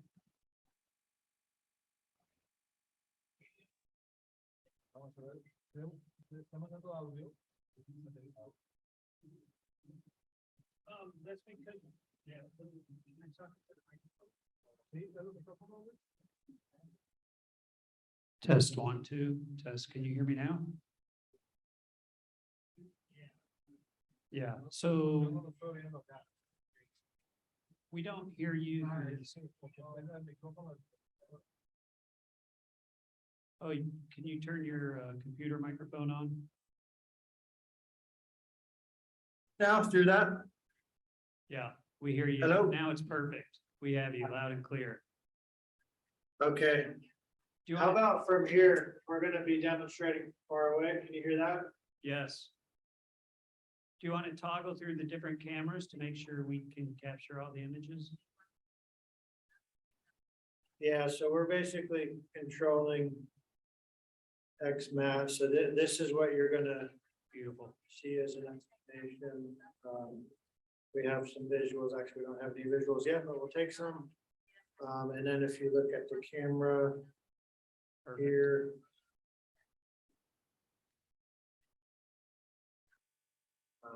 You won't see that on this front. Then you wanna try the, we're gonna do the Bronx scope next. Okay,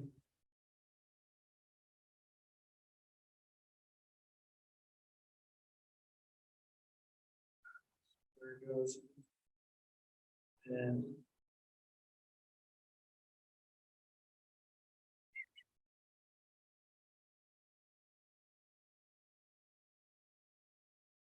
Give us a second. okay.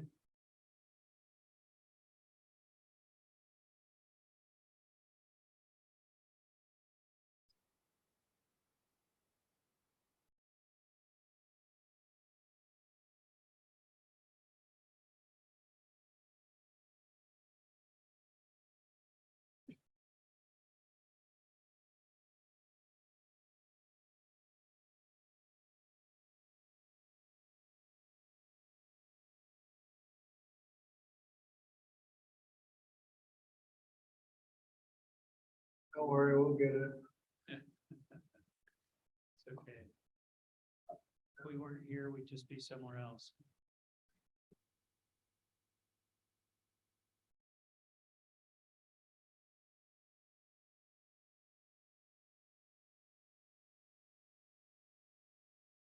I saw the Logitech sign.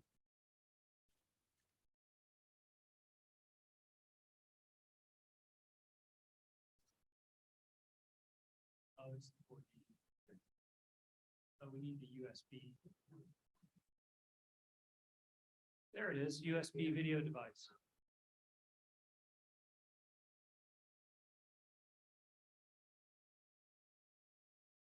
Just hold the. We might have, so this one's out of use. Give us just a minute here. Yep.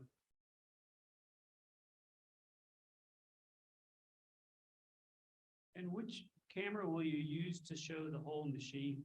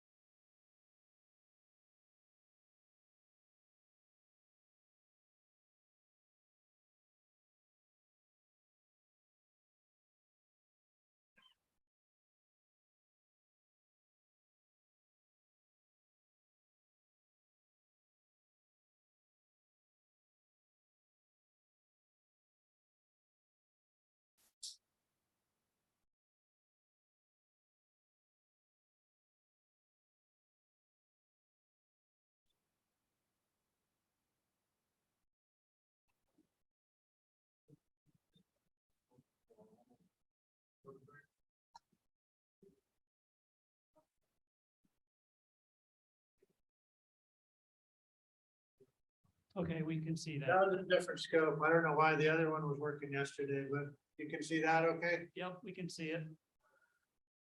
It's a little fuzzy. It's a We'll little, play with it a little bit. yeah, it's a little fuzzy. We're still on at 2. Yeah, But, we're still on at 2 though, right? yeah, it looks very clear. We can, everybody here will be able to Oh, okay. identify it. Yeah. All right, perfect. Brilliant. And then, And then we're gonna do I'm gonna pull the off.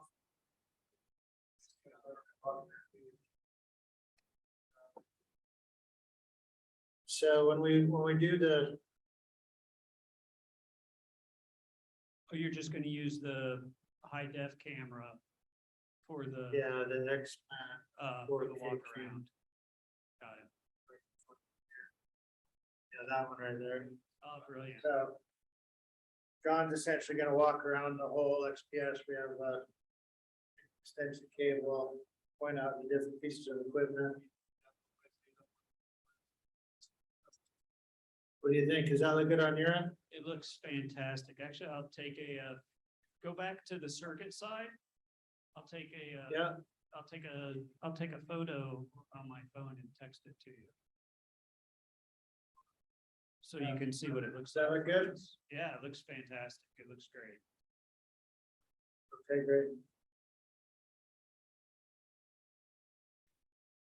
Yeah, okay, so I think we're ready. It'll be 2 o'clock your time. Yep, Okay, great. I'll just. You want me to just stay on or just hang up? Hang on, let me ask the technical guy. I can stay on, no problem. Just stop sharing, I guess. Should we stay on or should we? Oh, you can just leave it like it is and you guys can go have lunch or whatever. Okay, Yeah, so I will stop sharing now, or actually. if you just want to turn your mic off, if you want to just turn the microphone off, so if people are talking in the lab, we won't hear it. And then set the camera up so it's just an image of the XPS, like the side view of the XPS. So then as people come back into the auditorium, they can see it.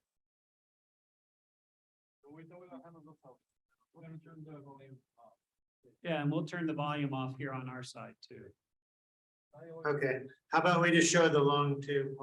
Yeah, perfect. Yeah, that's perfect. Actually, just the lung would be perfect. Find it here. Yeah, brilliant. You can delete it just like that. Thank you, Eamon. Yeah, perfect. All right, I'm muting now, so but I'll see you guys at 2.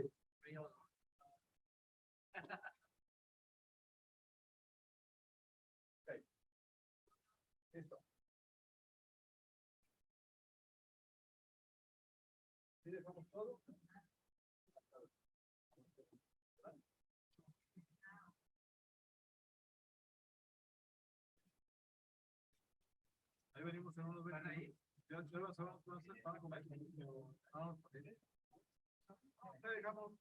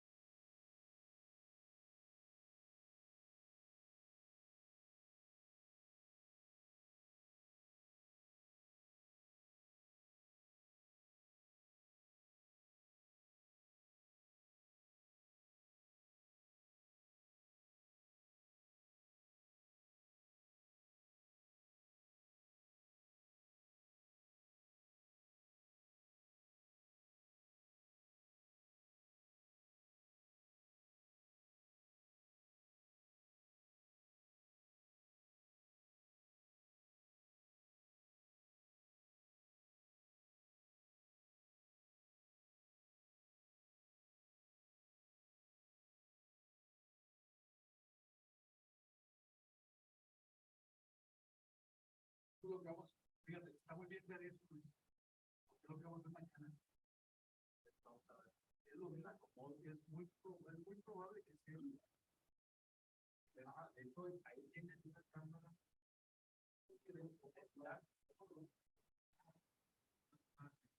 Te voy a traer pesas de micrófono.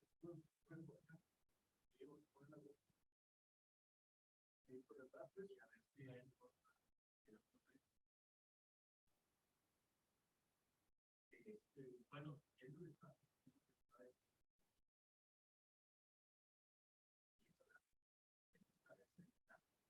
sí, pero pues, si las pongo las dos por el pecho, no voy a alcanzar a separar, se va a ver bien. No, ahí la cuestión es que los derechos de estar en la cabecera, porque bien estoy viendo los videos, se ve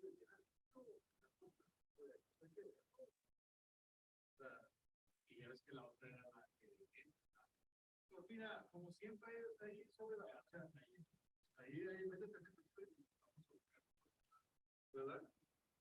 Entonces voy a poner la boca abierta y una de cada lado, o sea, una en la cabeza y otra en la pierna. Y ahí ves. Ya cuando arranque ves, ¿verdad? Pero ya no. Iba a decir, no va a estar tan especial por lo que no ve. ¿Qué onda? ¿Cómo van?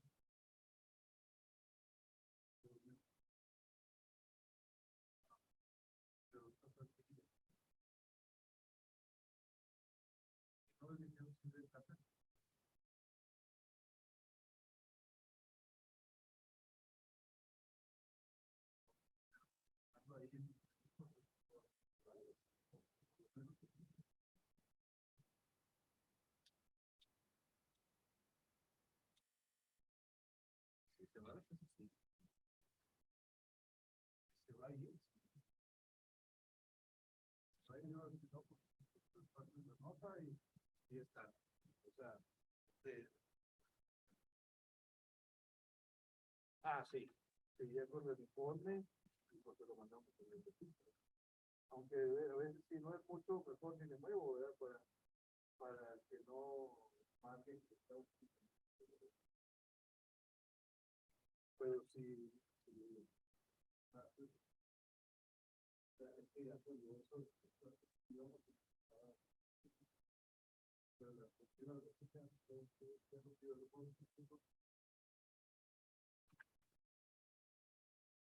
¿y eso cómo lo he visto pasar? Porque como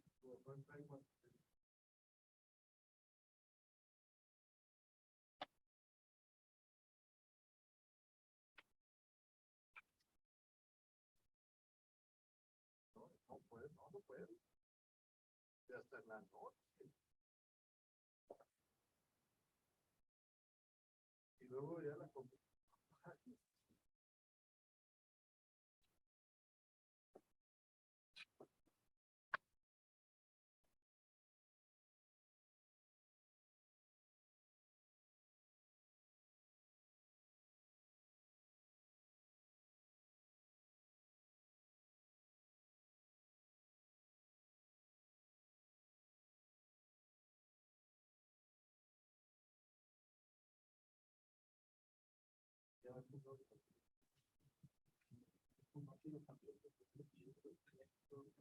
Sí. O sea, bueno, aquí un chorro y un chorro también. Pero pues está bien clarito. Y sin azúcar, el problema es que es algo un poco. O sea, ese dieta es cero. No puedes comer absolutamente nada de harinas y azúcar. No, pero digo, ya después. Ya después, pues sí, por luego nos fuimos a una de miel y pues la en chino. Sí. En la boda de luna de miel nos dejamos caer. No, ya. Todo lo que habías hecho ahí. Sí. Ahí se acabó. Hace un engorde, un chorro en la luna de miel. Sí, según que no, Pues fue durante la boda. está normal, pero de hecho, cuando te conocí estabas ¿Más choncho? Puede ser. Sí, estaba.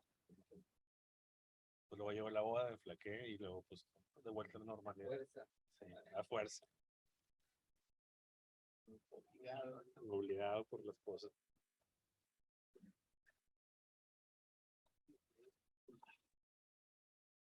De ropa.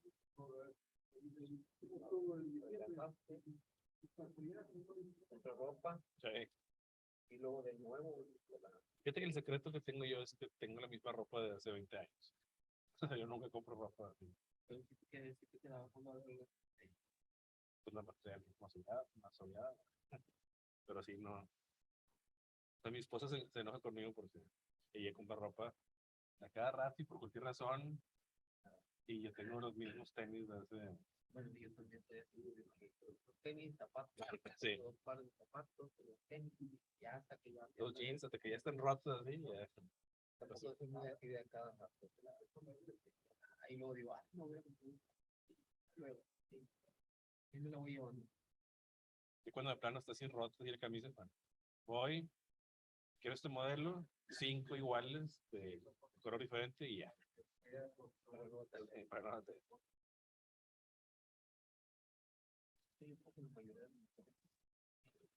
No sé, Zapatos. no, mil. Nuestro closet es así, todo ella y yo en una esquina y tengo ahí sí. Y ya estoy a punto de que me diga de que ponlo en tu closet porque sí, sáquelo ahí porque ya me está estorbando. Sí.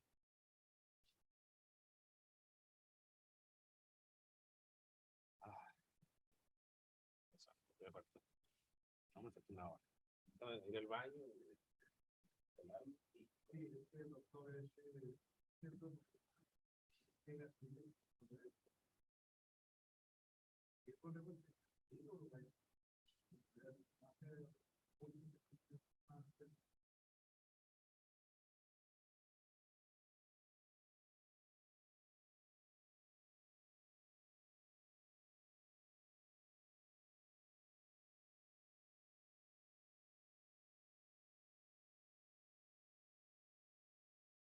Y es que si no, si ya no, me va para la casa.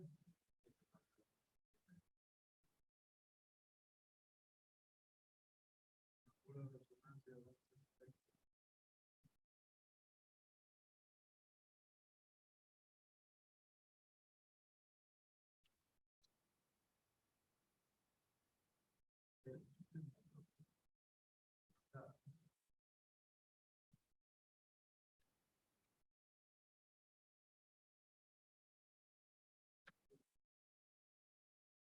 Para el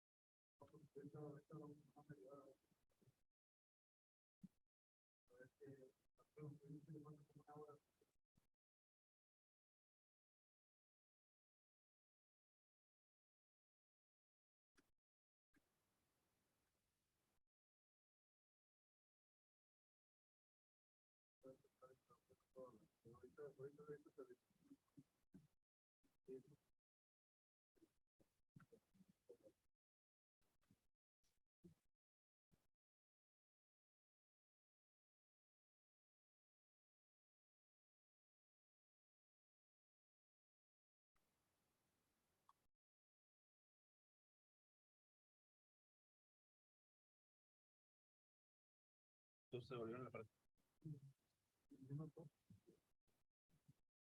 ¿No estarán por ahí?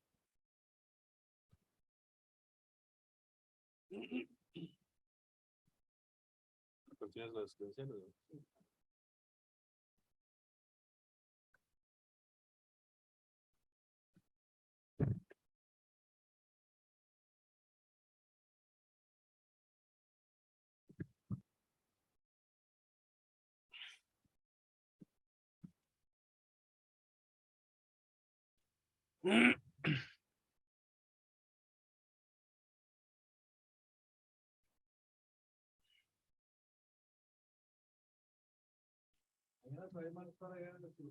Sí.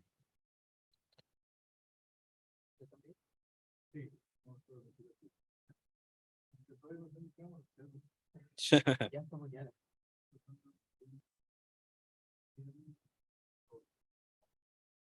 Sí,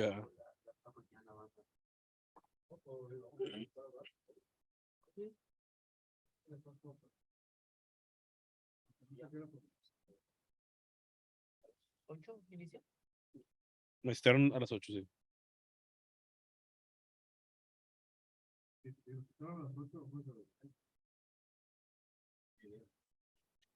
Pues aquí está el, el folletito, dice que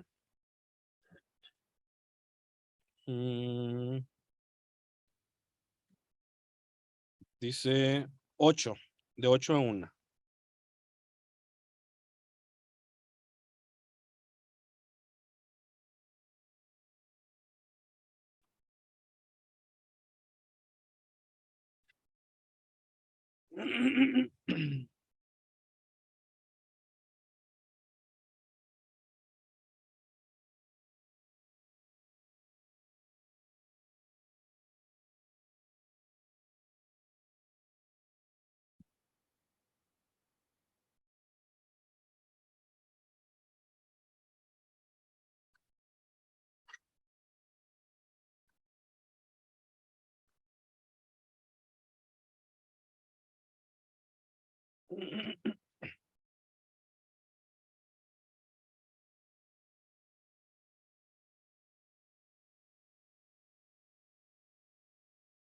Pues hablar un poquito. Sí, sí. 1, 2.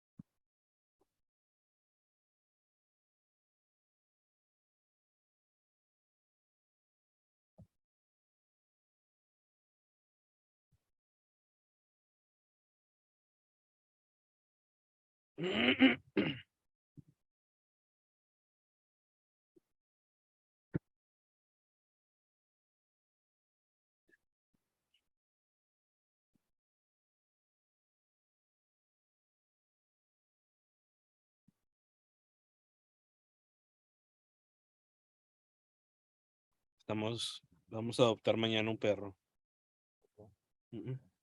2. Vamos por el tercero. Un gran danés.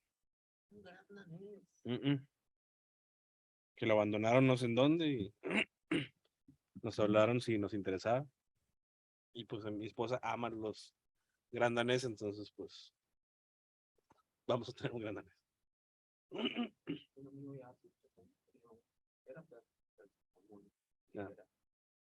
Pues mira, de hecho esto es perra negra. Sí, es un caballo.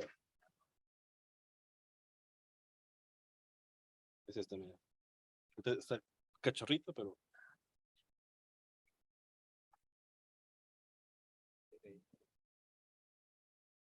Se ponen muy bonitos. Bien cuidaditos. se ponen ya bonitos. Pero bueno, Pues a ver cómo nos va. ¿cuántos que tienes un contrato? Tengo uno chiquito y otro así medianito. Uno es rescatado y el otro es como un collie enano.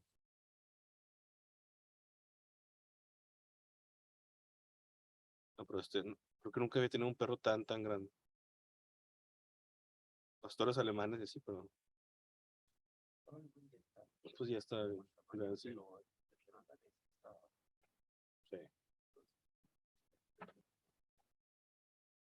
Pues a ver cómo nos va. Es un paso hacia un San Bernardo. Es sí, para que vean, no me.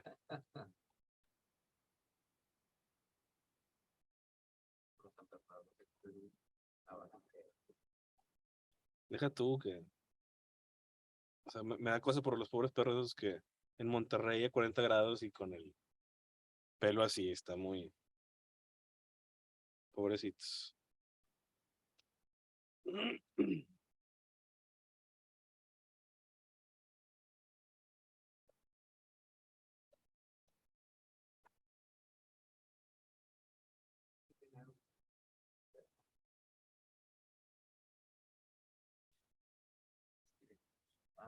Lo tengo y lo voy a ocupado contratando.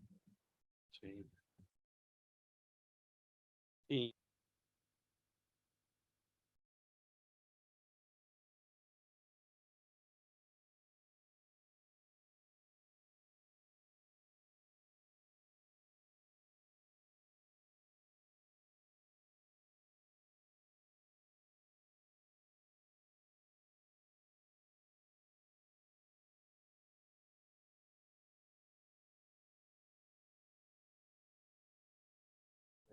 Calor.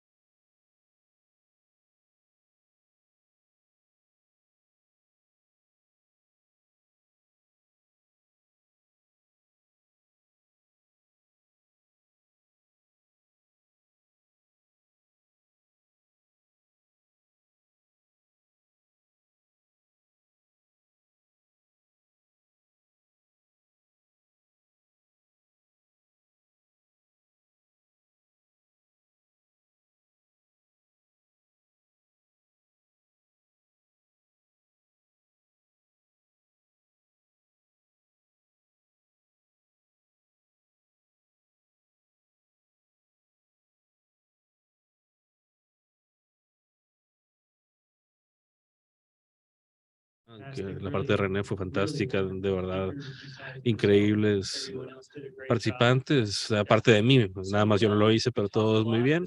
Hablamos mucho esta mañana de el EBLP manual y el sistema que tenemos de XPS. Entonces, esta tarde lo que van a ver, ya sea que estén aquí en el auditorio o estén online, es dos de nuestros colegas que están en Denver, Colorado. Son ingenieros ahí y John Schroeder, que es consultor ahí, y les van a dar una demostración visual del XPS y hablarles un poco del protocolo y cómo funciona la máquina.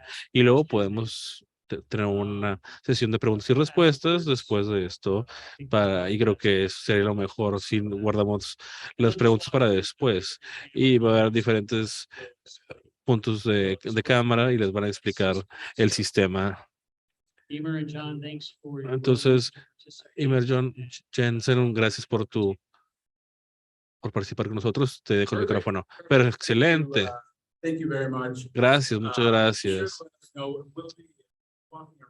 Vamos a estar caminando un poquito, entonces mientras más nos alejamos de la computadora, vamos a intentar hablar un poco más alto. Si está muy alto o muy bajo, por favor, interrúmpanme y háganoslo saber.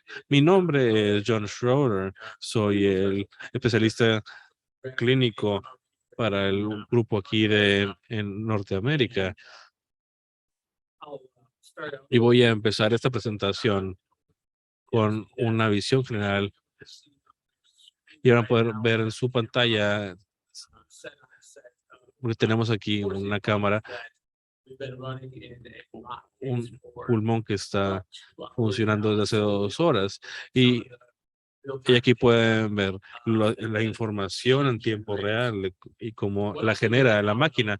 Lo que voy a hacer ahora es que vamos a quitar esta cámara y voy a desconectarla y así voy a poder caminar alrededor de la máquina así, para explicarles cómo funciona la máquina de diferentes partes de la máquina.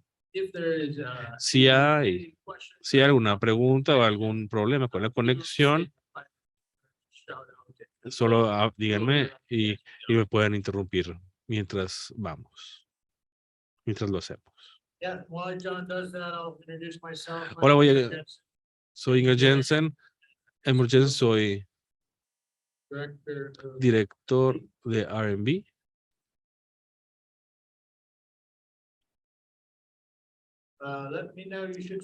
Ahorita solo ven una pantalla borrosa, pero déjenme cambiar la pantalla.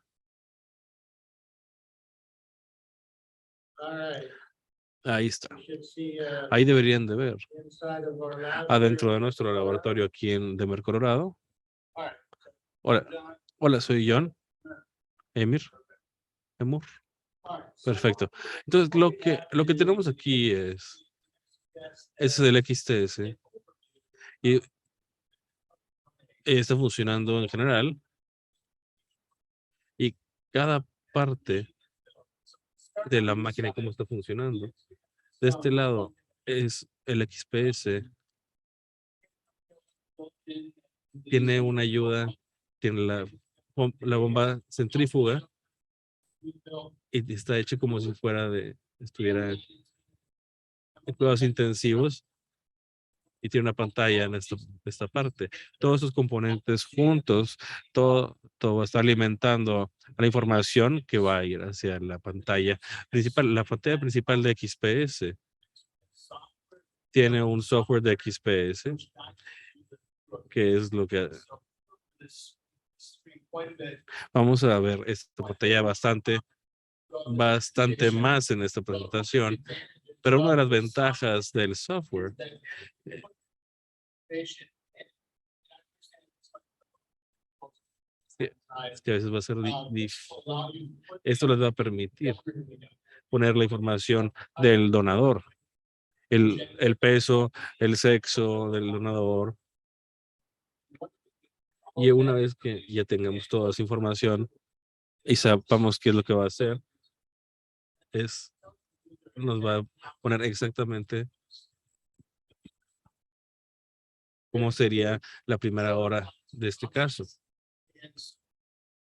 Así que llenamos toda la información y nos dice exactamente qué es lo que va a pasar.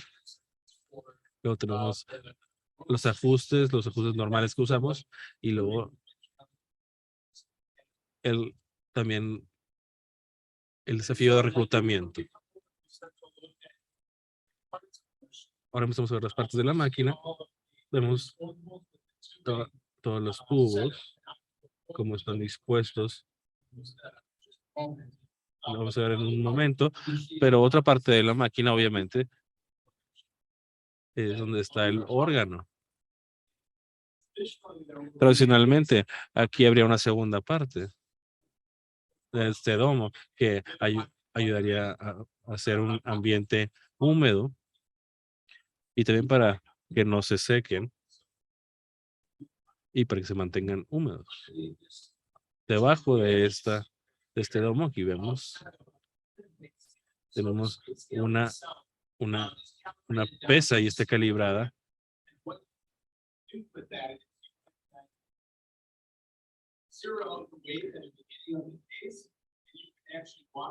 Y tú puedes ver cómo los alumnos están ganando o perdiendo peso en tiempo real. Y puede hacer una evaluación con eso. Debajo de la mesa, bueno, normalmente hay un soporte para una placa de rayos X y puedes ponerla aquí sin necesidad de mover el órgano. Y de este lado también lo que puedes ver es un monitor para el equipo de cirugía. Y aquí en esta pantalla siempre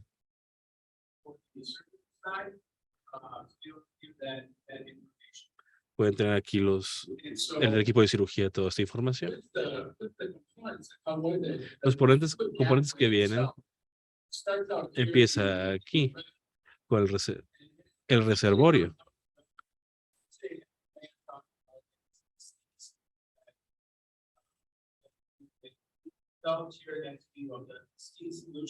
Y tiene la solución de STEAM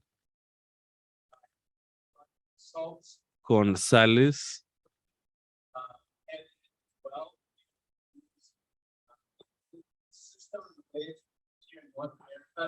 lo que está probado aquí en Norteamérica.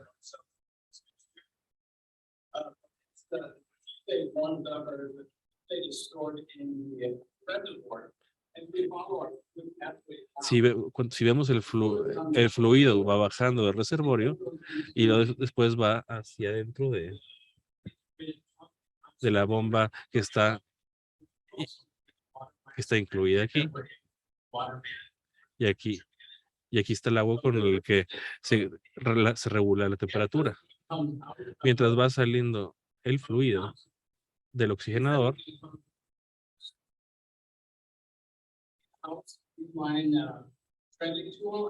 va por estos tubos. Aquí tenemos dos monitores. Y luego tenemos esto lo que nos da son lecturas en tiempo real. Sale de aquí y luego pasa. Y cuando pasa por este filtro de leucocitos, sube por acá. Lo siento se fue la imagen un momento, una disculpa.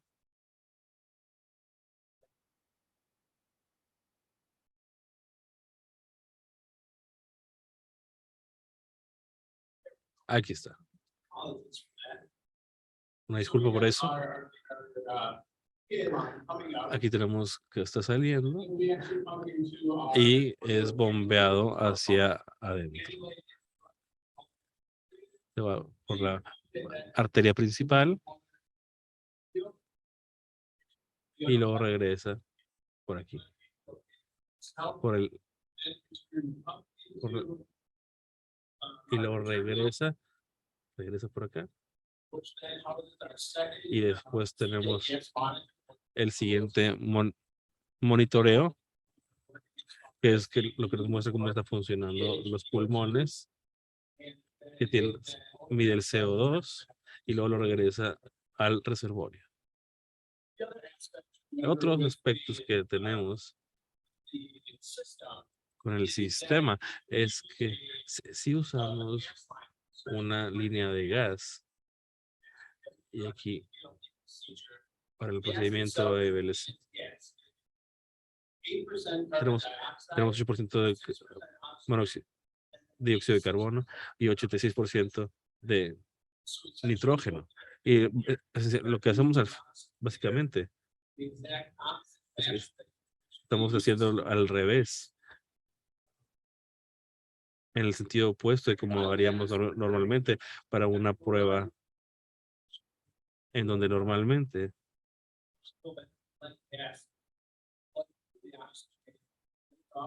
cómo funcionaría la oxigenación, porque estamos usando estos gases, estamos haciendo lo opuesto a esto, porque estamos sacando el oxígeno y estamos poniendo CO2. Y lo que está saliendo del oxigenador, de hecho, es esa sustancia, pero deoxigenada. Y esto va hacia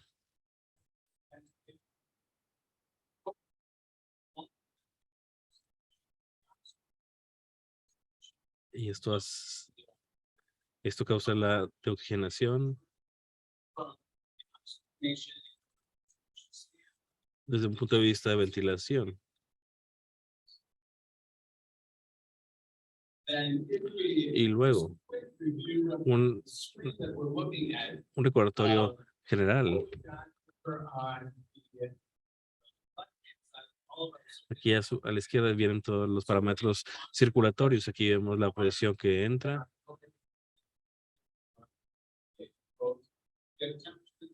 Tenemos la temperatura, los flujos. Y aquí tenemos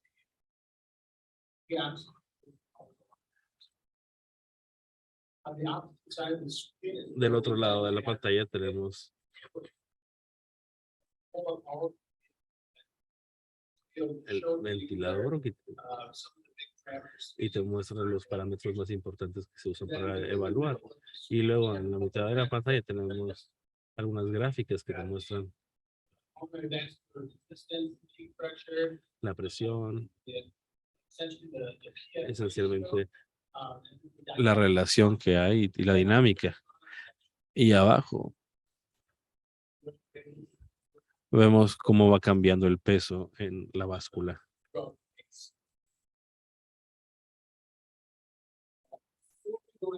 Antes de continuar, ¿hay alguna pregunta sobre esto?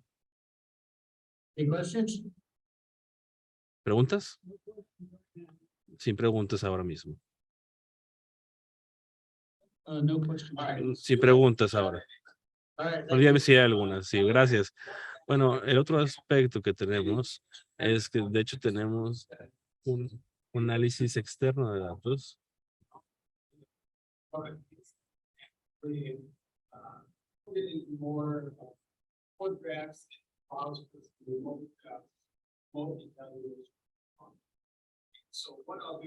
Eso lo que voy a hacer es Stand by, John. John, stand by. un momento, John, un momento. What was that, Rodney? Hi, John. John, Did you hear me? ¿me oís, John? Can you hear me, John? ¿Me oís? Yeah. Yeah, so what question? Una pregunta. The data ¿Y that you are qué hay de recollecting, la información que estás recolectando actualmente?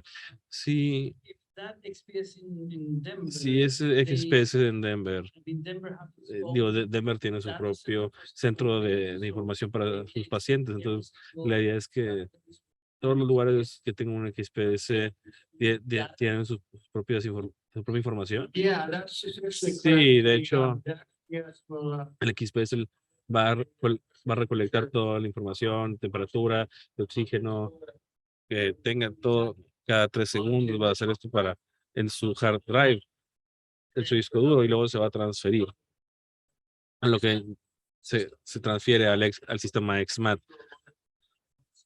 que significa la herramienta de monitoreo, análisis monitoreo, y con eso ya se puede analizar los datos y ver otros casos, y de hecho podemos hablar un poco más sobre esto después. ¿Eso te responde la pregunta? Sí, sí, pero digo, es que, entonces, por ejemplo, en Estados Unidos, con XPS ya está funcionando, entonces el plan es hacer que tengan la información de Estados Unidos en XPS, pero luego también en otros países, o digo, eh, si podemos hacer eso, ¿verdad? ¿Estoy correcto en eso?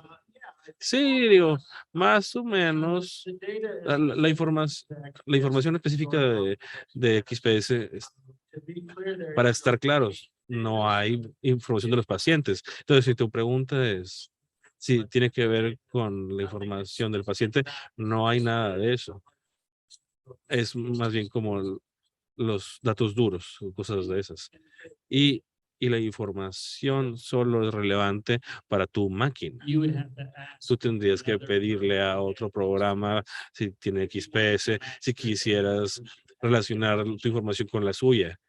Tienes que pedir permiso, pero entonces no hay como Big Data, no hay una nube, no. No guardamos toda la información de todas las máquinas, no. Y, ¿cómo se llama eso? Una, una nube, no. Muchas gracias. Entonces solo voy a mostrarles el XMAT, que es nuestro sistema de XMAT. Es un accesorio opcional, pero lo que hace es que nos permite, básicamente ver información de manera remota, como lo estamos haciendo ahora, por ejemplo. Así digamos que eres un cirujano que estás en casa, o vienes y haces la coronación, y en las siguientes 4 horas te puedes ir, y entonces puedes ir a tomar un café o ver las lecturas, y aquí podemos ver en la pantalla principal, y podemos ver la actualización de cada 10 segundos, y aquí puedes también ver en casos anteriores. Aquí puedes ver, aquí a la izquierda puedes volver a ver otros casos. Aquí tienes la información de esos casos antiguos, anteriores, y luego también puedes ir a meterte de lleno a muchas lecturas diferentes y bueno, es una cosa, una herramienta de investigación, pero te puedes echar un clavado en cada caso y de cada XPS. Por ejemplo, estamos viendo aquí nuestro, nuestra tasa de flujo, como está ahora. Aquí vemos así como dice el protocolo, vemos un patrón escalonado, y lo pueden comparar. Y lo podemos comparar, digamos, con la tasa de flujo. Así, podemos compararlo así. Y luego también pueden ver los visuales. Y lo que tiene el XMAT es que es de fuente abierta y de una cámara visual, y básicamente tenemos una 4K, una cámara 4K, pero también tenemos la posibilidad de ver el broncoscopio. Podemos poner un video, nada más para que lo chequen, de hace un momento. Entonces pueden tomar un video y verlo en vivo, o grabarlo y luego mandarlo después. Esto lo hizo John, y se hizo hace unos segundos. Y de hecho aquí se puede ver la marca de tiempo.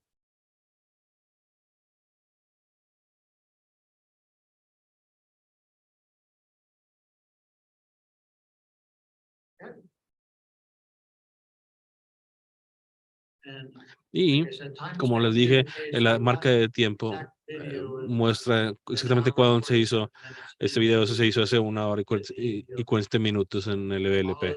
Entonces, todas estas imágenes se pueden ver y además están marcadas con su marca de tiempo. Am, y luego, de nuevo, regresando a la pantalla principal, John ya hizo esto muy bien, pero creo que ya es todo. Si tienen alguna pregunta o si quieren ver otra cosa de nuevo, por favor, díganos. Gracias, Imer. Nada más quiero hacer un comentario sobre esto y a lo mejor si hay preguntas, a lo mejor me puedes responder.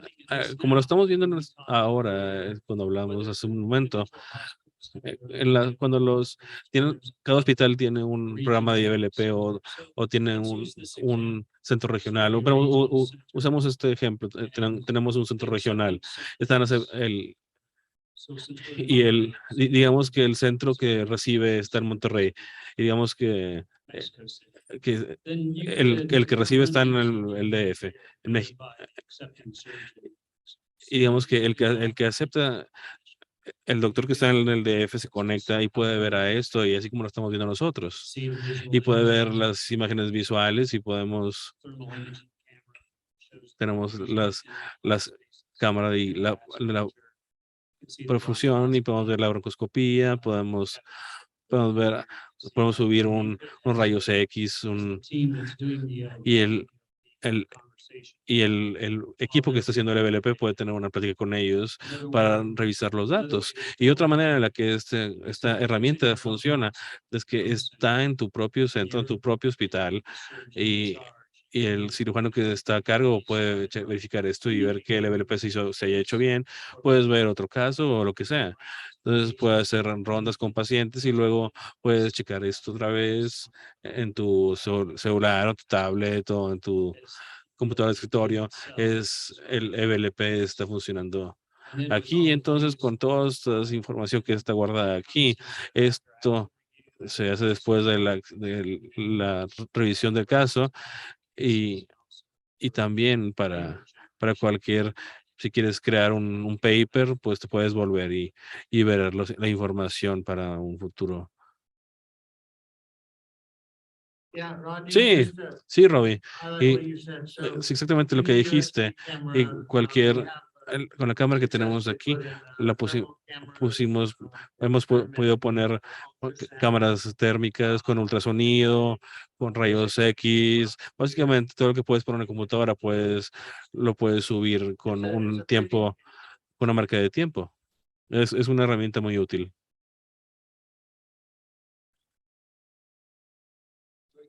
Hola, otra vez. Entonces, otra pregunta. Entonces, nosotros muchas veces usamos algunos lóbulos, no todo el pulmón, solo algunos lóbulos. ¿Cómo puedes ayudar a arreglar esto? Porque son de diferentes venas, no de la, no, no de la aurícula, sino de diferentes venas. Entonces lo que puedes tener es diferentes muestras de diferentes venas, ¿sí me entiendes? Sí, sí puedes. Sí, porque tienes acceso directo a los pulmones. De hecho, ah, tomar un muestreo, de hecho, de cada lóbulo individual. De hecho, tenemos compañeros que hacen eso, como con lo que mencionaste, que algunas veces no quieres que el valor compuesto de un lado, porque a veces es mejor que el otro. Así que el aparato en tiempo real siempre te va a hacer el valor de cómo va en el sistema, pero porque tienes acceso directamente a los pulmones, puedes tomar, tomar, ir con una aguja y tomar una muestra individual. ¿Y dónde recolectas la información? O sea, el software, ¿cómo tiene tiene una opción especial para poner diferentes datos de los diferentes lóbulos en este caso.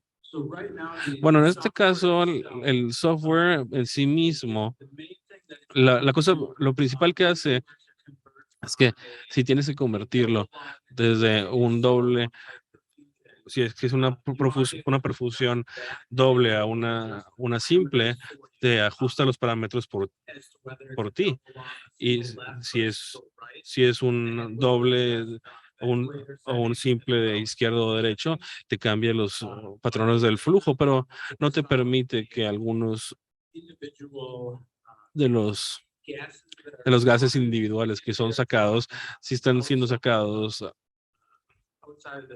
del sistema con el compuesto, los gases compuestos para el pH y el PO2 que está abajo a la izquierda de lo circulatorio. Si puedes, con este aparato, cuando sacas el gas, si tienes la posibilidad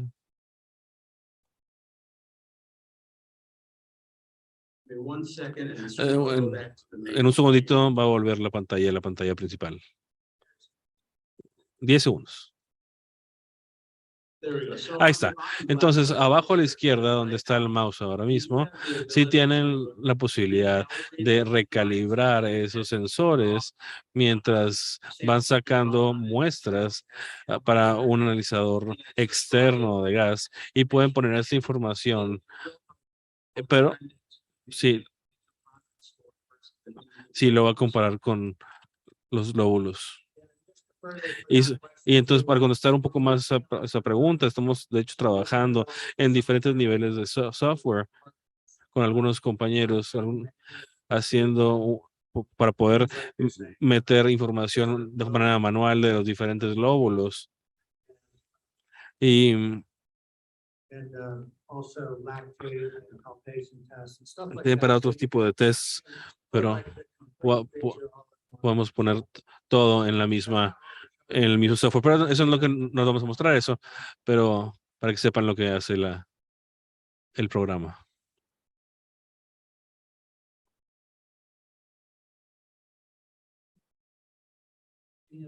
¿Alguna otra pregunta?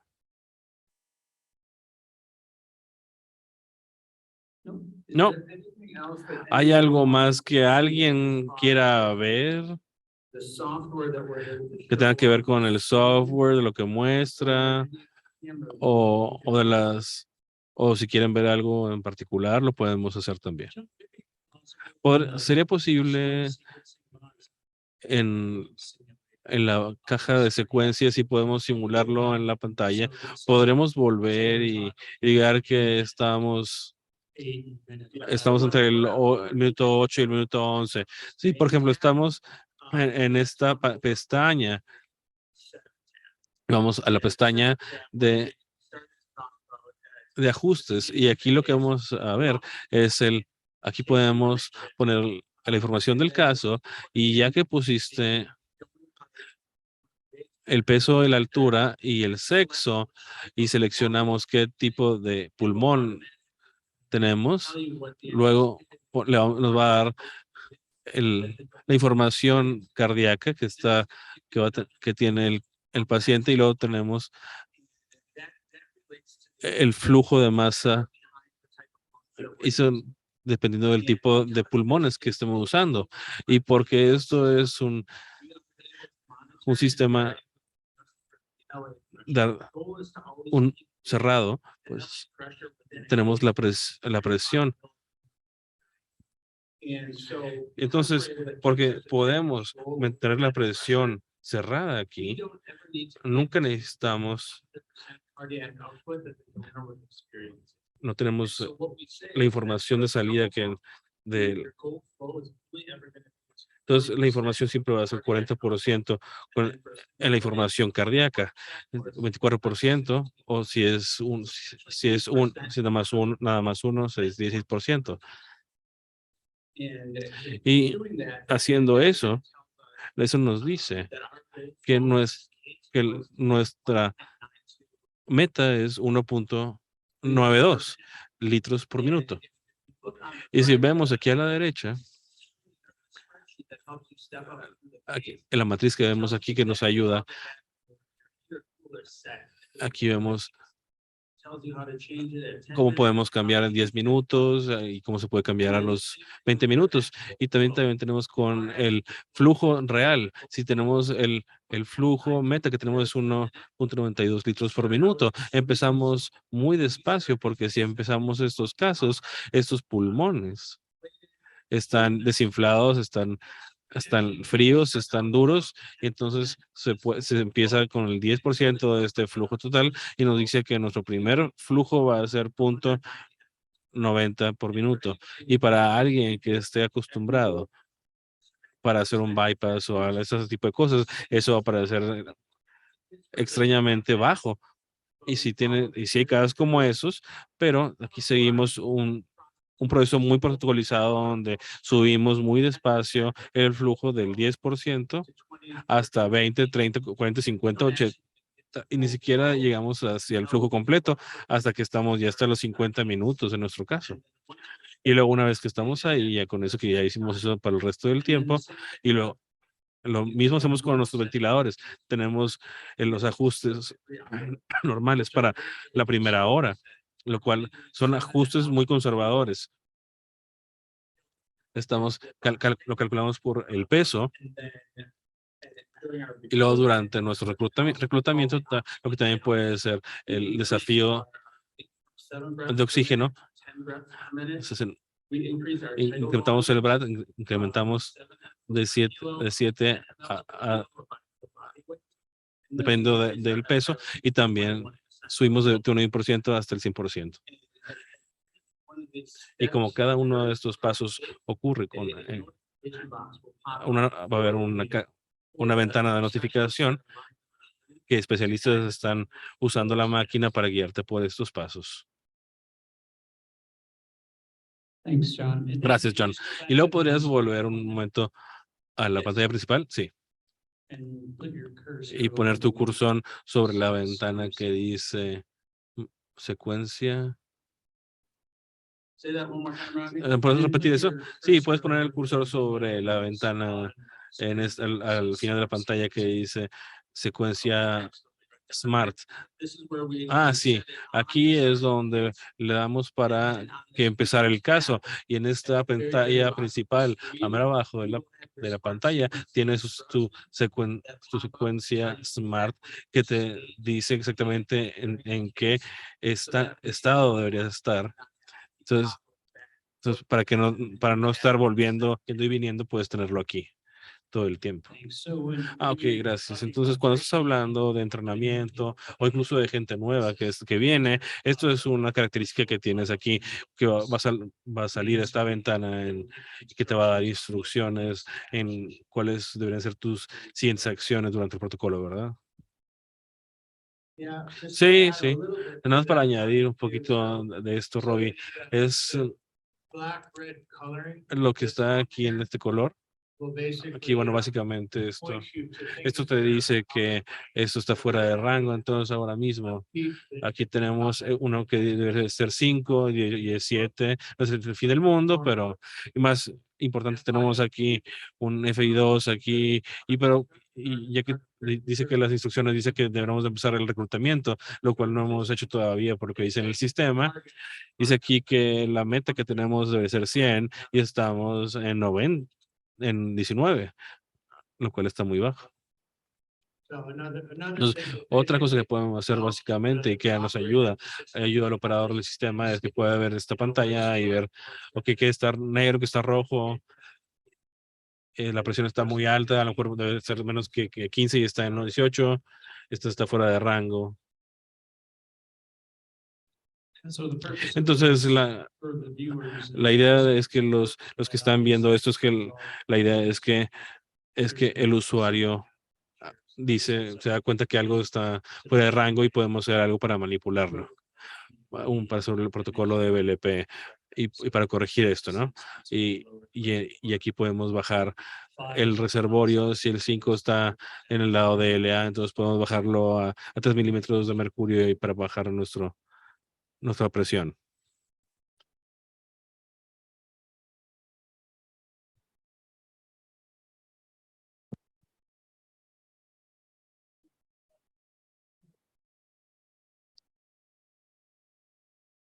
So John, I'll let you Entonces, answer John, this. te voy a dejar que tú contestes esto porque eres el especialista clínico aquí. Question was how La flexible pregunta es qué tan flexible es el sistema. Puedes hacer un O2 en el ejemplo, puedes hacer un desafío de O2 en algún punto, en cualquier momento. So, yes and no. Sí, y no. Once you Ya are, que you know, if you're the facility si that's estás en running las instalaciones que tienen las máquinas, puedes ajustar the ventilator, el ventilador. just the O sea, FI2, ajustar el F1, FI2, pues downside. lo único malo aquí es que si empiezas a Tests hacer, where you make a hacer adjustments pruebas o si se ajustes al protocolo, la máquina y el software están siendo usados and fuera, fuera de como debería, no como debería de usarse.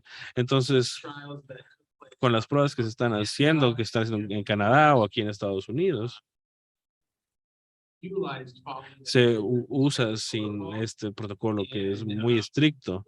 Y lo que sucede es que si los cambios se hacen durante el caso, si se empiezan a ver mejor los pulmones y el usuario entonces debe poder de usar su juicio para saber si de verdad están mejor los pulmones o de manera artificial se ven bien porque le estás moviendo al sistema. Y es una cosa que el especialista va a trabajar con ellos. Y, y es difícil al principio porque están acostumbrados a hacer ajustes para decir que están, para sacar buenos resultados con los gases que están sacando, pero con este protocolo, de hecho, no, lo mejor sería no moverle a los datos. Si tenemos cierta cantidad por litro, pues entonces nosotros queremos que se quede exactamente igual durante todo el caso, porque si empezamos a hacer ajustes basándonos en esos gases, tenemos el riesgo de hacer que los pulmones se vean mejor artificialmente, mejor de lo que en realidad están. Entonces, Felipe, la respuesta es que sí puede hacer un desafío de oxígeno cuando si quieres, puedes subir el PIB si quieres reclutar, pero eso es a discreción del experto clínico. Pero lo que dice John, especialmente en Estados Unidos, no, desde un punto de vista de FTA, no lo haríamos porque no tiene el protocolo la máquina, porque no fue aprobado para hacer eso, entonces no lo puede hacer. No quiere decir que no lo pueda hacer, quiere decir que no debería de hacerlo. Si dice 5 por el estándar, pues entonces, si quieres subir el PIB a, no sé, a 15 por 20 segundos o intentar hacer, o si le puedes hacer un reclutamiento después. Es posible hacerlo, sí. Pero estoy pensando que, sí, nada más para añadir a eso, la máquina como funciona es que es tu responsabilidad, como la manejas, entonces es bastante flexible y no respeta. Puedes hacerlo manejarlo tan rápido como quieras, pero desde luego recomendamos que usen un protocolo si están haciendo investigación o si tienen algo en mente que quieren intentar, pero que esté fuera de protocolo, pueden perfectamente apagarlo y pueden actualizar la máquina como quieran. Gracias. Estoy pensando que eso solo estoy hablando en voz alta, pero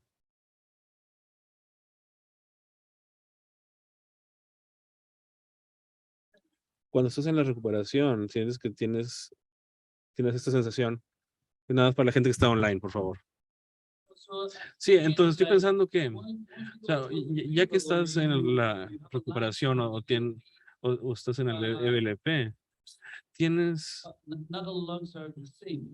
no todos los pulmones son iguales, entonces a veces siento que si tienes solo uno, solo un protocolo, está bien, o sea, para la investigación o para análisis de información, está bien, pero probablemente vas a dividir tus pulmones en altamente, no sé, en alto riesgo o medio riesgo o bajo riesgo, se me ocurre. Y si sospechas que tiene mucha tiene neumonía o que es un paciente joven, pues a lo mejor se va a recuperar o nada más con secreciones, esas cosas. Es un riesgo intermedio, pero un alto riesgo que tiene respiración o una contusión. No es lo mismo. Probablemente si pones todo, puedes perder más pulmones. Y no, sí, sí te entiendo. Y Francis dio un ejemplo de esto en la mañana, que dijo que en el centro hay un centro que está en Holanda y también se está haciendo esto, que no es parte del protocolo. Y si les funciona a ellos y les da resultados y tienen la evidencia de que les está funcionando, pues así es como ellos funcionan los protocolos. Y entonces yo necesito que alguien me convenza que, que no es, no sé, que no es tan estricto, que no ni siquiera lo puedes mover ni tantito. Y sé que puedes, pero sí, es como los entrenamientos y los dueños del aparato, los voy a decir. Te voy a explicar cómo nos explicaron a nosotros que se hace.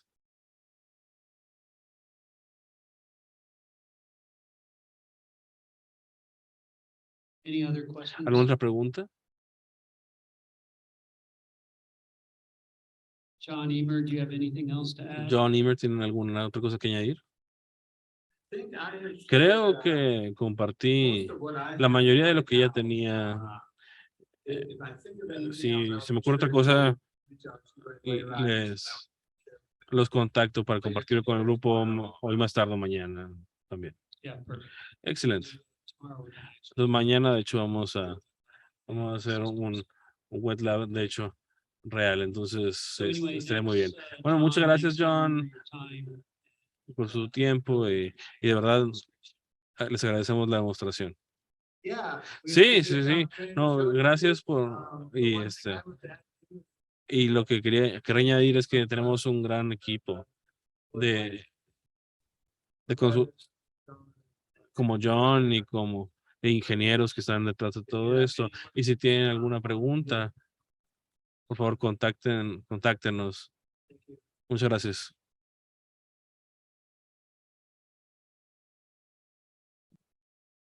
Muy bien, pues Very well. Well, excelente, excelente. great presentation. Thank you, Rodney. Gracias, Rodney. Pues bueno, Well, empezamos mañana so we start tomorrow a las 8 en at punto. 8 El equipo o'clock. quirúrgico, The el equipo surgical médico team, que the va a medical team that's going to participar participate directly tomorrow in the wet lab. We're going to be earlier, around 7:30 or 7:30 we're going to start. And the animal is going to be, we're going to start with the skin, right? At 7:30 we start with the skin. Okay, so at 8 o'clock, everyone else you will be able to be there in the lab. Some of you will be moving to the faculty room, so there's not a lot of people. So we can, in any case, we're gonna be there. We're gonna see everything in the screen. Okay, it's in floor A.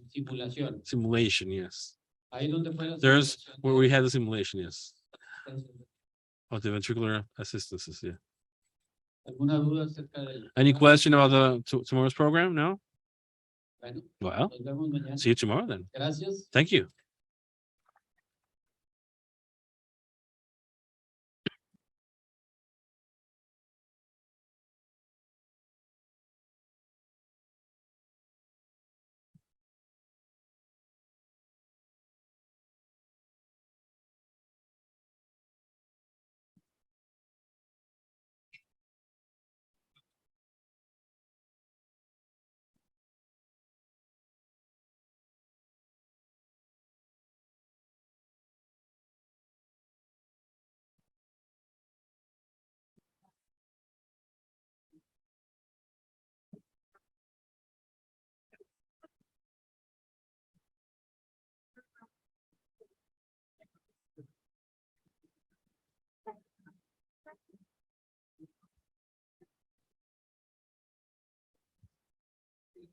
Yo no.